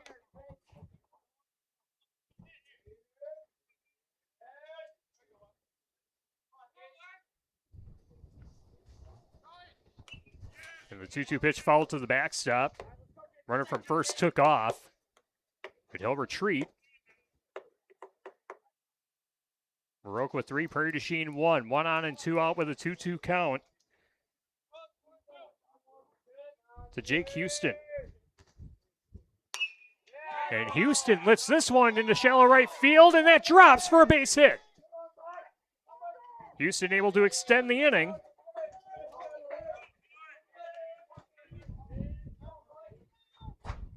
And now runners at first and second for PDC. Third base number 13, Mike Jazeski.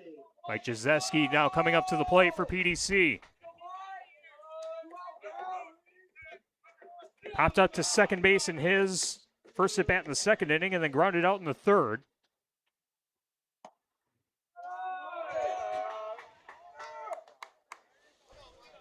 First pitch is a ball.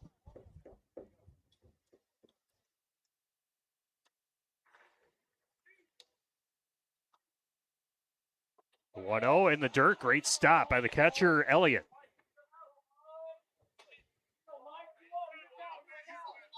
Runners at first and second for Prairie du Chien.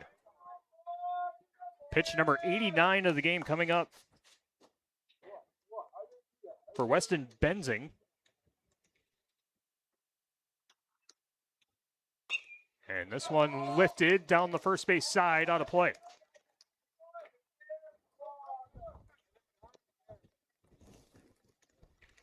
And now it's really coming down. It is a monsoon.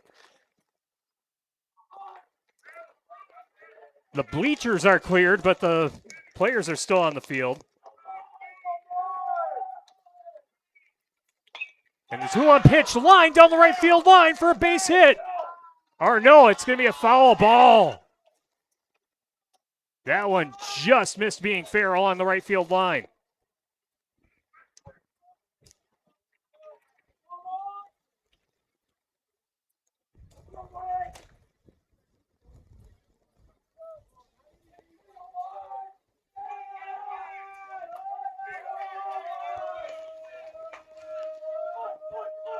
The 2-2.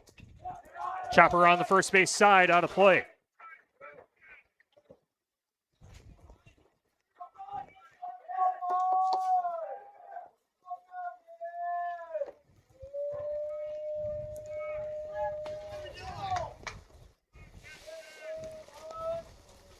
Count still 2-2.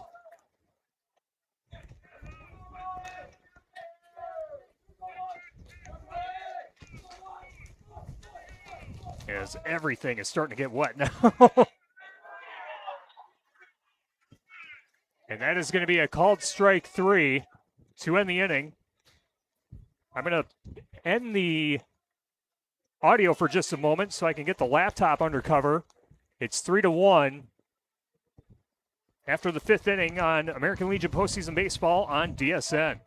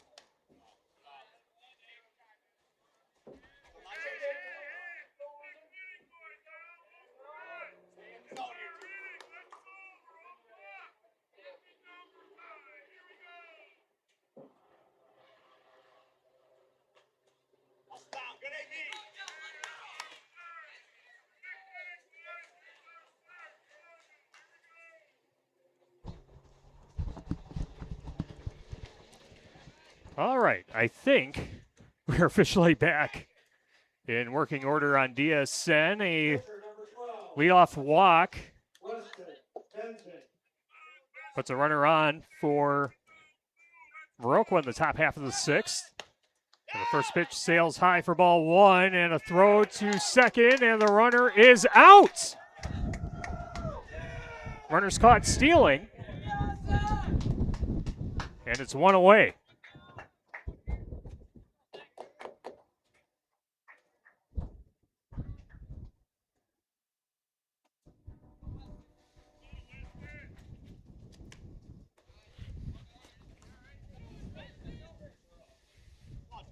Everything is for my stats and notes are all wet, so do my best with what we've got here. Weston Benzing is at the plate. Benzing looks at the 2-0 pitch, and the count is 2-1.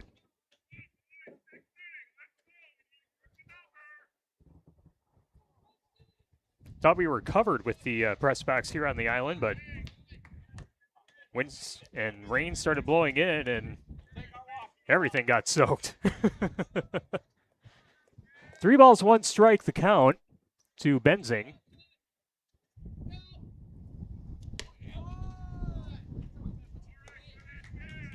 And that'll be another walk issued by Prairie du Chien. Erdenberger issues another walk. We have a courtesy runner at first. I believe that's Andrew Brudos running the bases. Now batting, third base number 16, Easton Solberg. Easton Solberg now coming up to the plate. Solberg looks at the first pitch, and the pitch will be called a ball.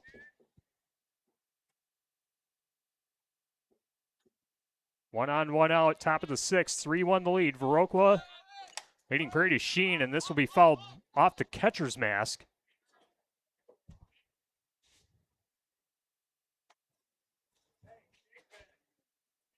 And Zachary Quick with a nice wake-up call behind home plate.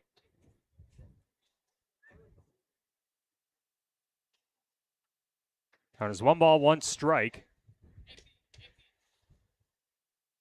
Been stuck on 3-1 over the last 2 innings.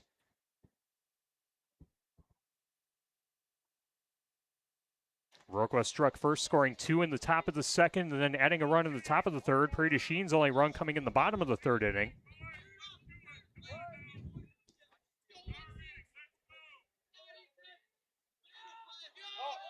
And the 1-1 sails high for ball 2.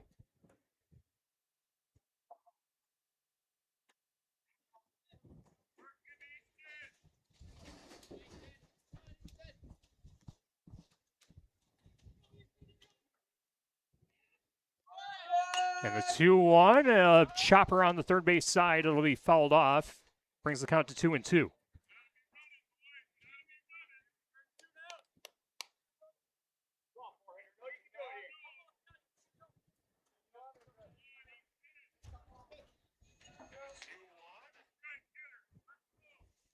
Two balls, 2 strikes to Solberg.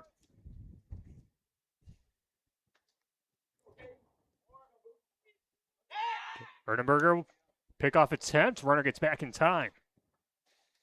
Andrew Brudos had a nice leadoff. Just half a step in front of the throw to get back to first base. 2-2 sails high. Count runs full. Throw to second. Runner's going to be safe.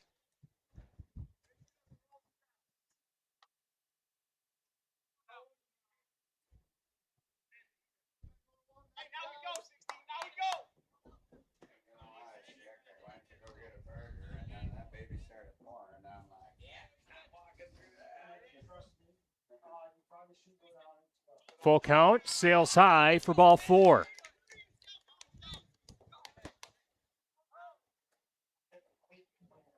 So runners at first and second for Viroqua.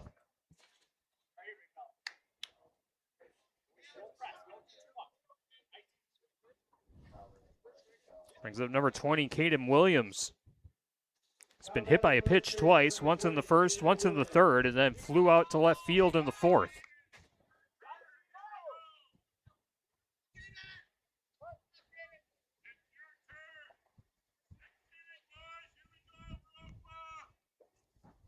First pitch.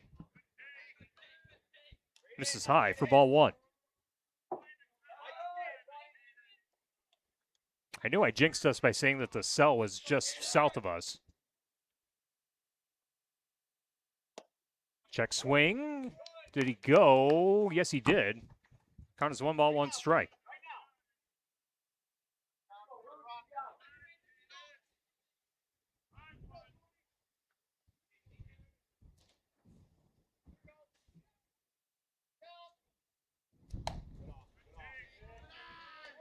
The 1-1 pitch misses the strike zone for ball 2. 2 balls, 1 strike. Runners at first and second for Viroqua. Leading 3-1 in the top half of the 6th inning in what has become a soaked field here in Prairie du Chien. This one fouled back to the backstop.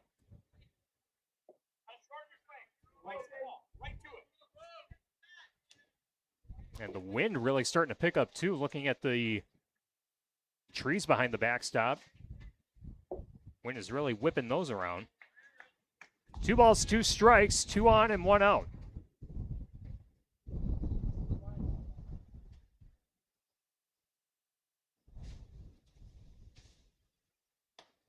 And the 2-2 is high for ball 3. Count is full.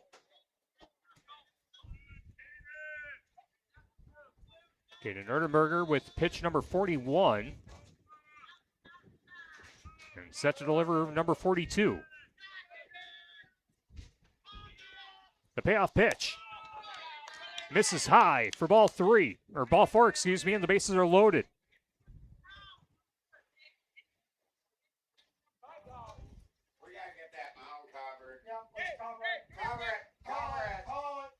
And looks like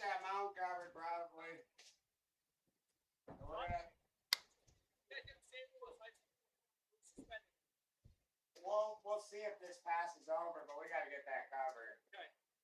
We'll wait for a little bit here. All right. So it sounds like we are going to be under a delay. They're going to cover the mound. And we will resume play, hopefully, as this cell passes over. Rain delay here at Dillman Memorial Field in Prairie du Chien. Viroqua leading PDC 3-1 with the bases loaded and 1 out in the top of the 6th. We will step away for a brief moment.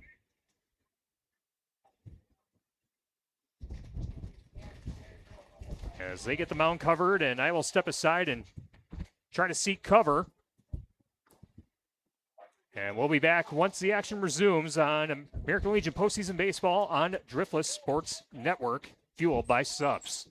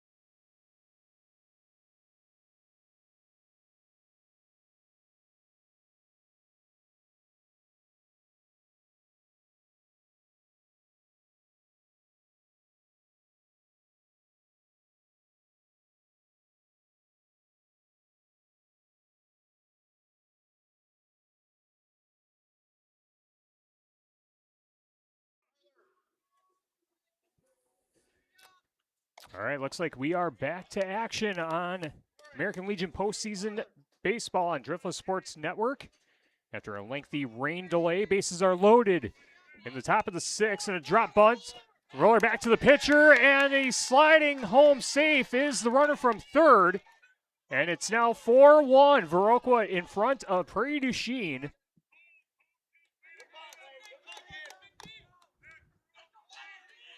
As we try to get our bearings back together here. Base is still loaded. And the pitch is high for ball one. During the rain delay, well, as the rain delay was going on, all of the stats and paperwork that I had got soaked, so it is completely unreadable as to whose stats are what. So we'll do our best with what we've got, and we do know that we have the bases loaded. It's a 4-1 lead for Viroqua.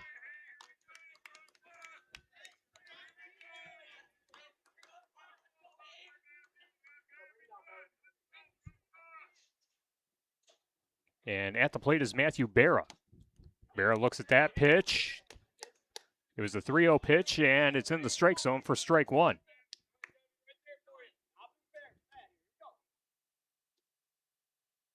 Bases loaded, and a walk is issued, and because the bases are loaded, another run comes across, and it's Viroqua 5, Prairie du Chien 1.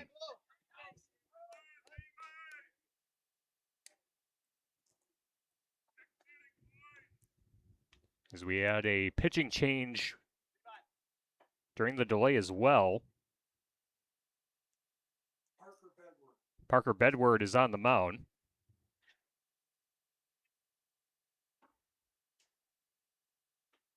And now a mound conference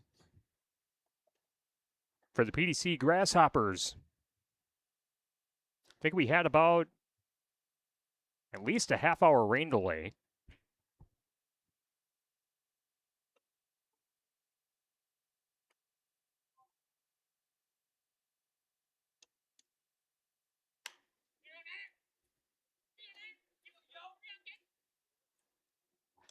But we're back to action, and 2 runs quickly come across for Viroqua in the top half of this inning.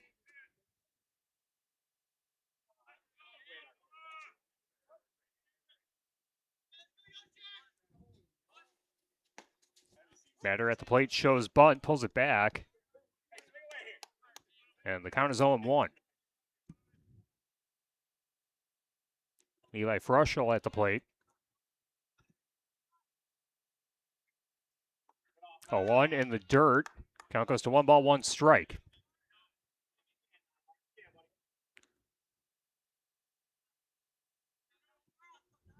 In 19U action, Viroqua defeated Fenimore 3-2.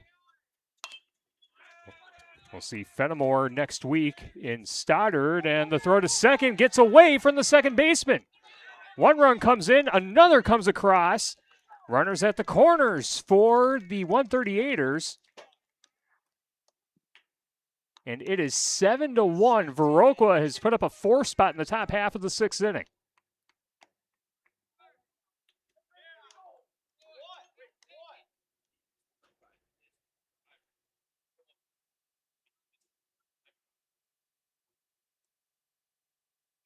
And now the home plate umpire having a discussion with the third base coach for Viroqua.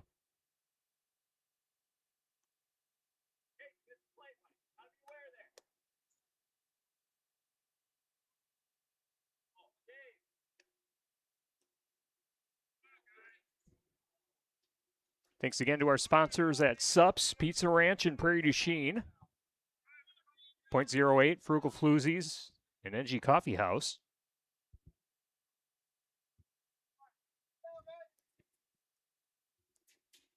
Swing and a miss, strike 1. To number 17, Andrew Brudos. Now batting Andrew Bruto. And Brudos looks at the 0-1 pitch, and it's in the strike zone for strike 2. Runners at the corners for Viroqua. 2 on, 1 out. And the 0-2 pitch finds the strike zone. And that is the end of the inning, as there was an out called. I believe interference was called against Viroqua. And we will go to the bottom of the 6th with the score: Viroqua 7, Prairie du Chien 1. American Legion postseason baseball on Driftless Sports Network, fueled by SUPS. Tyler Dictanis with you. St. Ferial Island Park, DeMont Memorial Field, in what has been, looks like it's been just almost 5.5 hours of postseason American Legion baseball on day number 1 of the tournament for 16U. Regional action today and this weekend. Earlier today, Westby Coon Valley defeated Fenimore 15-5. And if the score holds, it's looking to be Viroqua taking on Westby Coon Valley at 3:30 tomorrow. That would set up Prairie du Chien against Fenimore at 1 o'clock. And I'll be joined by Steve Prestegard for at least the first game, hopefully the second game as well tomorrow, here on Driftless Sports Network. 2 games tonight. We'll have 3 games tomorrow. And depending on the outcomes on Saturday, Bottom of the 6th for the Hoppers. Number 44, Blake Konachek. it'll either be 1 game or 2 games on Saturday to decide who the regional champion is. And I believe we have to fix our scoreboard as they have taken a run off the board. It's 6-1 the score, and a hard hit base hit for Prairie du Chien.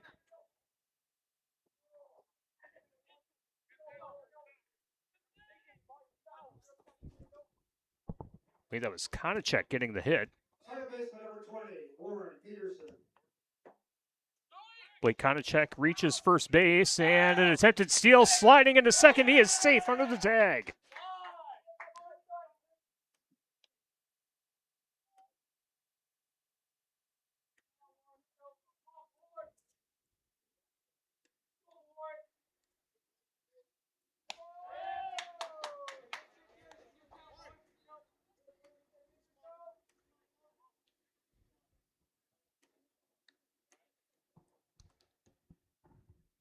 Count is quickly 2-0, and the 2-0 pitch fouled back to make the count 2 balls, 1 strike.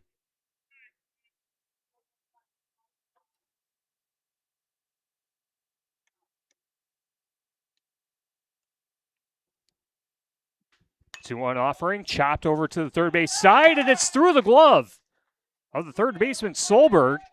Konachek holds up at third, and runners at the corners for Prairie du Chien in the bottom of the 6th, trailing 6-1. But offense starting to come alive for PDC.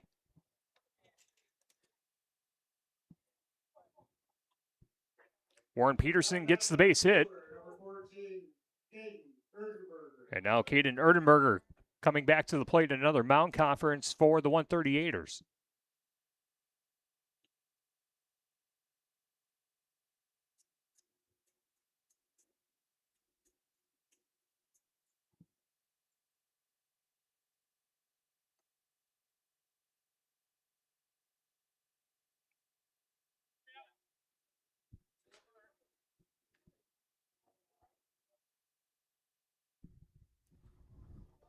After the quick chat, we'll resume play. Konachek coming to the plate. We're going back to the top of the order for Prairie du Chien. Trailing 6-1, but runners at the corners with nobody out in the bottom of the 6th.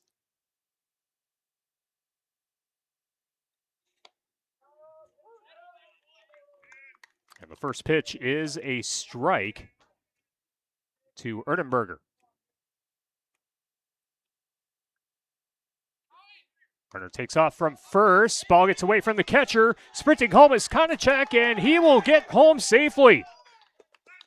And now a throw to third and a rundown for Warren Peterson. Now charging back to third. Throw to third, sliding, and the runner is out.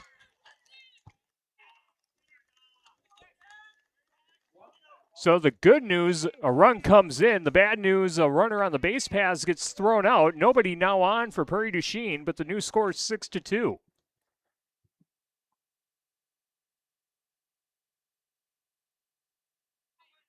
Erdenberger still at the plate for Prairie du Chien.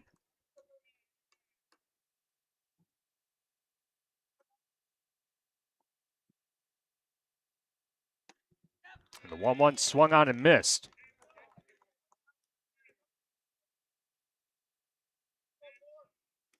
One ball, two strikes with one out.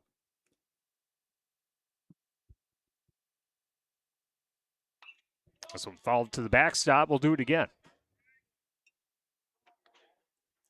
That is now the 100th pitch for Weston Benzing.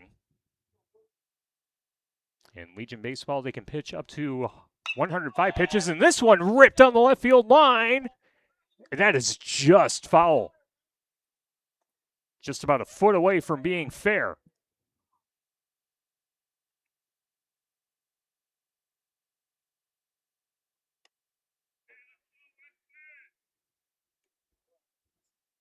Benzing has had a nice outing for the 138ers on the mound.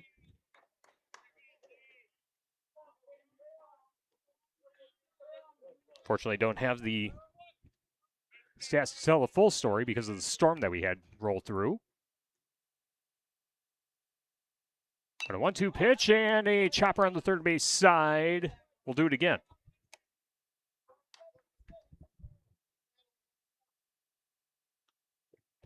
Ideally for Viroqua, you would like to see him be able to face at least another batter. Pitch 103, swung on and missed for strike three. And Benzing will be able to face one more batter. First baseman number 7, Brady Ingham. Brady Ingham stepping into the box for Prairie du Chien. And the first pitch in there for a strike.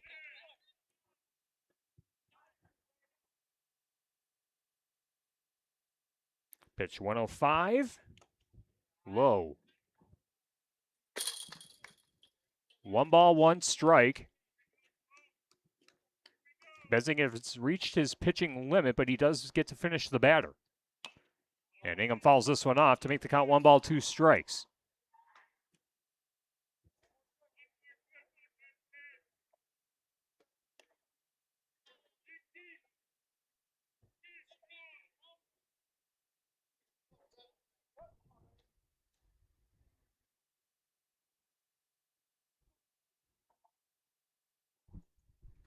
One, two. Misses upstairs. 2 balls, 2 strikes. 2 out with nobody on in the bottom of the 6th.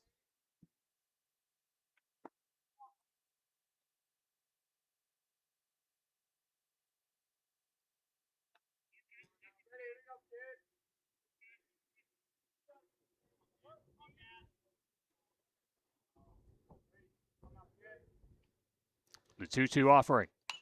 And this one hit to left center field, and the center fielder will close the glove on it to end the inning.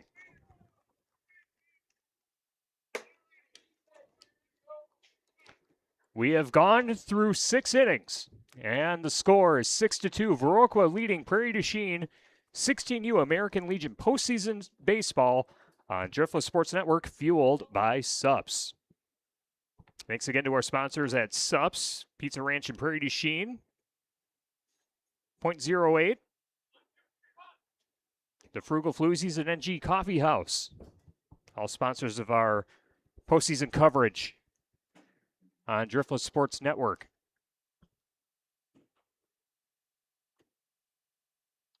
One more inning to go. Bases are loaded. When we resumed from the rain delay, bases were loaded with 1 out. And after the rain delay, Viroqua able to put together a couple hits, bring in 3 runs in the top half of the 6th inning. Prairie du Chien answers with 1. And it's 6-2. Viroqua in front of Prairie du Chien. And again, if the score holds, it looks like we will see Prairie du Chien taking on Fenimore at 1 o'clock, followed by Viroqua and Westby Coon Valley at 3:30. The winner of the first game and the loser of the second game will play in the third game of the day tomorrow. All 3 of those games will be on Driftless Sports Network. We'll be here for the entire 16U regional here in Prairie du Chien. Parker Bedward still on the mound for PDC. Threw 11 pitches in the 6th. He'll try to keep that deficit to 4 runs and give PDC a chance in the bottom half of the 7th.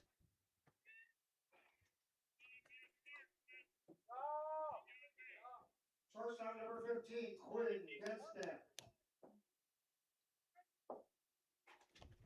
Quinn Denstad at the plate, the shortstop. Looks at the first pitch. Umpire calls it a ball.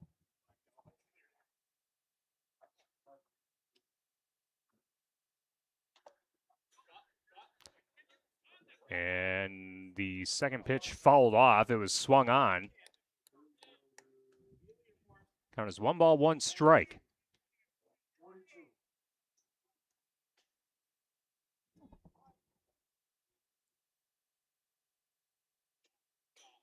And the 1-1 misses everything. 2 balls, 1 strike.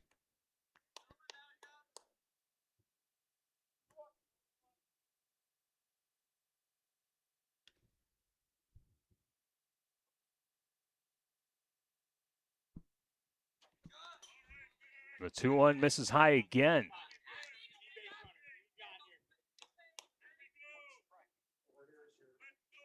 Three balls, 1 strike to Denstad.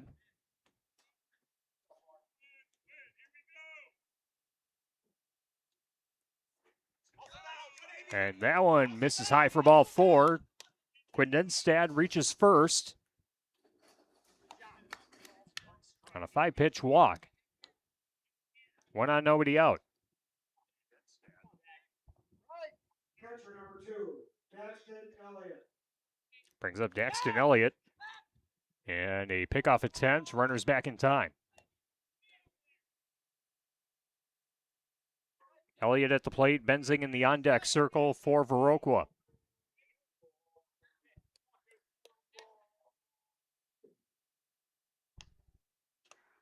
And that pitch way high again. Goes to the backstop, and Denstad steals second base.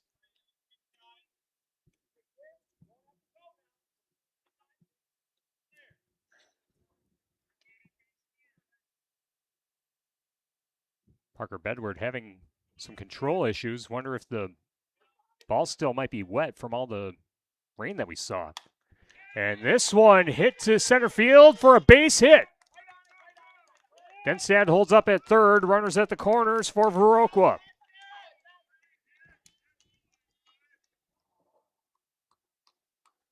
Runners at the corners, nobody out. Top of the 7th inning, 6-2. Viroqua in front of Prairie du Chien.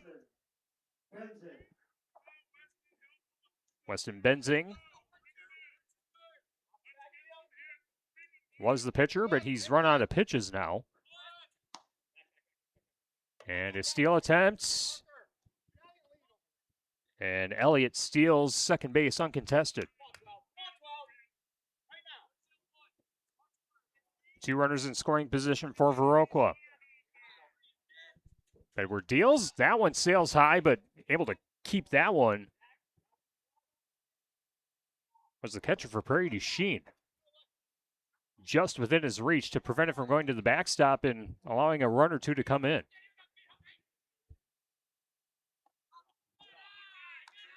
Two-0 pitch, misses the strike zone. Count goes to 3 balls, no strikes. First base is open.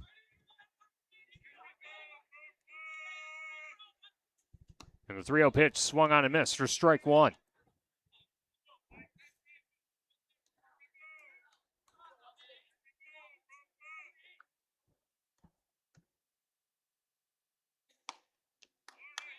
And it was raining earlier, and now the fish flies are making their presence felt on the lights here at Dillman Memorial Field. Last pitch was a ball, and the bases are now loaded with nobody out. Top of the 7th inning. And that pitch is way high for ball one. Parker Bedward has been missing him high.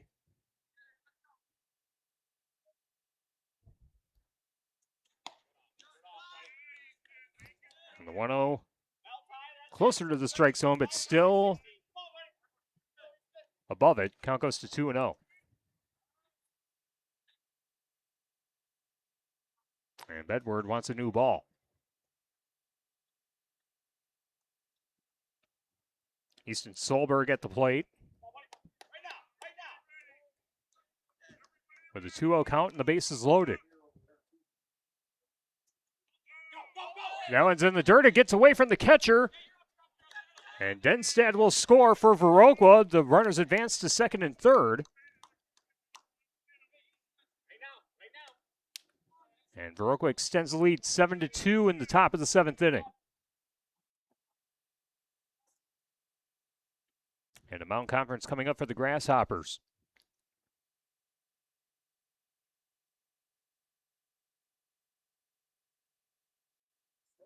Viroqua got out to a 2-run lead back in the 2nd inning, added a run in the top half of the 3rd to go up 3-0. Prairie du Chien would answer with a run in the bottom of the 3rd. No runs in the 4th or 5th innings. Had a rain delay in the top half of the 6th when the bases were loaded with 1 out. And after the half-hour stoppage, Viroqua able to drive in 3 runs. Prairie du Chien answers back with 1. And now a run comes across for the 138ers. 7-2 the score. Viroqua in front of Prairie du Chien. Pitching change for the Grasshoppers.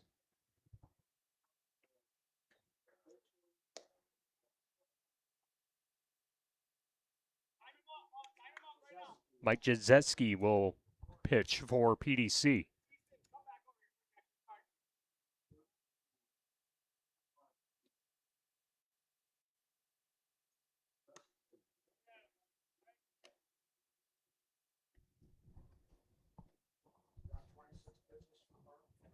Glad you're staying up late with us on DSN, whether you're watching on Facebook Live or on the DSN YouTube channel.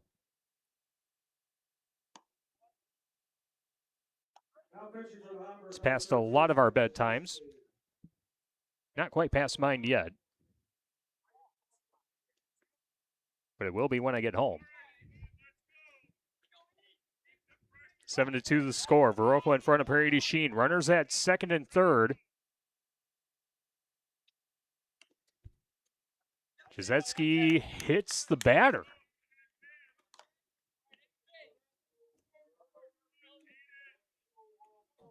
And the bases are loaded again for Viroqua. First baseman, number 20, Caden Williams. Brings up Caden Williams. I believe he's the new pitcher for Viroqua. First pitch low. For ball one.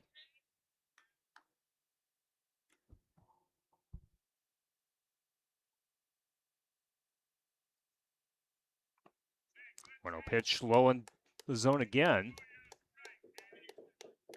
2 balls, no strikes.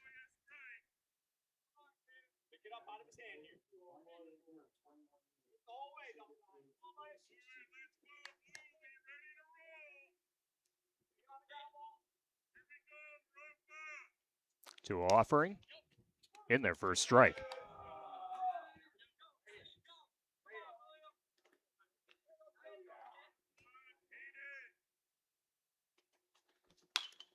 And this one, a hard hit ground ball on the third base side in foul territory.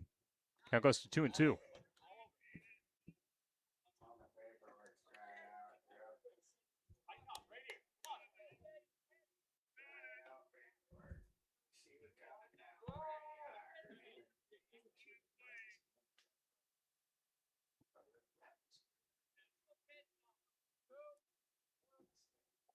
Caden Williams digging his cleats into the box. Waits the pitch, and this one popped up. Back behind the catcher. And it will be caught. Or no. I believe it was in and out of the glove. Right up against the fence for the backstop. Kind of still 2-2. Caden Williams at the plate. Gabe Berger in the on-deck circle.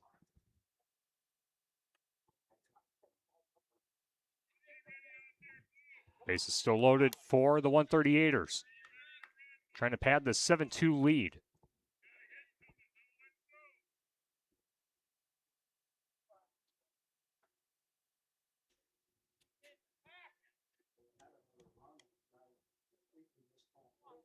Jazetski backs off the mound for a brief moment, now back up. Gives the nod. And the delivery. And this one, a shot down to center field. One run comes in, runner rounding third. Play at the plate. Runner is thrown out. One run comes across, makes the score 8-2. Runner's thrown out at home. Runners at first and second for Viroqua. But the new score, 8-2. Viroqua in front of Prairie du Chien in the top of the seventh. Brings up Gabe Berger. Berger looks at the first pitch. It's high for ball one.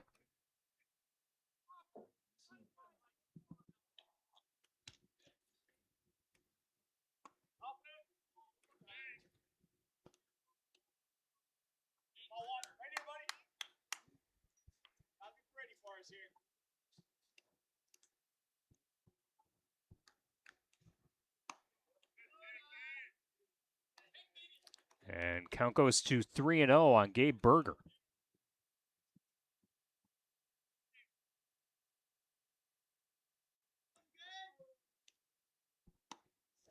Right down the middle for strike one. Two runs coming across in the top half of the seventh for the 138ers. And the 3-1 pitch misses outside for ball four, and the bases are loaded again.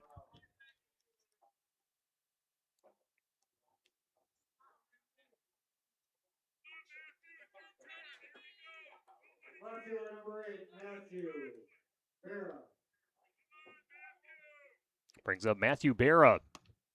The lefty swings and misses, a big cut, but misses for strike one.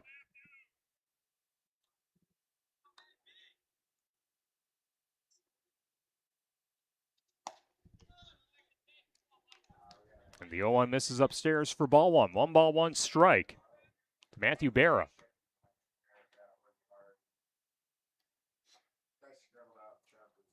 And the 1-1 fouled over the backstop. 1-2 strikes. Bases loaded with one out.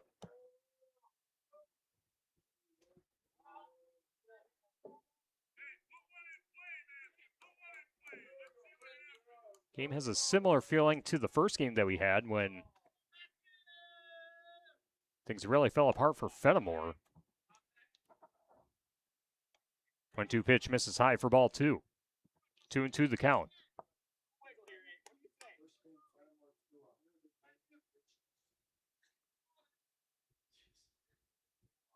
The 2-2. Misses high, and the count runs full. 3 balls, 2 strikes.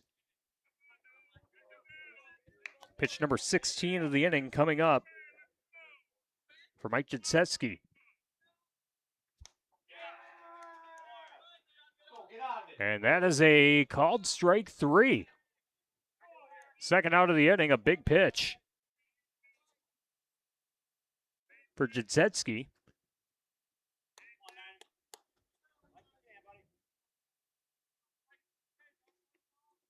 Now batting second baseman number 9, Levi Horschel. Levi Froschel at the plate. Looks at the first pitch. It's ball 1. Bases loaded with 2 outs, an 8-2 lead for Viroqua.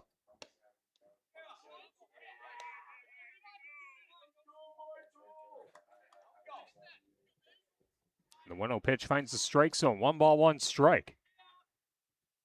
And the 1-1 popped up.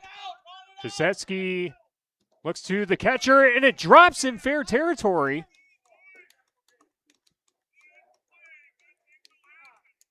That does score a run. Base is still loaded. And I got it, no, you got it situation, and the miscommunication leads to an RBI for Viroqua. 9-2 the score.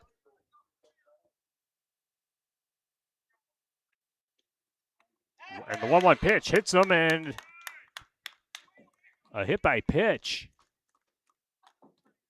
brings another run in, and just like that, it is 10-2. Viroqua in front of Prairie du Chien. 4 runs coming in the top half of the 7th inning with 2 outs.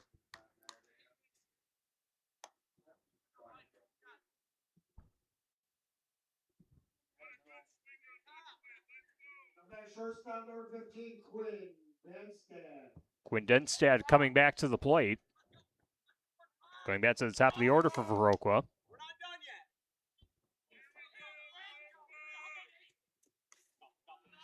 And that pitch is low for ball 1.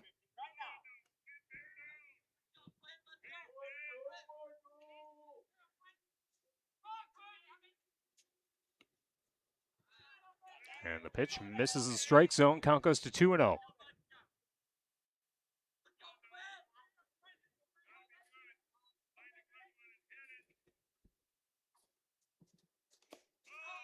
That one's in the dirt for ball 3. Great stop by the catcher for Prairie du Chien. Holding the runners put at the bases.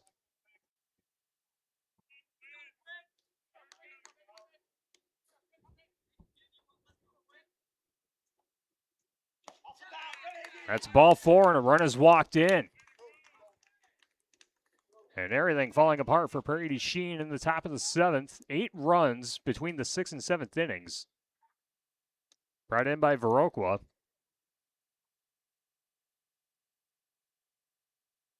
And Prairie du Chien going to talk things over on the mound once again. 11-2. Viroqua in front of Prairie du Chien in game number 2 of the 16U regional tournament.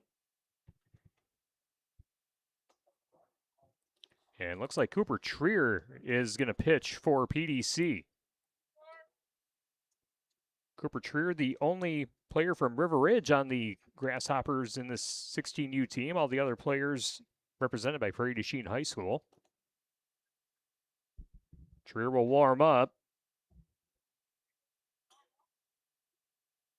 and try to keep it an 11-2 score with 2 out in the top of the 7th inning.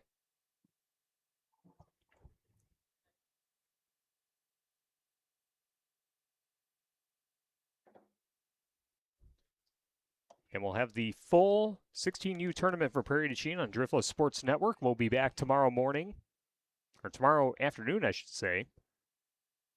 1 o'clock, the first pitch. Likely going to be Prairie du Chien taking on Fenimore. Game number 2. Prairie du Chien number 41, Cooper Trier.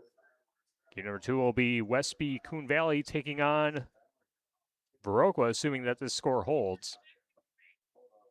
And then whoever wins the first game plays the loser of the second game tomorrow in the nightcap at 6 o'clock.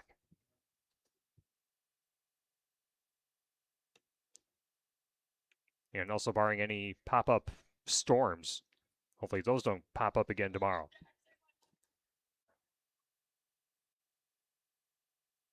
Now batting for Viroqua, the catcher number 2, Jackson Elliott. Trier deals the first pitch and finds a strike zone for strike one.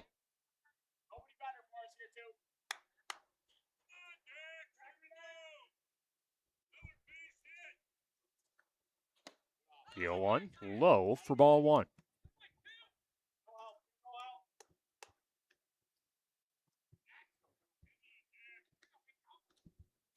Daxton Elliott, the catcher, at the plate. And that one gets away. And another run comes in for Viroqua.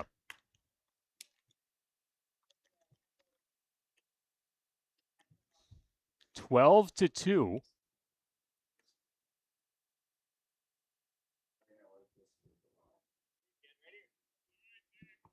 Runners at second and third after the wild pitch by Cooper Trier.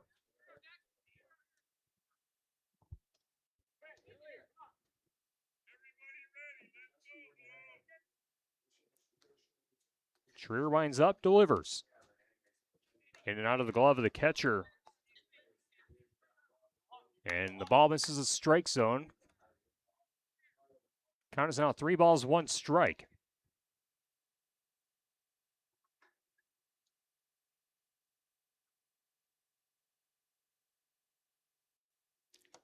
Trier deals, it's low. And Trier loads the bases. A 5-pitch walk.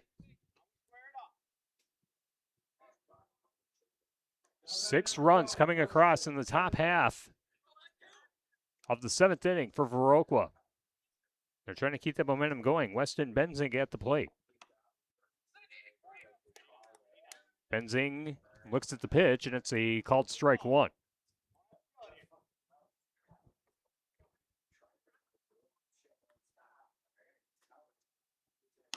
The 0-1 swung on a miss for strike two.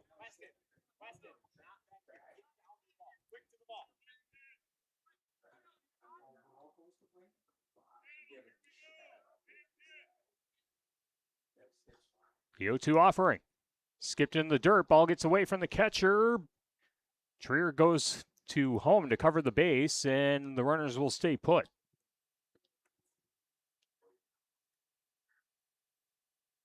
One and two the count. Bases loaded with 2 out. A 12-2 lead for the Viroqua 138ers on top of the PDC Grasshoppers. The 1-2 way high goes to the backstop, and once again, Trier has to sprint to home plate. The runners stay put on the base paths, as PDC pitchers have had a hard time with command since the rain delay.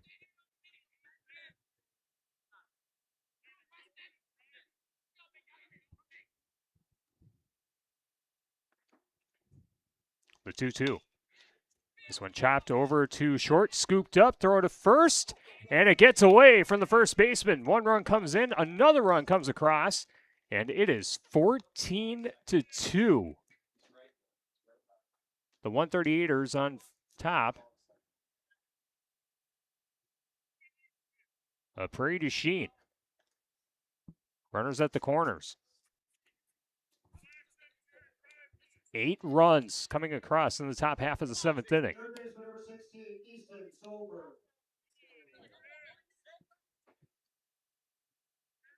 When it rains, it pours, and Viroqua pouring it on. First pitch fouled off. Count is 0-1.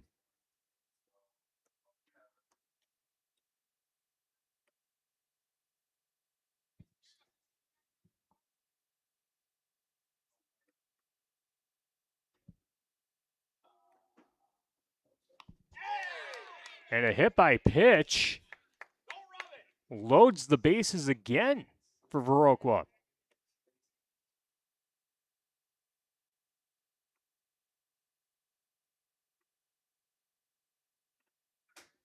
First baseman number 20, Caden Williams.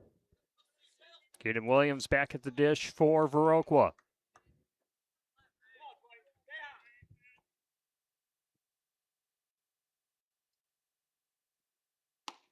First pitch, called strike, snap throw to third, ball gets away. And sprinting home is Daxton Elliott. He will touch home plate safely. It's 15-2 Viroqua on top of PDC.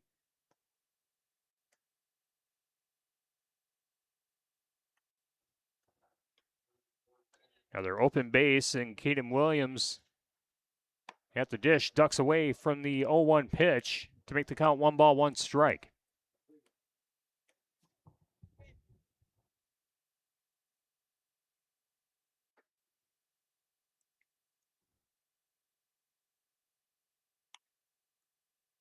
And another hit by pitch loads the bases for Viroqua.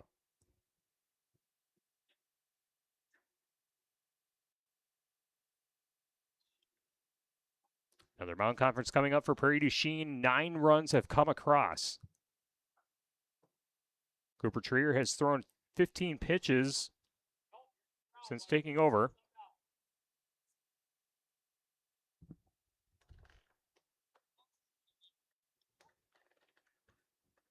And it appears we will have a new pitcher for Prairie du Chien.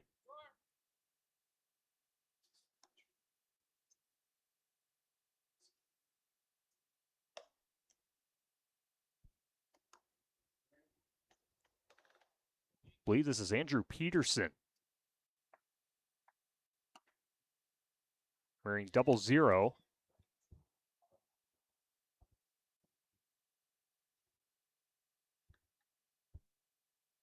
Again, feels very reminiscent of the first game that we had today when Westby Coon Valley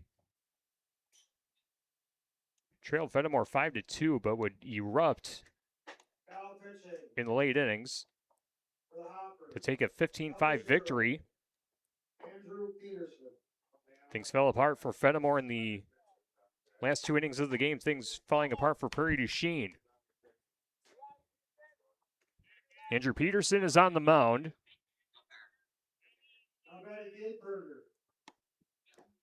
Gabe Berger looks at the first pitch,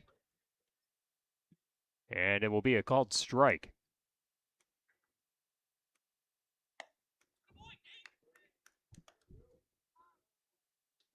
And that pitch misses the zone. 1 ball, 1 strike, bases loaded. 2 out, and this is fouled off. We'll do it again.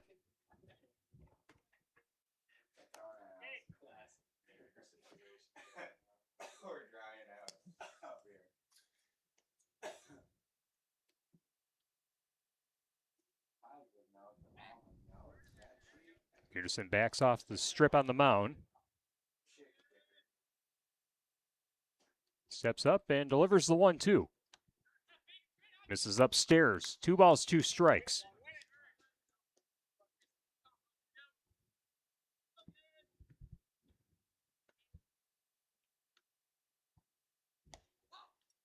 The 2-2 misses the strike zone. Count goes full. 3 balls, 2 strikes. Bases loaded, 2 out. 15-2. Viroqua on top of Prairie du Chien. And this one ripped for a base hit in left field. 1 run comes across. An RBI single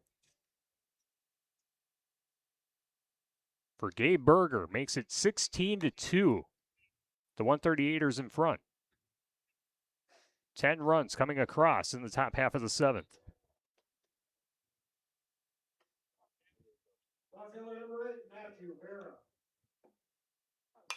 And Matthew Berra with a hard hit in and out of the glove for the shortstop. Collects it, throws to first. And it's going to be in time for the out.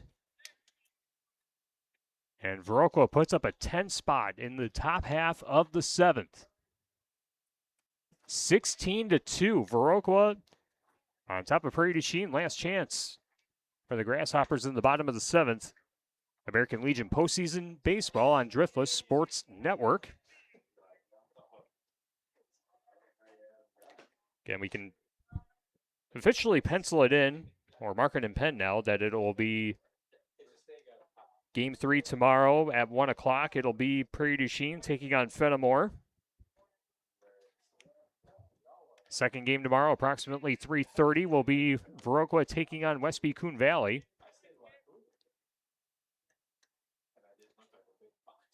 And then the nightcap tomorrow night, the winner of Game 3 takes on the loser of Game 4 to decide who plays for the regional title on Saturday at 2 o'clock.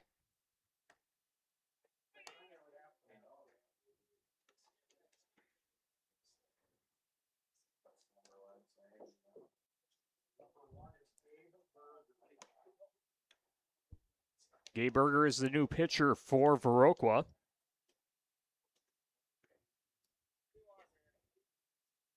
Taking over for Benzing, who ran out of pitches, threw 108 pitches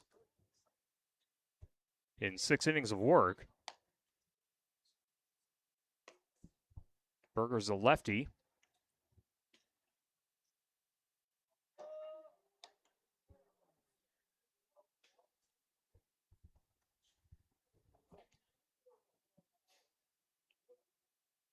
Looks like it'll be Zachary Quick leading things off for PDC in the bottom of the 7th. At the bottom of the 7th for the Hoppers, catcher number 8, Zach Quick. Zach Quick, the catcher. Dusts off home plate. Steps in the box and awaiting the first pitch from Gabe Berger.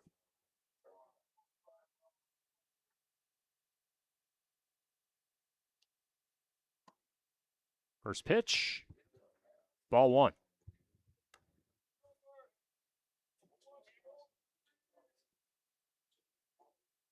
American Legion postseason baseball after dark on Driftless Sports Network. 1-0 pitch.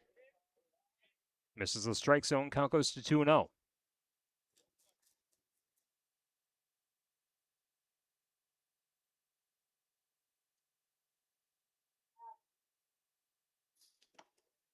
And the 2-0 pitch misses the strike zone to make the count 3-0.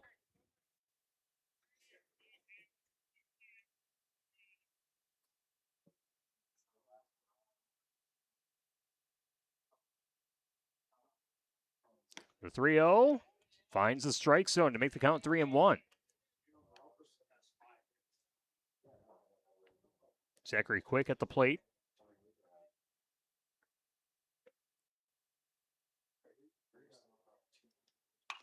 And Quick slaps this one over to the first base side in and out of the glove and scooped up and tagging first base for the first out of the inning.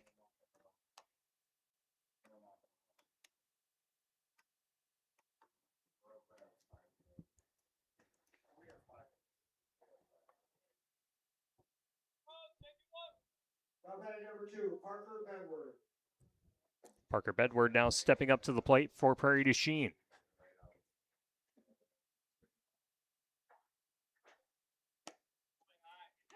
Backs away from the first pitch, but the umpire calls it a strike anyway. Count is 0-1.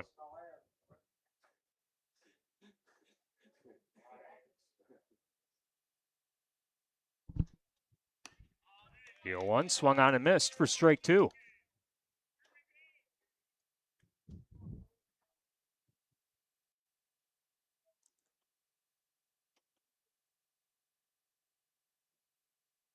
The 0-2 pitch. This one lined to left field and will be caught. Nice catch.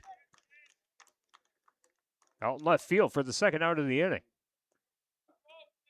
PDC down to its last out.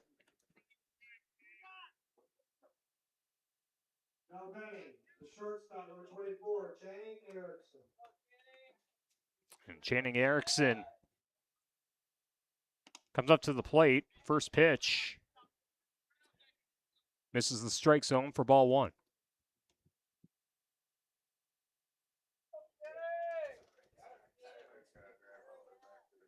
Other Legion scores we can tell you about: Westby over Fenimore earlier, 15-5. The Grasshoppers defeated Stoddard 12-2 in 19U action.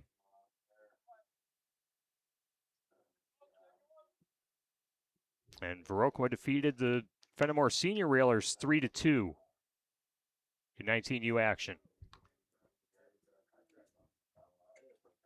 1-1 the count to Channing Erickson. 2 out, nobody on. Bottom of the 7th, 16-2 the score. And the 1-1 misses low for ball 2.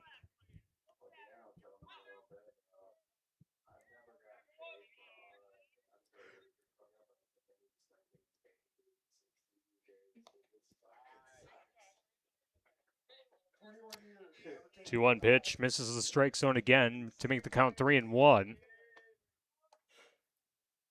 Erickson 1 ball from reaching base and extending the inning for PDC.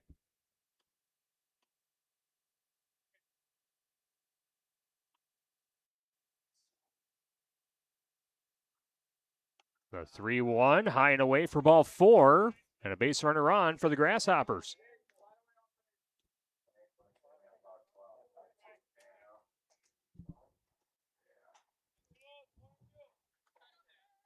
Jake Houston making his way to the plate for Prairie du Chien. Now batting the DH, number 21, Chase Houston.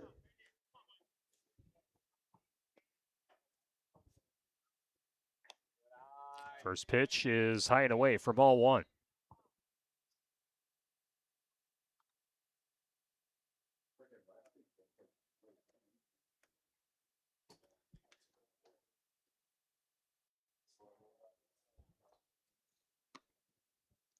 One 0 pitch, misses away for ball 2.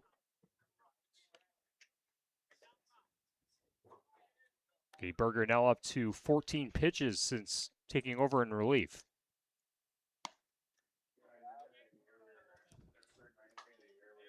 And the 2-0 pitch misses high and away for ball 3.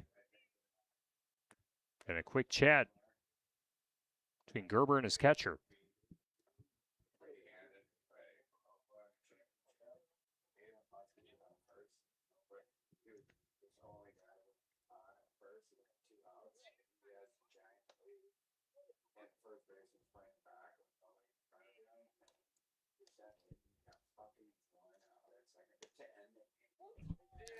And the 3-0 is going to be a strike.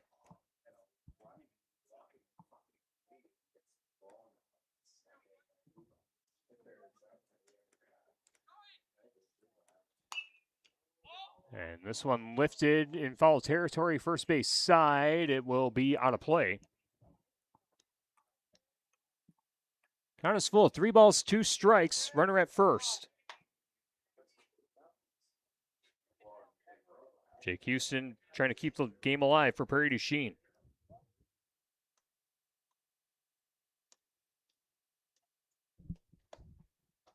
Payoff pitch. A called strike 3. Got him looking. And that will do it. The final score, Viroqua 16. Final score, Viroqua 16, Prairie du Chien Grasshoppers 2. Prairie du Chien 2. Prairie du Chien will be playing Fenimore at 1 o'clock tomorrow afternoon. At 3:30. So we know the game's tomorrow. It'll be Fenimore taking on Prairie du Chien in game number 1 at 1 o'clock. Game number 2 at approximately 3:30 will be Viroqua taking on Westby Coon Valley. And based on the outcomes of the first 2 games, that will determine who plays in the 3rd game of the day tomorrow on day number 2, the 16U Regional here at Prairie du Chien. Thank you to the entire staff here at Dillman Memorial Field for helping with our setup here tonight. Thanks again to all of our sponsors who help us bring high school or American Legion baseball to you. And thank you for staying up late and watching along with us on DSN on both YouTube and Facebook Live. Once again, the final score of game number 2, 16-2. Viroqua defeats Prairie du Chien. In game number 1, 15-5. Westby Coon Valley defeating Fenimore. And we'll be back tomorrow at 1 o'clock for game number 3 between Fenimore and Prairie du Chien on American Legion postseason baseball on Driftless Sports Network, powered by Subs and sponsored by Pizza Ranch of Prairie du Chien. From the press box along the third base side, I'm Tyler Dictanis. Thank you so much for joining us. Good night from the island in Prairie du Chien.